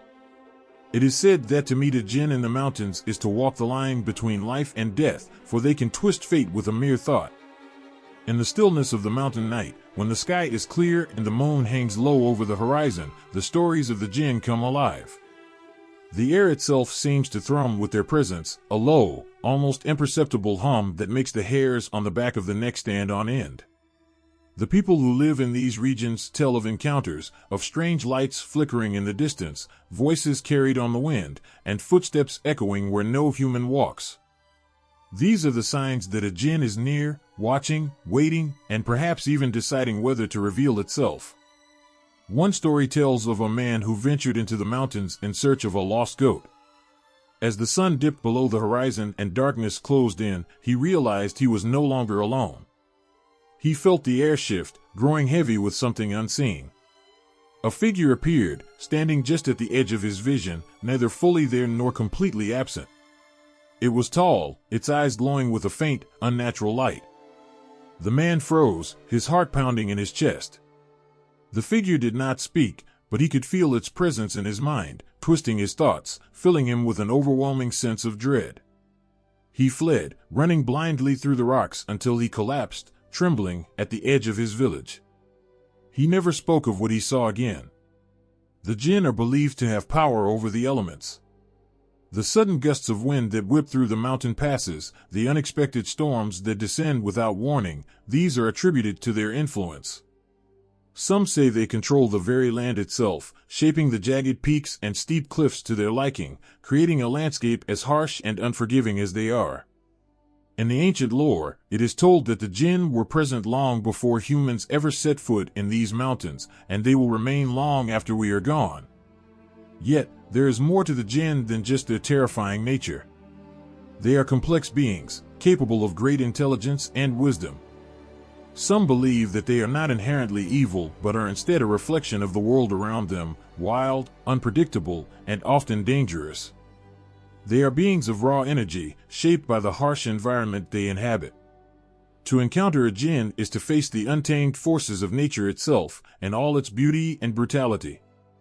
There are those who have sought to communicate with the jinn, to understand them, and perhaps even to gain their favor. But such attempts are fraught with peril, for the jinn are not easily swayed, and their motives are often inscrutable. Many who have tried to make contact with these spirits have returned broken, their minds shattered by the experience, or worse, they have disappeared entirely, lost to the mountains and the will of the jinn. In some tales, the jinn are said to be guardians of ancient treasures, hidden deep within the mountains, protected by their powerful magic. These treasures, it is said, are not just gold and jewels, but knowledge, secrets from the time before time, hidden away from the eyes of the world. But to seek these treasures is to risk the wrath of the jinn, for they do not take kindly to intruders. Many who have tried to find these hidden troves have been driven mad by the jinn's tricks, their minds twisted and their bodies lost to the wilderness. Despite the fear they inspire, the jinn are also respected. The people of the mountains understand that the jinn are a part of the natural world, as much a part of the landscape as the rocks and the wind. To live in harmony with the mountains is to respect the spirits that dwell within them, to understand that there are forces beyond human control. Offerings are sometimes left at the entrance of caves, small tokens of respect for the spirits that inhabit the land. It is said that those who show proper reverence may be spared the wrath of the jinn, while those who do not are doomed to suffer their ire. The jinn, with their fire-born essence, are a reminder of the untamed power that still exists in the world. They are beings of mystery and magic, beings who cannot be controlled or understood by human minds. They are the embodiment of the mountains themselves, wild, beautiful, and deadly. To walk in the lands of the jinn is to step into a world where the lines between the seen and the unseen blur, where the spirits of the earth hold sway, and where every shadow might hide a force beyond comprehension. The mountains may be silent, but the jinn are always there, watching, waiting, and shaping the world in ways we cannot begin to understand. High above the world, beyond the reach of mortals, lies the peak of Mount Olympus, where the clouds swirl and thunder rumbles, where lightning strikes with a fury that shakes the earth. This is the realm of Zeus, the god of the sky, the ruler of all gods and men. His presence can be felt in every crack of thunder and every flash of lightning, in the wind that howls through the trees, and the storms that rage across the seas. Zeus does not merely rule from Olympus, he is Olympus.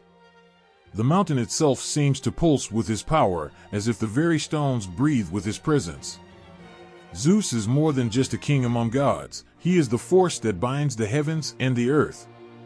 His rule is absolute, and his wrath is terrifying.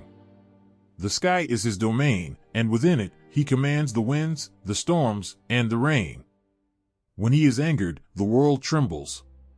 Clouds gather, dark and heavy, as his voice booms across the heavens, his anger made manifest in the storm.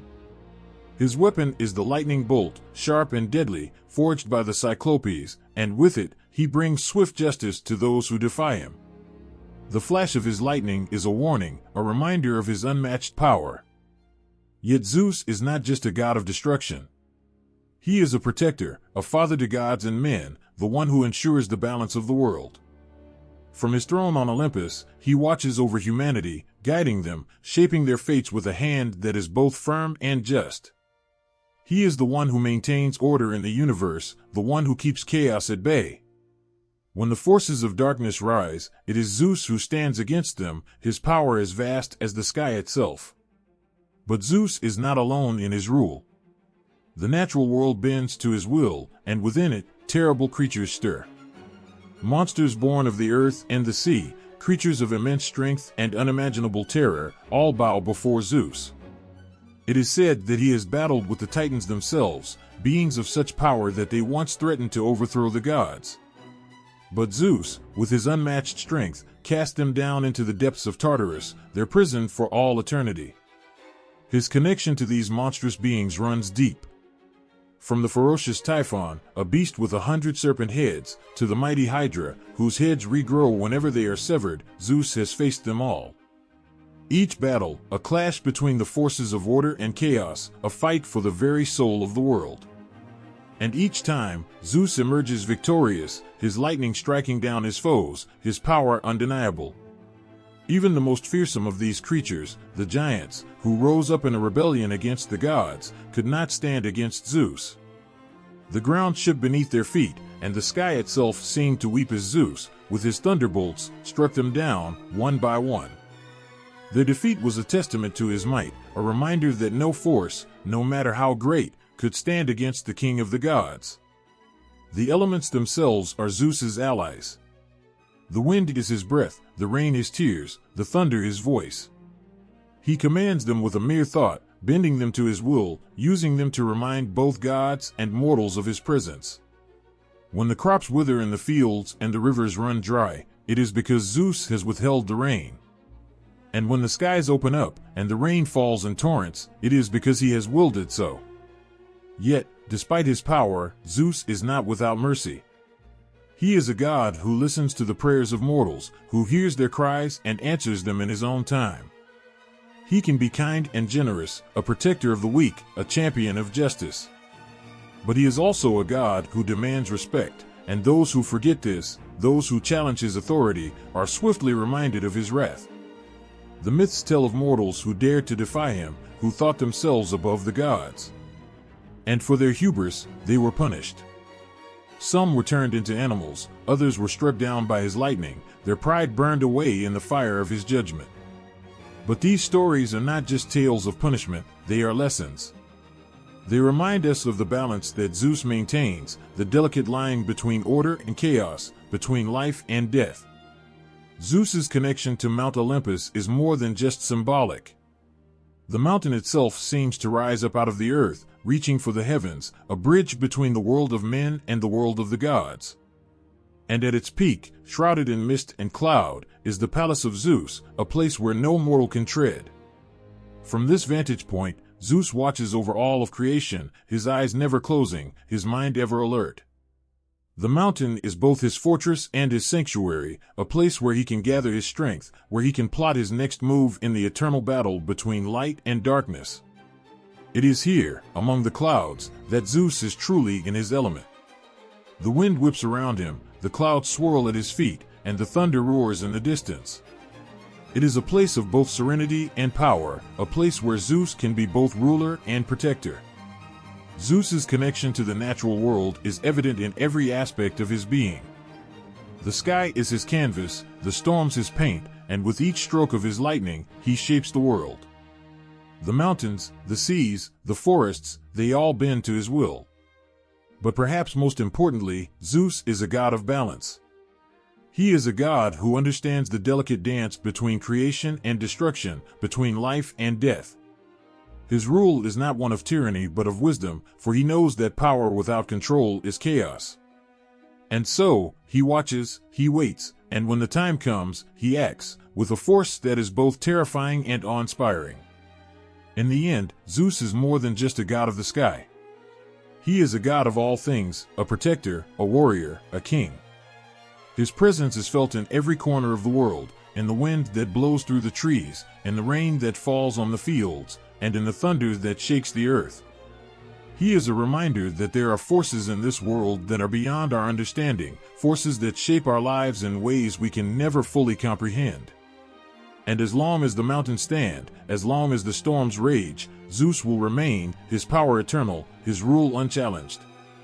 For he is not just the Lord of Mount Olympus, he is the very sky itself. High above the dense jungles of Mesoamerica, where the mountains rise like ancient guardians of the land, there is a presence that has long been revered and feared, a presence that moves like the wind and speaks through the thunder. This is Kukulkan, the feathered serpent, a god whose power is woven into the very fabric of the mountains and storms that sweep across the Mayan world. To the people who lived beneath these towering peaks, Kukulkan was not just a god, but a force of nature, as alive and unpredictable as the mountains themselves.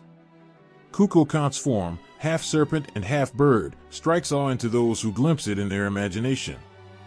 His scales shimmer like emeralds in the sun, yet he soars with the grace of a bird, his feathers glittering as they catch the light.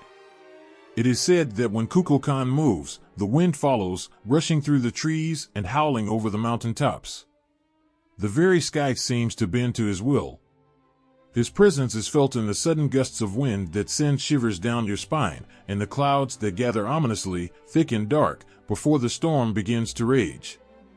The mountains, so still and silent, hold a deep connection to Kukulkan, their peaks often hidden by the storm clouds he commands. These ancient ridges were more than just landscapes, they were believed to be the resting places of the gods, and Kukulkan was among the greatest of them. The mountains and the god were bound together, inseparable. It was here, amidst the towering cliffs and rolling thunder, that Kukulkan's spirit soared, bringing with it the life-giving rains or the destruction of the storm. The people knew that to witness Kukulkan's power was to witness the mountains themselves come alive, roaring in the voice of the storm. Every crack of thunder, every flash of lightning, was a sign of Kukulkan's presence. When the rains came, they were seen as gifts from the feathered serpent, blessings that nourished the earth and made the crops grow. But Kukulkan was not always merciful. Just as quickly as he could bring life, he could bring destruction. The same rains that nurtured the earth could also swell the rivers and cause them to overflow, devastating the villages below. His power was awe-inspiring, but it was also terrifying, a reminder that nature and the gods were forces far beyond human control. To those who lived in Kukulkan's shadow, the storms were more than just weather, they were messages. The wind that howled down the mountainsides, the lightning that split the sky, these were Kukulkan's way of communicating with his people.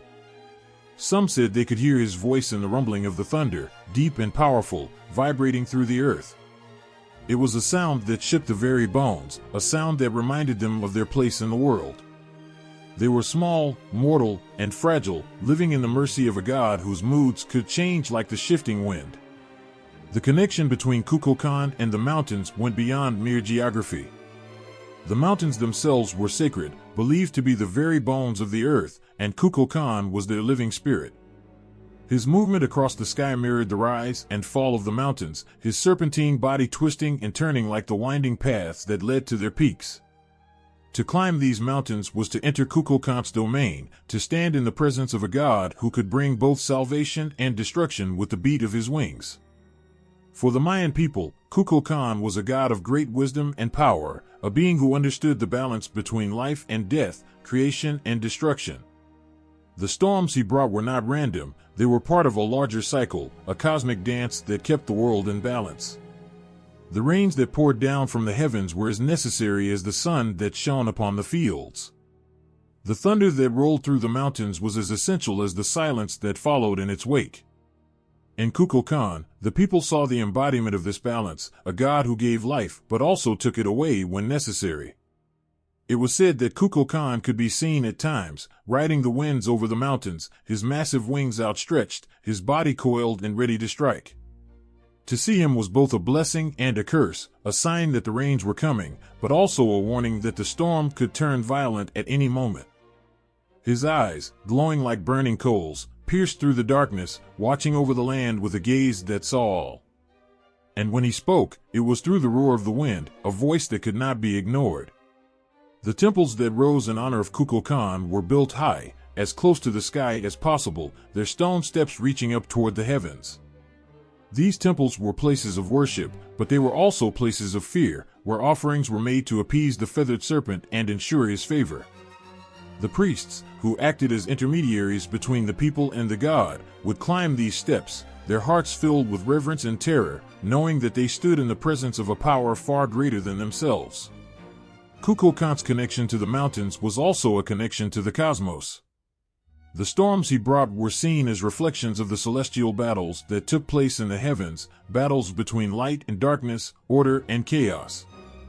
The lightning that split the sky was a glimpse into these cosmic struggles, a reminder that the world was always in flux, always on the edge of change. And in this ever-shifting landscape, Kukulkan stood as a guardian, a protector, and a destroyer, all at once. To this day, the legends of Kukulkan remain alive, whispered in the winds that blow through the mountains and the rain that falls from the sky. His presence can still be felt in the storms that sweep across the land, and the thunder that rolls through the valleys, shaking the earth beneath your feet. He is a god who cannot be tamed, a force that moves through the world with the same wild power as the mountains themselves. And though we may never see him, though his form may remain hidden in the clouds and the storm, we know that he is there, watching, waiting, his power always ready to awaken. In the mountains, in the wind, in the rain, Kukulkan lives. In the heart of the rugged Apache Mountains, where the air is sharp and the landscape ancient, there is a presence that lives among the peaks. A presence that the Apache people revere and fear, a protector, a guardian, a spirit known as the Gans. These sacred mountain spirits are not just a part of folklore, they are woven into the very fabric of Apache life, their influence felt in every whisper of the wind, every rustle of the leaves. To the Apache, the Gans are more than mythical beings, they are protectors who stand between the people and the unseen forces of the world, guiding them, shielding them, and sometimes, testing them. The Gans are believed to dwell in the high, craggy peaks of the mountains, where the land touches the sky. It's said that these spirits are always watching, their presence hidden but ever felt. They are fierce and powerful, yet deeply connected to the earth, embodying the raw strength of the mountains themselves. Their role as guardians is sacred. To call upon them is to seek protection, to ask for strength in the face of danger, and to connect with the spirits that govern the land. The Apache people know that the Gans are not easily swayed, their protection must be earned, and their presence respected. These mountain spirits are often depicted as tall, imposing figures, their bodies painted in sacred colors, their faces masked to hide their otherworldly power. They carry weapons not to harm, but to protect, to defend the people from harm that may come in many forms, illness, misfortune, or enemies. The Gans are warriors, standing at the border between the human world and the spirit world, their task eternal and sacred. The Apache people believe that the Gans can be summoned in times of great need. When illness spreads through the village, when crops fail, or when enemies approach, the people turn to the Gans for help. Through rituals passed down through generations, the Apache call upon these spirits, asking for their strength and wisdom. It's said that the Gans hear these pleas, and if the people's hearts are pure, if they have honored the land and respected the spirits, the Gans will come. But their protection is not easily given. The Gans are stern teachers, demanding respect for the natural world and for the delicate balance between life and death. They do not tolerate arrogance or greed, and those who offend the spirits of the land may find themselves lost in the wilderness, confused, and frightened. For the Gans, the mountains are sacred, and they expect those who live beneath them to treat the land with the same reverence. One of the most powerful aspects of the Gans is their connection to healing. In Apache belief, illness is not merely physical, it is spiritual, a sign that something is out of balance. When the body or the soul is in danger, the Gans can be called upon to restore that balance. They bring with them the strength of the mountains, the purity of the air, and the wisdom of the earth, using their power to heal those who are suffering. It is not uncommon for Apache healers to invoke the Gans in their ceremonies, asking for their guidance in restoring health and harmony. The Gans are also seen as the protectors of warriors. Before battle, the Apache would seek the blessing of these mountain spirits, asking for courage, strength, and protection. It's said that the Gans watch over the warriors, guiding their hands in battle and shielding them from harm. But their protection is never guaranteed. It must be earned through bravery, respect, and a deep connection to the land. The Gans do not fight for those who do not honor them, and they do not protect those who do not respect the earth. For the Apache people, the presence of the Gans is felt most strongly in the mountains. The peaks that rise above the land are seen as the dwelling places of these spirits, and to climb these mountains is to come closer to the Gans themselves. It is a journey not taken lightly, for to stand in the presence of the Gans is to stand before a force that is both awe-inspiring and terrifying. Their power is immense, and their wisdom is deep, and those who seek their guidance must do so with humility and respect. The Gans also serve as guides. When the path is unclear, when the world seems too vast and too dangerous, the Apache people turn to these spirits for direction. They believe that the Gans can lead them through the darkest times, helping them find their way when all seems lost. Whether it is a physical journey through the mountains or a spiritual journey through life, the Gans are there, watching, guiding, protecting. But the Gans are not just guardians of individuals, they are protectors of the land itself. The Apache know that the mountains, the rivers, the trees, all of it is sacred, and it is the Gans who ensure that this sacredness is preserved. They guard the natural world, standing as sentinels against those who would harm it. The Apache people have always understood that the earth must be respected, for it is the source of all life. The Gans embody this belief, their very existence a reminder that the land must be treated with care, or it will turn against those who abuse it. The presence of the Gans can be a comfort, but it can also be a warning. They are powerful, unpredictable, and fierce in their protection of the earth. To the Apache, they are not just spirits, they are living forces that move through the world, shaping it, protecting it, and sometimes punishing those who fail to respect it. Their power is as vast as the mountains they call home, and their wisdom as old as the earth itself. As the sun sets over the Apache mountains, casting long shadows across the land, it's said that the Gans come alive. In the silence of the evening, when the world holds its breath, the spirits move through the peaks, watching over the people, guarding the land. Their presence is felt in the cool evening breeze, in the rustle of the trees, and the quiet hum of the earth. They are there, always, silent but powerful, watching and waiting, ready to protect those who honor the land and punish those who do not.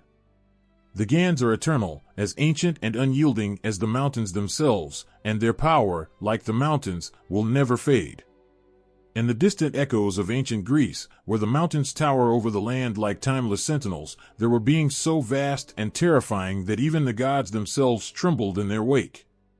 These were the Centimanes, the hundred-handed giants, born from the earth and sky. Their name alone carried the weight of something monstrous, something beyond human understanding. With 50 heads and 100 arms, they were creatures of chaos and strength, embodying a force so immense that it could shake the very foundations of the world. The Centimanes were not just giants, they were storms given form, their massive arms swinging like the winds of a tempest. Each movement sent tremors through the earth, and the skies roared in response to their presence. There were 3 brothers, Briareus, Cottus, and Gyges, whose births signaled the beginning of a time filled with rage, rebellion, and war. Born of Uranus, the sky, and Gaia, the earth, their existence was a testament to the raw power of the natural world, a force that even the gods struggled to contain. From the moment of their birth, the Centimanes were feared. Their father, Uranus, was horrified by their sheer might and the terrible potential they held. He sought to imprison them, locking them deep within the earth, burying their strength where it could not challenge him. But even buried in the darkness of Tartarus, their power did not fade.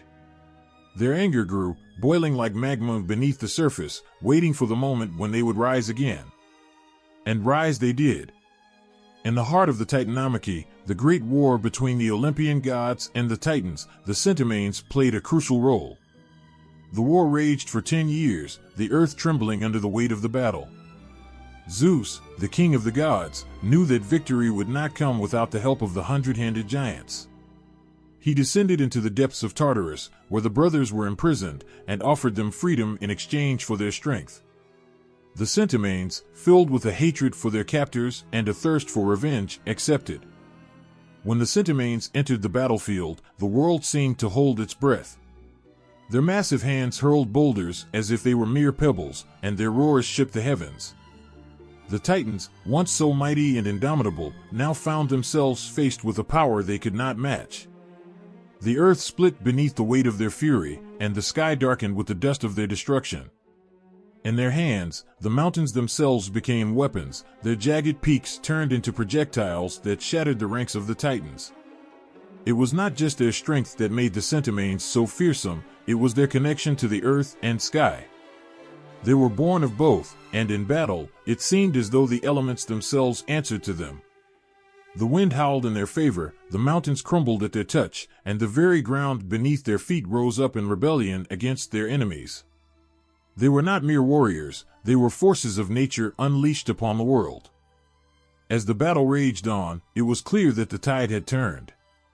The Titans, once towering and unstoppable, were being driven back by the sheer force of the Centimanes. Each strike of their 100 hands sent shockwaves through the battlefield, and with every blow, the Titans' grip on power weakened. The Centimanes fought with the fury of beings who had been wronged, imprisoned, and forgotten, and their wrath was a sight to behold.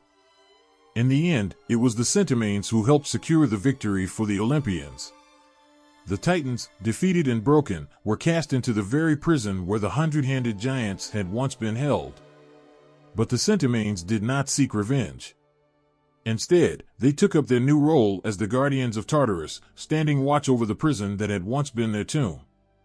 It was a role they were well suited for, after all, who better to guard the defeated Titans than the very beings who had helped bring them down? Yet, even in their role as jailers, the Centimanes remained creatures of legend. Their connection to the mountains endured, for it was in the high peaks and deep valleys that their power was most felt. The Greeks believed that the tremors that sometimes shook the mountains were the footsteps of the 100-handed giants, moving beneath the earth, their strength never truly contained. The mountains were their domain, and though they were seldom seen, their presence was always felt. For the ancient Greeks, the Centimanes represented the untamable forces of the natural world. They were the embodiment of chaos, strength, and raw power, forces that could not be controlled or predicted. The mountains, with their jagged peaks and hidden dangers, were the perfect home for such beings. Just as the mountains could be both beautiful and deadly, so too were the Centimanes, creatures of immense power, capable of great destruction but also great protection. Their story is one of resilience, of power reclaimed and battles fought. The Centimanes, though feared by many, were ultimately beings of justice. They fought for their freedom, and in doing so, they helped shape the very world of the gods. Their battles were not just physical, they were battles for their place in the world, for the right to exist as they were, giants, powerful and free. In the ancient myths, the Centimanes may have been monstrous, but they were also necessary. They were the force that tipped the scales, the power that helped bring about a new order. Without them, the world of the gods might have been very different.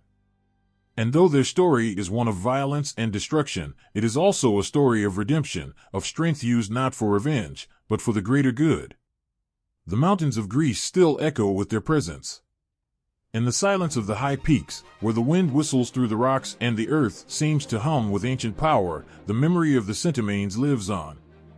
They are the giants of the earth, the 100-handed guardians of a world that once trembled in fear of their might. But now, they stand watch, a silent reminder of the power that lies hidden beneath the surface, waiting for the moment when it might be needed once again. The air is still in the early hours of the morning. A lone hiker, breath-misting in the cool mountain air, looks up to the peaks above. The shadows of the trees stretch long across the ground, and suddenly, there's a sound, soft at first, almost like a whisper carried by the wind. But it's no ordinary wind. The hiker freezes, heart pounding. The sound comes again, this time clearer, a low growl, or perhaps the heavy footfalls of something large. Something watching. The hair on the back of their neck rises, a primal instinct screaming danger. Eyes darting to the undergrowth, the hiker knows they aren't alone. Reports like these have surfaced across the world, told by those who have ventured into the wilderness and returned with stories that defy reason. In the towering mountains, where mist cloaks the peaks and forests seem endless, people claim to have seen creatures, beings thought to exist only in ancient myths. Yet, for those who have had these encounters, the line between myth and reality has become blurred, leaving a deep impression of fear and wonder. In the Rocky Mountains of North America, there are whispers of a towering figure known as Bigfoot. For decades, people have reported sightings of a giant, ape-like creature moving through the dense forests. Hunters have come across massive footprints in the snow, larger than any bears. Campers have heard strange howls echoing through the night, too deep and too human to belong to any known animal. Some have even claimed to catch fleeting glimpses of a dark, hairy figure watching from a distance before vanishing into the trees. These encounters leave behind not just physical evidence, but a lingering unease, as if the mountains themselves are hiding something ancient and untamed. In the Andes, travelers speak of Yucamar, the ape-man of the high peaks. Several hikers have reported seeing a figure, tall and covered in dark fur, moving swiftly between the rocky outcrops. One such encounter involved a group of climbers who, while resting near a remote camp, noticed a creature perched on a distant ridge, observing them. It stood upright, its silhouette framed against the sky, motionless for several minutes before disappearing into the fog. When they reached the ridge the next morning, they found nothing, no tracks, no signs of life, only the unsettling feeling that something had been there, watching. Further east, in the Tian Shan and Pamir Mountains of Central Asia, locals tell tales of the Almas, a wild man said to roam the rugged terrain. In recent years, there have been reports from shepherds who claim to have seen the Almas from afar, moving quickly and silently across the landscape. Some describe the creature as large and muscular, with long, shaggy hair and an almost human face.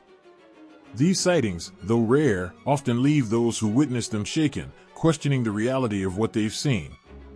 The mountains, with their isolation and mystery, seem like the perfect place for such a creature to exist, far from the eyes of modern civilization. In the Middle East, where the rugged mountains stretch into the horizon, there are stories of jinn, spirits that are said to inhabit the rocky cliffs and caves. Though jinn are often thought of as beings of legend, there are those who swear they've encountered these malevolent spirits.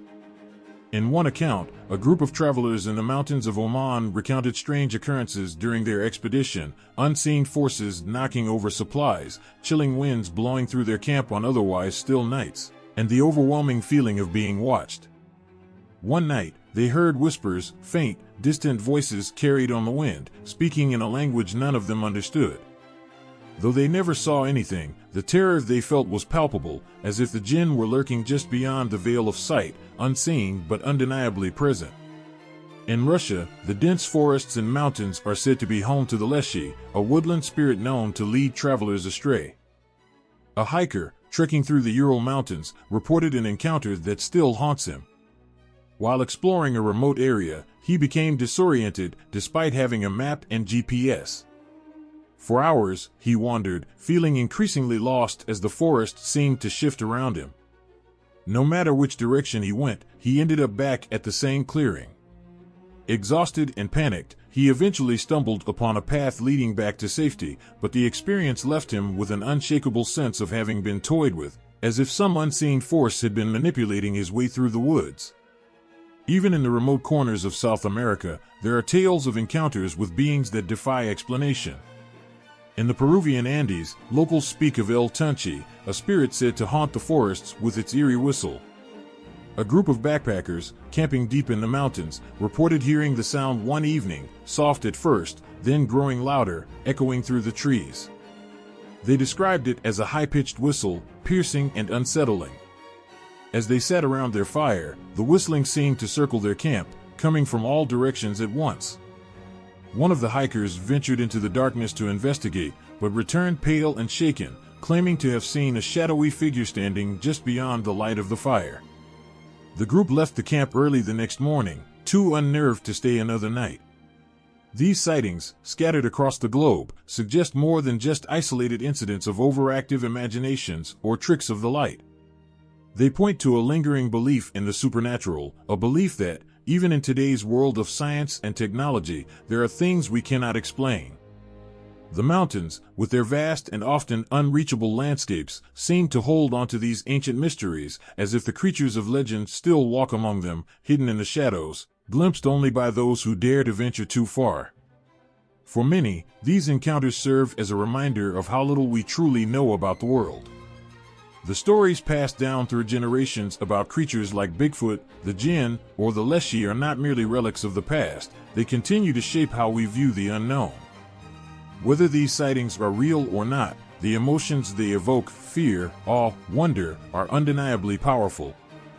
They remind us that there is still magic in the world, still corners of the earth where the ordinary rules do not apply.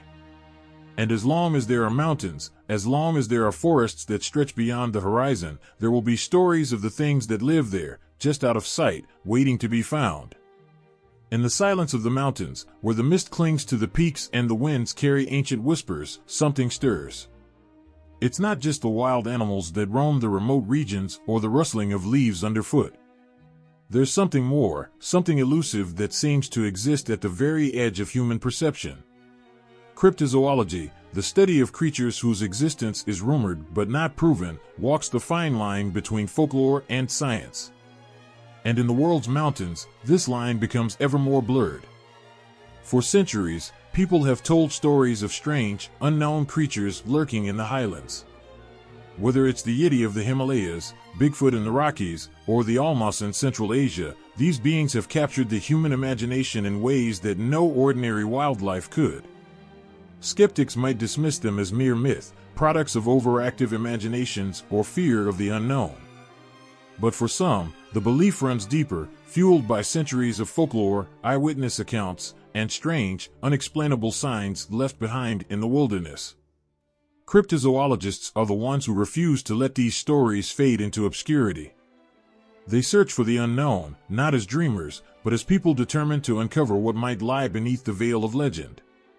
In the mountains, their work takes on an even more difficult challenge: remote, rugged terrain where humans rarely set foot and where nature holds tight to her secrets. One such mystery has been the study of the Yeti, often referred to as the abominable snowman. For generations, Sherpas and other inhabitants of the Himalayas have spoken of a large, ape-like creature living high in the snowy peaks. Descriptions of its size, strength, and almost ghostly presence have been passed down through stories, blending myth with belief. Over the years, expeditions have been launched, footprints have been found, and blurry images have emerged. Yet, even with all these clues, the Yeti remains elusive, hovering just out of reach. For cryptozoologists, these tales are not just stories. They represent a puzzle, one piece of which is folklore, while the other piece is science.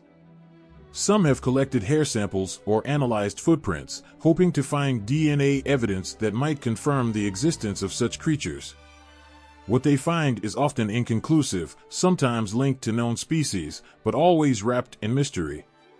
In these remote regions, where modern technology struggles to penetrate, there is still the possibility that something unknown lurks among the ridges and glaciers, unseen but not forgotten.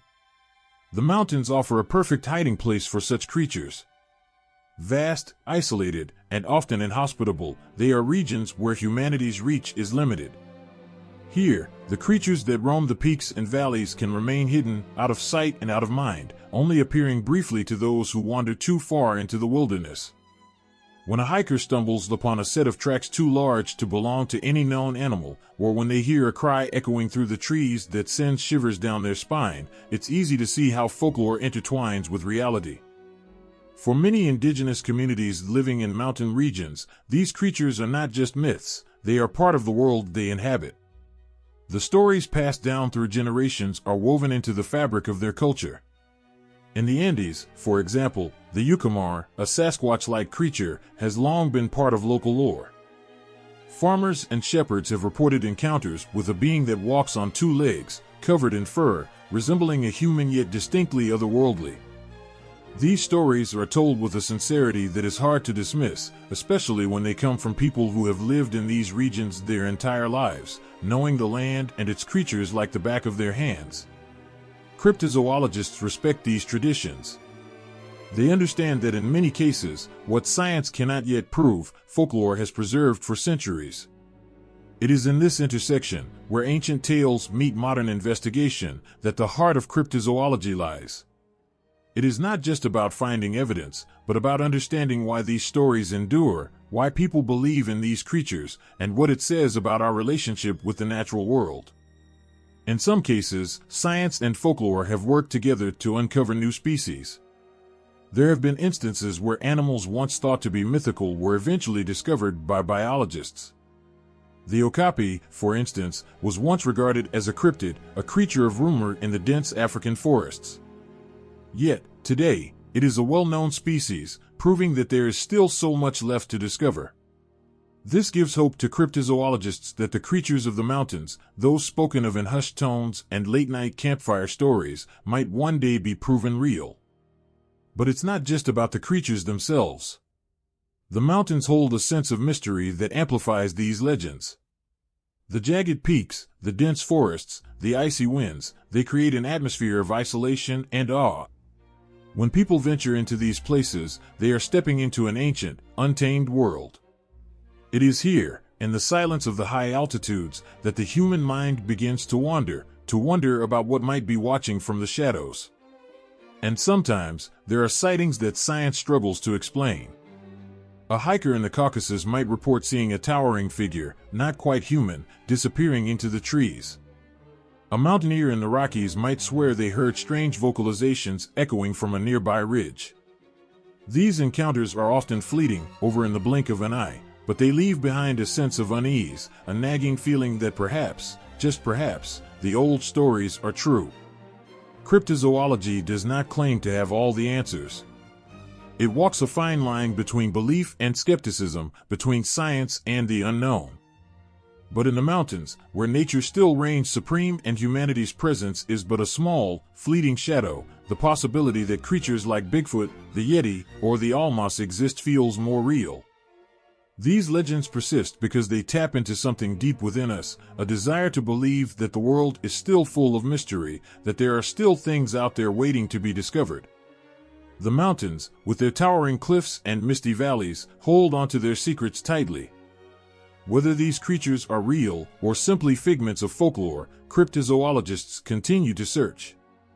With every footprint, every strange sound, every story told by a trembling witness, they push further into the unknown, driven by the hope that one day, the creatures of myth will step into the light. Until then, the mountains remain a place of wonder, where the boundaries between legend and reality are thin, and where the unknown waits patiently just beyond the next ridge. High above the plains and valleys, where the earth touches the heavens, mountains stand as eternal sentinels, silent and powerful. These towering giants have always been more than just geographical features. They evoke feelings of awe, fear, and reverence. For millennia, human beings have looked up at their peaks and wondered, what lives up there? What forces could have created such colossal formations? And perhaps most importantly, what do they mean? It is from these questions that some of the most enduring myths and legends have sprung to life, shaping the beliefs and stories of cultures all over the world. Mountains have always felt like thresholds between the world we know and the one we cannot see. Their peaks disappear into the clouds, as if they lead directly to the gods. In many cultures, they are believed to be the dwelling places of deities, beings so far removed from human life that they exist in the sky itself. In ancient Greece, Mount Olympus stood as the home of Zeus and the other Olympian gods, a place unreachable by mortals, except in myth. From its lofty heights, Zeus ruled over the world, sending down thunderbolts and storms, his power as unshakable as the mountain beneath his feet. The idea of mountains as homes of the gods is not limited to Greece. In Hindu mythology, Mount Meru is considered the center of the universe, a divine axis around which everything revolves. It is the abode of the gods, towering higher than any earthly mountain, a place of perfect peace and balance. Similarly, in Japanese tradition, Mount Fuji is regarded as sacred, a place where the earthly and the spiritual worlds meet. Its symmetrical peak represents both beauty and danger, serenity and power. But mountains are not only homes to the divine. They are also places of trial, where heroes are tested, where monsters dwell, and where the forces of chaos reside. In Norse mythology, the mountain ranges were often seen as the domain of giants, beings of immense strength who threatened the gods themselves. The wild, untamed nature of these high places seemed fitting for such chaotic forces. The Greek centimines, hundred-handed giants born from the earth, were said to inhabit the mountains, their immense size and power matching the towering peaks they called home. Mountains are often places of great transformation in myth. It is on a mountain that Moses received the Ten Commandments, where he came face to face with the divine. The sheer height of the mountain, the difficult journey to its peak, symbolizes the struggle to attain wisdom, knowledge, or spiritual enlightenment. In many cultures, mountains represent both physical and metaphorical ascent. Climbing higher means coming closer to understanding, to truth, to the gods themselves. Yet, these places of divine presence are also dangerous. The gods, spirits, and creatures that dwell in the mountains are not always benevolent. In many traditions, mountains are the hiding places of demons and malevolent spirits. The jinn of Middle Eastern folklore are said to inhabit the rugged mountain ranges, appearing to travelers who stray too far into their territory. These spirits are unpredictable, capable of both great cruelty and unexpected kindness, reflecting the wild, untamed nature of the mountains themselves. In South America, the Andes Mountains hold a special place in the myths of the indigenous people. The Inca believed that the Apis, mountain spirits, watched over the land, controlling the weather and ensuring the fertility of the earth. These spirits were powerful, and they demanded respect. Offerings were made to the mountains to ensure their favor, and those who disrespected them were said to face dire consequences. In this way, mountains became both protectors and enforcers of the natural order, maintaining balance between the human world and the forces of nature. The relationship between mountains and weather is another recurring theme in global mythology. The thunderbird of Native American belief was said to control the storms, its massive wings beating the air, stirring up winds and rain. In Mesoamerican culture, the feathered serpent god, Kukulkan, was associated with both mountains and storms. His presence in the high places was a reminder of the power that controlled the rain, the life-giving force that flowed down from the mountains to nourish the earth below. Mountains are also places of great mystery. Their hidden valleys and unexplored peaks have given rise to countless tales of strange creatures. From the Yeti in the Himalayas to Bigfoot in North America, these remote regions are thought to be home to beings that exist just beyond the edges of human understanding. Cryptozoologists still search for these creatures, drawn by the same sense of wonder and curiosity that fueled the ancient myths. In these modern stories, as in the ancient ones, mountains are places where the unknown reigns supreme. In many ways, mountains represent the ultimate unknown. They are places we can see but not fully understand, places that challenge our very sense of scale and power. Standing at the foot of a towering peak, a person can feel incredibly small, insignificant in the face of such grandeur. Yet, the pull to climb, to explore, to understand, remains irresistible. This tension, between fear and fascination, lies at the heart of so many mountain myths. In every culture, mountains hold a significant place in the landscape of belief. The archetype of the mountain monster transcends borders and time, weaving through the fabric of human experience. These creatures remind us that fear is a part of life, but so is courage. When we face our fears, we often discover strength we never knew we had. Ultimately, mountain monsters are more than just stories, they are an expression of the complex relationship between humanity and nature. They represent our struggle against the forces beyond our control and the journey towards understanding ourselves. As we listen to these legends, we engage with the deep-rooted fears and hopes that unite us all. In the end, the mountain monsters are not just creatures lurking in the shadows, they are reflections of who we are and the challenges we face on this beautiful, terrifying journey called life. In the heart of the mountains, where shadows stretch long and the wind whispers secrets, the legends of mountain monsters have leapt from the pages of folklore into the vibrant world of popular culture. From movies that make our hearts race to books that captivate our minds, these mythical creatures have found new life in the stories we love. Their transformation into modern narratives has not only entertained us, but has also sparked a renewed fascination with the unknown, igniting our imaginations and touching our hearts.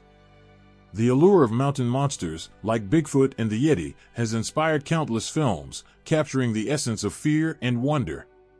Imagine a dimly lit forest, a rustle in the bushes, and then, in a flash, a glimpse of something colossal darting away. Films like Harry and the Hendersons and The Legend of Boggy Creek have brought these legends into the limelight, blending humor, adventure, and a touch of horror. They create a sense of connection between us and the elusive creatures of the wild, making us feel both terrified and enchanted. Bigfoot, the shaggy giant of the Pacific Northwest, is perhaps one of the most recognized mountain monsters in popular culture. This creature embodies our fascination with the wild, the unexplained, and the deeply rooted desire to believe in something greater than ourselves. Movies portray Bigfoot as both a fearsome beast and a misunderstood guardian of the forest, prompting us to reconsider our perceptions of nature and the beings that inhabit it. The emotional journey of characters in these stories often mirrors our own struggles with fear, acceptance, and the quest for belonging. Television shows have also played a pivotal role in bringing mountain monsters to life. Programs like Finding Bigfoot showcase the relentless pursuit of proof for these elusive beings. The thrill of the hunt, combined with genuine excitement and sometimes heartfelt stories, resonates deeply with viewers. It reminds us that there is still mystery in the world, and sometimes the search for answers can be just as compelling as the answers themselves. The participants' passion and dedication shine through, creating a bond with the audience that is both inspirational and emotional. Books, too, have embraced the rich tapestry of mountain monsters. Authors weave tales that transport readers to rugged landscapes where danger and magic intertwine. Novels like The Abominable by Dan Simmons and A Monster Calls by Patrick Ness delve into the complexities of fear and the human experience, using mythical creatures to reflect inner struggles. These narratives often speak to our universal experiences of loss, loneliness, and the courage it takes to face our deepest fears. They remind us that the monsters we encounter in stories often mirror the monsters we confront within ourselves. In video games, the mystique of mountain monsters continues to thrive. Games like Until Dawn and the Witcher series allow players to immerse themselves in worlds where these creatures roam free. Players face challenges that test their courage and decision-making skills, all while navigating through eerie landscapes. The stakes are high, and the choices made can lead to triumph or tragedy. This interactive experience places us directly in the shoes of the characters, making the fear and excitement palpable. The emotional investment in these stories draws us in, connecting us to the characters and their struggles against the unknown. As these mythical beings find new life in popular culture, they also provoke important conversations about environmentalism and our connection to nature. Documentaries and films increasingly highlight the importance of preserving the natural habitats of these creatures, encouraging audiences to think critically about our impact on the environment. When we see Bigfoot depicted as a guardian of the forest, it sparks a deeper reflection on our role as stewards of the earth. These stories evoke emotions that push us to care for the world around us, reminding us that the mountains and the creatures within them deserve our respect. The presence of mountain monsters in modern narratives is more than just entertainment, it is a reflection of our collective consciousness. They symbolize our deepest fears and hopes, embodying the mysteries of life and the longing for connection. In a world that can sometimes feel chaotic and disconnected, these stories offer a sense of belonging. They remind us that we are not alone in our struggles and that facing our fears can lead to personal growth and understanding. Moreover, the way these creatures are portrayed in popular culture often highlights the importance of empathy and compassion. Many stories depict mountain monsters as misunderstood beings, prompting us to reconsider our assumptions. This theme resonates deeply, teaching us that fear can be overcome by understanding.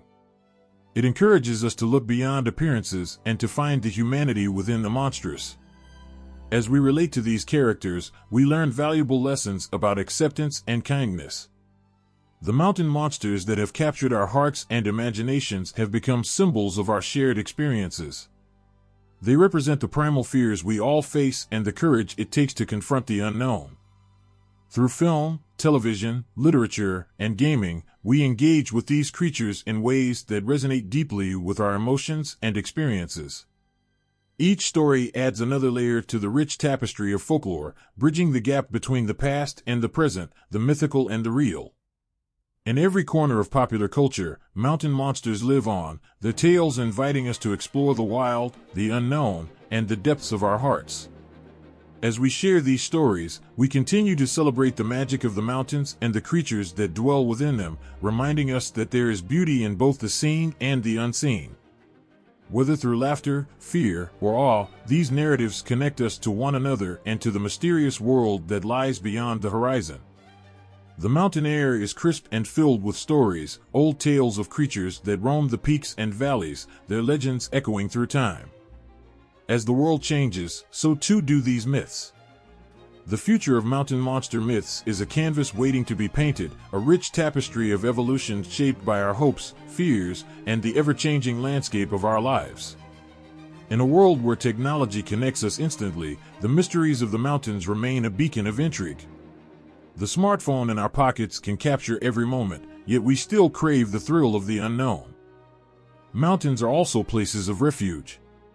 In times of crisis, people have fled to the mountains to escape the dangers of the world below. In some stories, they are places of salvation, where the last remnants of humanity find safety. In others, they are places of final reckoning, where heroes go to face their greatest challenges. The mountains test us, both physically and spiritually. They push us to our limits, but in doing so, they offer the possibility of transformation. Throughout history, mountains have been symbols of permanence and power. They remind us that there are forces in this world far greater than ourselves. They stand as monuments to the Earth's own creation, formed over millennia by the slow, grinding movement of tectonic plates. In the myths of the world, they represent the same unyielding power, the same sense of something vast and eternal. And yet, for all their power, mountains are also fragile. The ecosystems that thrive in these high places are delicate, easily disrupted by human activity. As the world changes, as glaciers melt and forests recede, the mountains themselves are transforming. The myths, however, remain. They remind us of the mountain's sacred place in our stories, their role as both protectors and challenges, as homes to gods and monsters alike. In the end, mountains are more than just rocks and snow. They are symbols of everything that lies beyond our reach, everything that we strive for but may never fully understand. They are reminders of the forces that shaped our world and the stories we tell to make sense of it. In the shadows of towering peaks, where the light struggles to reach the ground, lies a world filled with mystery and fear. It's a place where whispers of mountain monsters echo through the valleys, igniting both terror and intrigue. From the looming figure of Bigfoot in North America to the elusive Yeti in the Himalayas, these creatures capture the imagination and reflect something deeper within us, a mirror of our fears, desires, and the unknown. Mountain monsters symbolize more than just physical beings. They represent the anxieties that come from the wild, untamed places of the world. When we venture into the mountains, we confront not just the physical challenges of steep cliffs and treacherous paths, but also our own insecurities and fears. The legends of these creatures serve as a way to give form to that anxiety, turning it into a story we can share.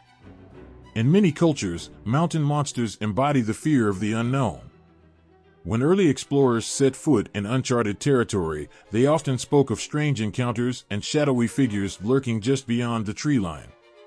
These stories were born from the thrill of discovery mixed with the dread of what might be hiding in the dark. As people gathered around fires at night, recounting their adventures, they breathed life into these legends, and suddenly, every rustle in the bushes became a potential encounter with a mountain monster. This gave rise to a blend of excitement and fear, capturing the very essence of human curiosity. The archetype of the mountain monster also serves as a warning. In many traditions, these creatures are portrayed as protectors of their territory, guarding the mountains against those who would disrespect them. The Kushtaka of Alaskan folklore, a half-otter, half-human being, is known for leading people astray. The legend warns of the dangers of wandering too far into the wilderness, reminding us that nature is both beautiful and perilous. By embodying the wilderness's dangers, these creatures serve as guardians, instilling respect for the natural world. These tales often arise from a place of cultural significance. In some indigenous cultures, the mountains are sacred, and the monsters that inhabit them are seen as extensions of the land itself. The Gans, sacred spirits of the Apache, exemplify this connection between the earth and the mythic. They are not merely creatures to be feared, but represent the spirit of the mountains, reminding the people of their deep-rooted bond with the land. These stories preserve the history and wisdom of generations, teaching respect for nature and the need to live in harmony with it. Moreover, mountain monsters tap into the collective psyche of cultures around the world. They act as symbols for the struggles we face in life, fear, isolation, and the quest for belonging. Climbing a mountain can often feel like a metaphor for facing our own demons. The mountain monster becomes an embodiment of these fears, challenging us to confront what lies within. The struggle against the monster can be seen as a struggle against our own inner turmoil. The nature of these creatures varies widely, yet they often share common traits. They are typically large, powerful, and mysterious, representing a force greater than ourselves. This commonality highlights a universal fear of the unknown, an intrinsic part of the human experience.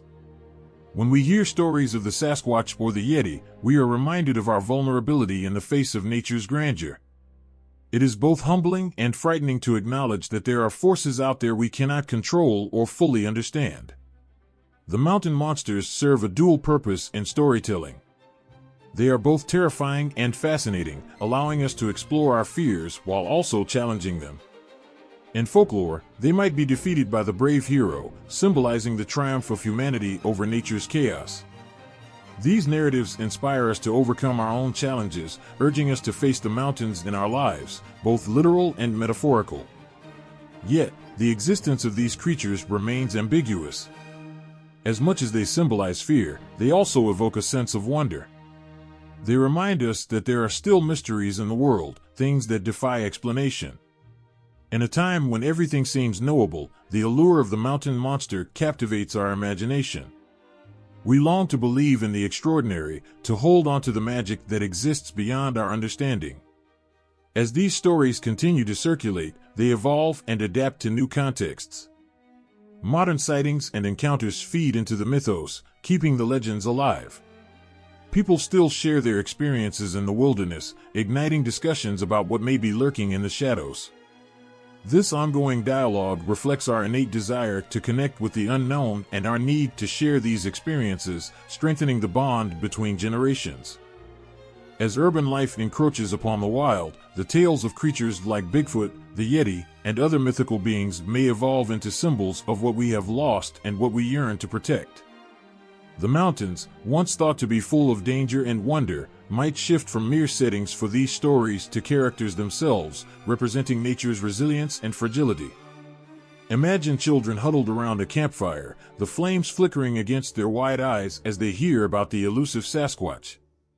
These stories will continue to be passed down, but they will also transform. As young minds grasp the significance of environmental issues, the mountain monsters of the future could become guardians of the earth, symbolizing our collective responsibility to protect the wilderness.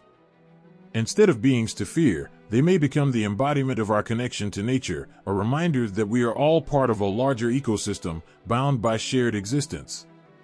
Social media has changed how stories spread. Videos and posts can make a sighting go viral overnight, fueling curiosity and skepticism alike. In the future, this rapid dissemination will lead to a new form of folklore. Imagine someone camping in the Rocky Mountains, posting a video of a strange sound in the woods. That clip could ignite a flurry of excitement, sparking a modern legend as people gather to piece together what might have been witnessed. Each retelling will add layers, twisting the narrative into something new, where the mountain monster becomes not just a creature but a part of a living story, evolving with each encounter and experience. Virtual reality and augmented reality will allow people to experience the myths of mountain monsters in ways we can only dream of today. Imagine strapping on a headset and finding yourself walking alongside the towering figure of a Yeti, feeling the chill of the mountain air and hearing the crunch of snow beneath your feet. This immersive experience will breathe new life into old legends, allowing people to form emotional connections with these mythical beings. It may even inspire a deeper appreciation for the mountains themselves, reminding us of their beauty and the importance of preserving them.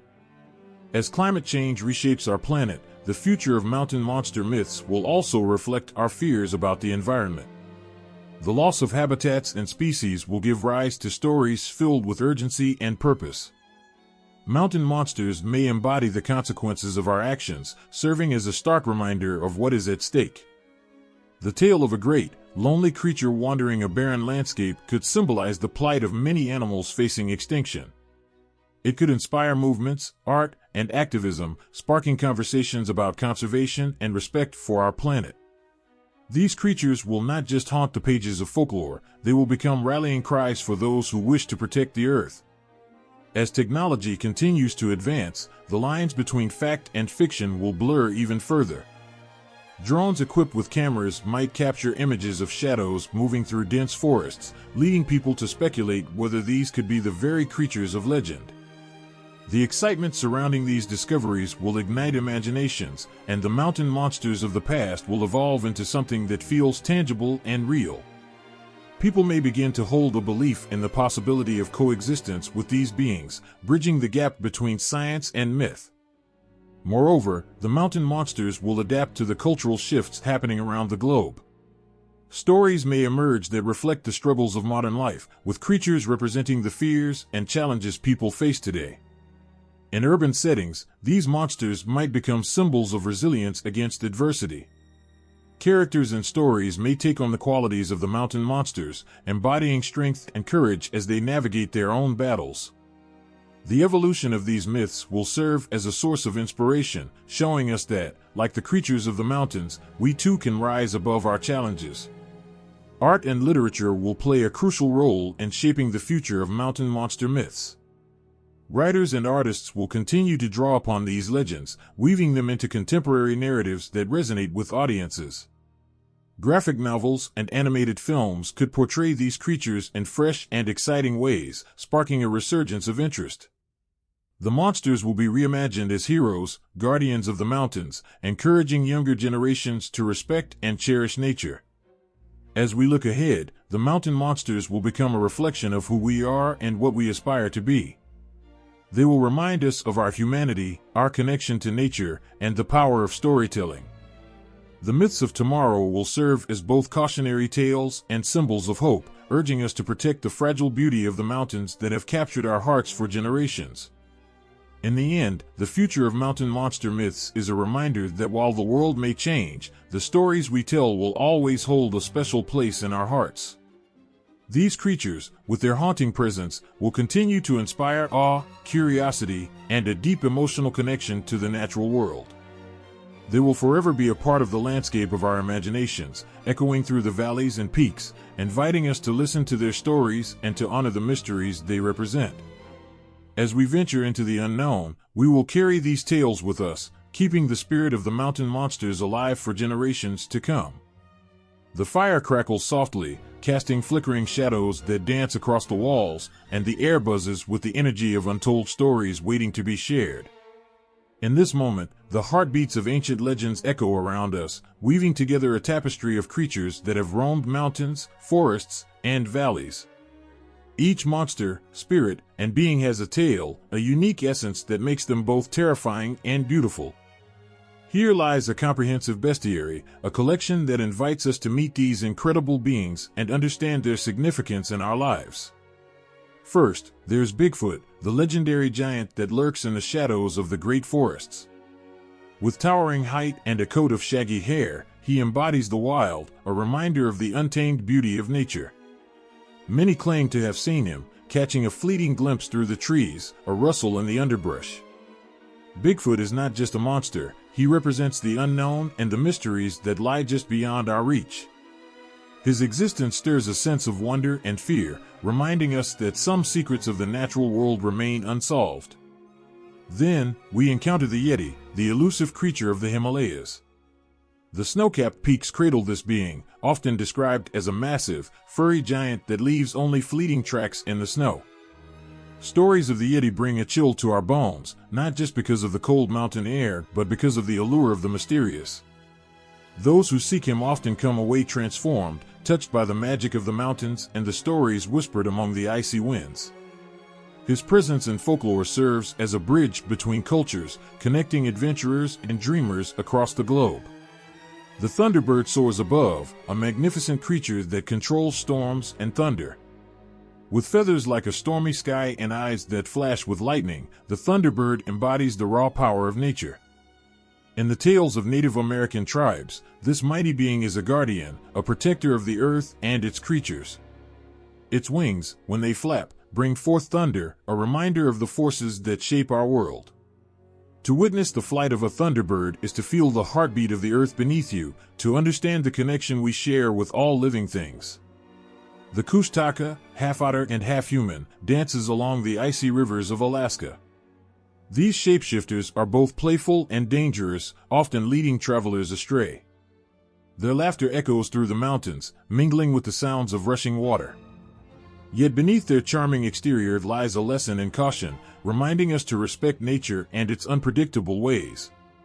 The Kushtaka brings joy and fear in equal measure, embodying the duality of life itself, where laughter and danger often walk hand in hand. Then there are the giants of the Caucasus, colossal beings said to inhabit the heights of the mountains. Their legends swirl in the air, filled with tales of strength and bravery. In Georgian and Armenian folklore, these giants are often seen as protectors, watching over the lands and its people. They represent the resilience of nature, standing tall against the winds of change, reminding us that strength can come in many forms.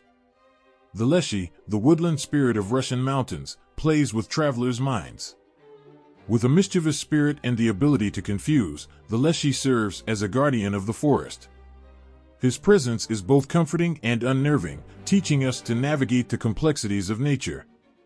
He whispers through the trees, encouraging respect for the wild, a reminder that we are mere guests in his realm. Each encounter leaves a lasting impression, stirring a blend of awe and humility in our hearts. In the Tian Shan and Pamir Mountains, we find the Almas, a mysterious humanoid creature that sparks curiosity and fear. Descriptions of the Almas vary, but they all share a common thread, a being living on the edge of our understanding. The tales of sightings inspire those who seek the unknown, blurring the lines between reality and myth. The Almas reminds us of the vastness of our world, urging us to question what we think we know. The Jinn haunt the rugged mountains of the Middle East, malevolent spirits that twist and turn in the shadows. They are beings of fire and smoke, embodying both chaos and order. Jinn tales instill a sense of caution, urging respect for the unseen forces of the world. They remind us that there is magic in the air, a reminder that our actions carry weight, echoing through the realms beyond our perception. As we reach the peak of our bestiary, Zeus, the mighty god of the sky, reigns from Mount Olympus. His connection to thunder, storms, and the elements weaves a powerful narrative of strength and dominion. Zeus embodies the raw forces of nature, teaching us that with great power comes responsibility. His stories remind us that the heavens and earth are intertwined, a delicate balance that we must honor. Kukulkan, the feathered serpent of Mesoamerican mountains, glides through the air, connecting the heavens and earth. This god symbolizes the harmony of nature, teaching respect for the storms and mountains. His duality, both serpent and bird, reflects the complexities of life, urging us to embrace the interconnectedness of all beings. The Gans of the Apache Mountains stand as sacred mountain spirits, protectors of the land. Their role in Apache culture emphasizes the importance of guardianship and respect for nature. Each spirit serves as a reminder that the mountains are alive, pulsating with stories waiting to be heard.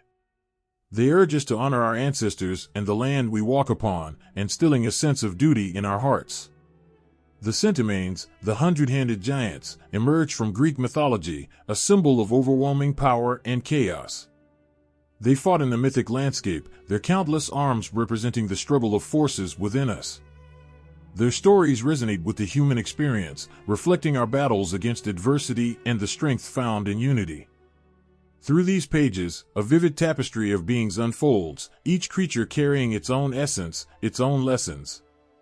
As we close the bestiary, we feel a profound connection to these mythical beings, a bond that transcends time and space. The stories linger in our hearts, reminding us of the magic that exists in the world around us.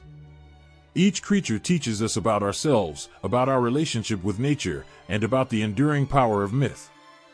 We carry these tales with us, like precious gems, illuminating our path as we navigate the mountains of our lives. The flicker of candlelight casts a warm glow, inviting you to explore the enchanting world of myths and legends that have shaped human history. There's a deep connection between the stories we share and the souls who lived before us. This connection has inspired countless researchers, writers, and thinkers to seek out the roots of our beliefs and the creatures that have danced through our imaginations. The quest for knowledge often leads us to hidden gems tucked away in the pages of books, academic journals, and folklore collections. Each source is a portal into a different world, filled with wisdom waiting to be uncovered. As you step into this vast landscape of knowledge, you find a carefully curated list of references and further reading that beckons you. The first stop is the rich tapestry of academic research. Scholarly articles and books illuminate the histories of mythical creatures and the societies that birthed them. One of the standout texts, Mythical Beasts, a study of monsters in folklore, provides a thorough examination of how these creatures have evolved over time. Each chapter unveils the deeper meanings behind legends, helping readers grasp the cultural significance that these stories hold. The insights gathered from this work evoke wonder, painting a picture of how communities shaped their identities through these narratives. Moving along, you come across The Nature of Myth, Understanding Human Beliefs, a profound exploration of the psychological and social elements woven into folklore. This book dives into why we are drawn to these tales, how they reflect our fears, desires, and hopes, and the comforting power of storytelling. It stirs a sense of belonging, reminding us that we are all part of a greater narrative. As you turn the pages, you can almost hear the whispers of ancestors sharing their stories around a fire, the air thick with anticipation and excitement. Next, you find collections of folklore from around the world, each one a treasure trove of unique narratives. Voices of the Mountains, Tales from Global Folklore offers a stunning array of stories that capture the essence of mountain monsters, spirits, and deities across cultures. The vivid imagery leaps from the pages, drawing you in and allowing you to feel the heartbeat of the earth through the eyes of those who walked it long before you. You can almost smell the pine trees and feel the cool mountain air as you read, connecting you to distant lands and the lives of people who revered the same mountains that tower above us today. In addition to these narratives, reference texts such as the Encyclopedia of Mythology serve as valuable guides. This comprehensive work distills countless myths into easily digestible entries, allowing you to explore different cultures and their views on monsters and spirits. Each entry is a stepping stone into understanding how different civilizations interpret the supernatural, igniting a spark of curiosity within you. As you flip through its pages, you might stumble upon a familiar creature or a new one, each with its own captivating tale that sends shivers down your spine. For those intrigued by the intersection of science and folklore, cryptozoology, the search for hidden animals provides an insightful perspective on how modern-day researchers are seeking out these mythical beings. The stories of cryptids, a blend of myth and reality, come to life in this book, shedding light on the ongoing fascination with the unknown. It encourages readers to consider what lies beyond our understanding, urging us to keep our minds open to the mysteries that surround us. You can feel the thrill of discovery as each page reveals the excitement of exploration and the deep-rooted human desire to seek out the unexplainable. The world of literature also offers an abundance of stories that bring mythical creatures to life. Works like The Mothman Prophecies tap into the eerie encounters with enigmatic beings, blending personal narratives with folklore. These accounts blur the lines between fact and fiction, making your heart race as you ponder the truth behind the tales. You find yourself immersed in the mystery, wondering if perhaps, just maybe, there is something lurking in the shadows, waiting to be discovered. As you venture deeper into this curated list, the emotional weight of these stories becomes palpable. Each source not only provides knowledge, but also fosters a connection to our shared humanity. Books like The Power of Myth capture the timelessness of these tales, revealing how they resonate through generations. The words of mythologist Joseph Campbell echo in your mind, reminding you that these stories are not just entertainment, they are reflections of our struggles, our joys, and our search for meaning in a chaotic world. Finally, the beauty of this exploration lies in the invitation to create your own journey. With a collection of articles and references that span cultures and centuries, you are encouraged to connect with your roots, your fears, and your dreams. You begin to realize that the stories of mountain monsters, spirits, and ancient gods are more than mere fiction. They are manifestations of our innermost thoughts and feelings. They serve as mirrors that reflect our humanity, urging us to ponder who we are and where we come from. As you close the last book, you feel a sense of fulfillment. The candlelight flickers softly, illuminating the path ahead. The knowledge gained through these sources has opened your heart and mind, inviting you to embrace the mysteries that life presents. Whether you seek answers or simply wish to revel in the beauty of stories, this curated list serves as your companion. It reminds you that the world is filled with wonders, and each tale brings you closer to understanding the depths of your own spirit and the infinite possibilities that lie ahead.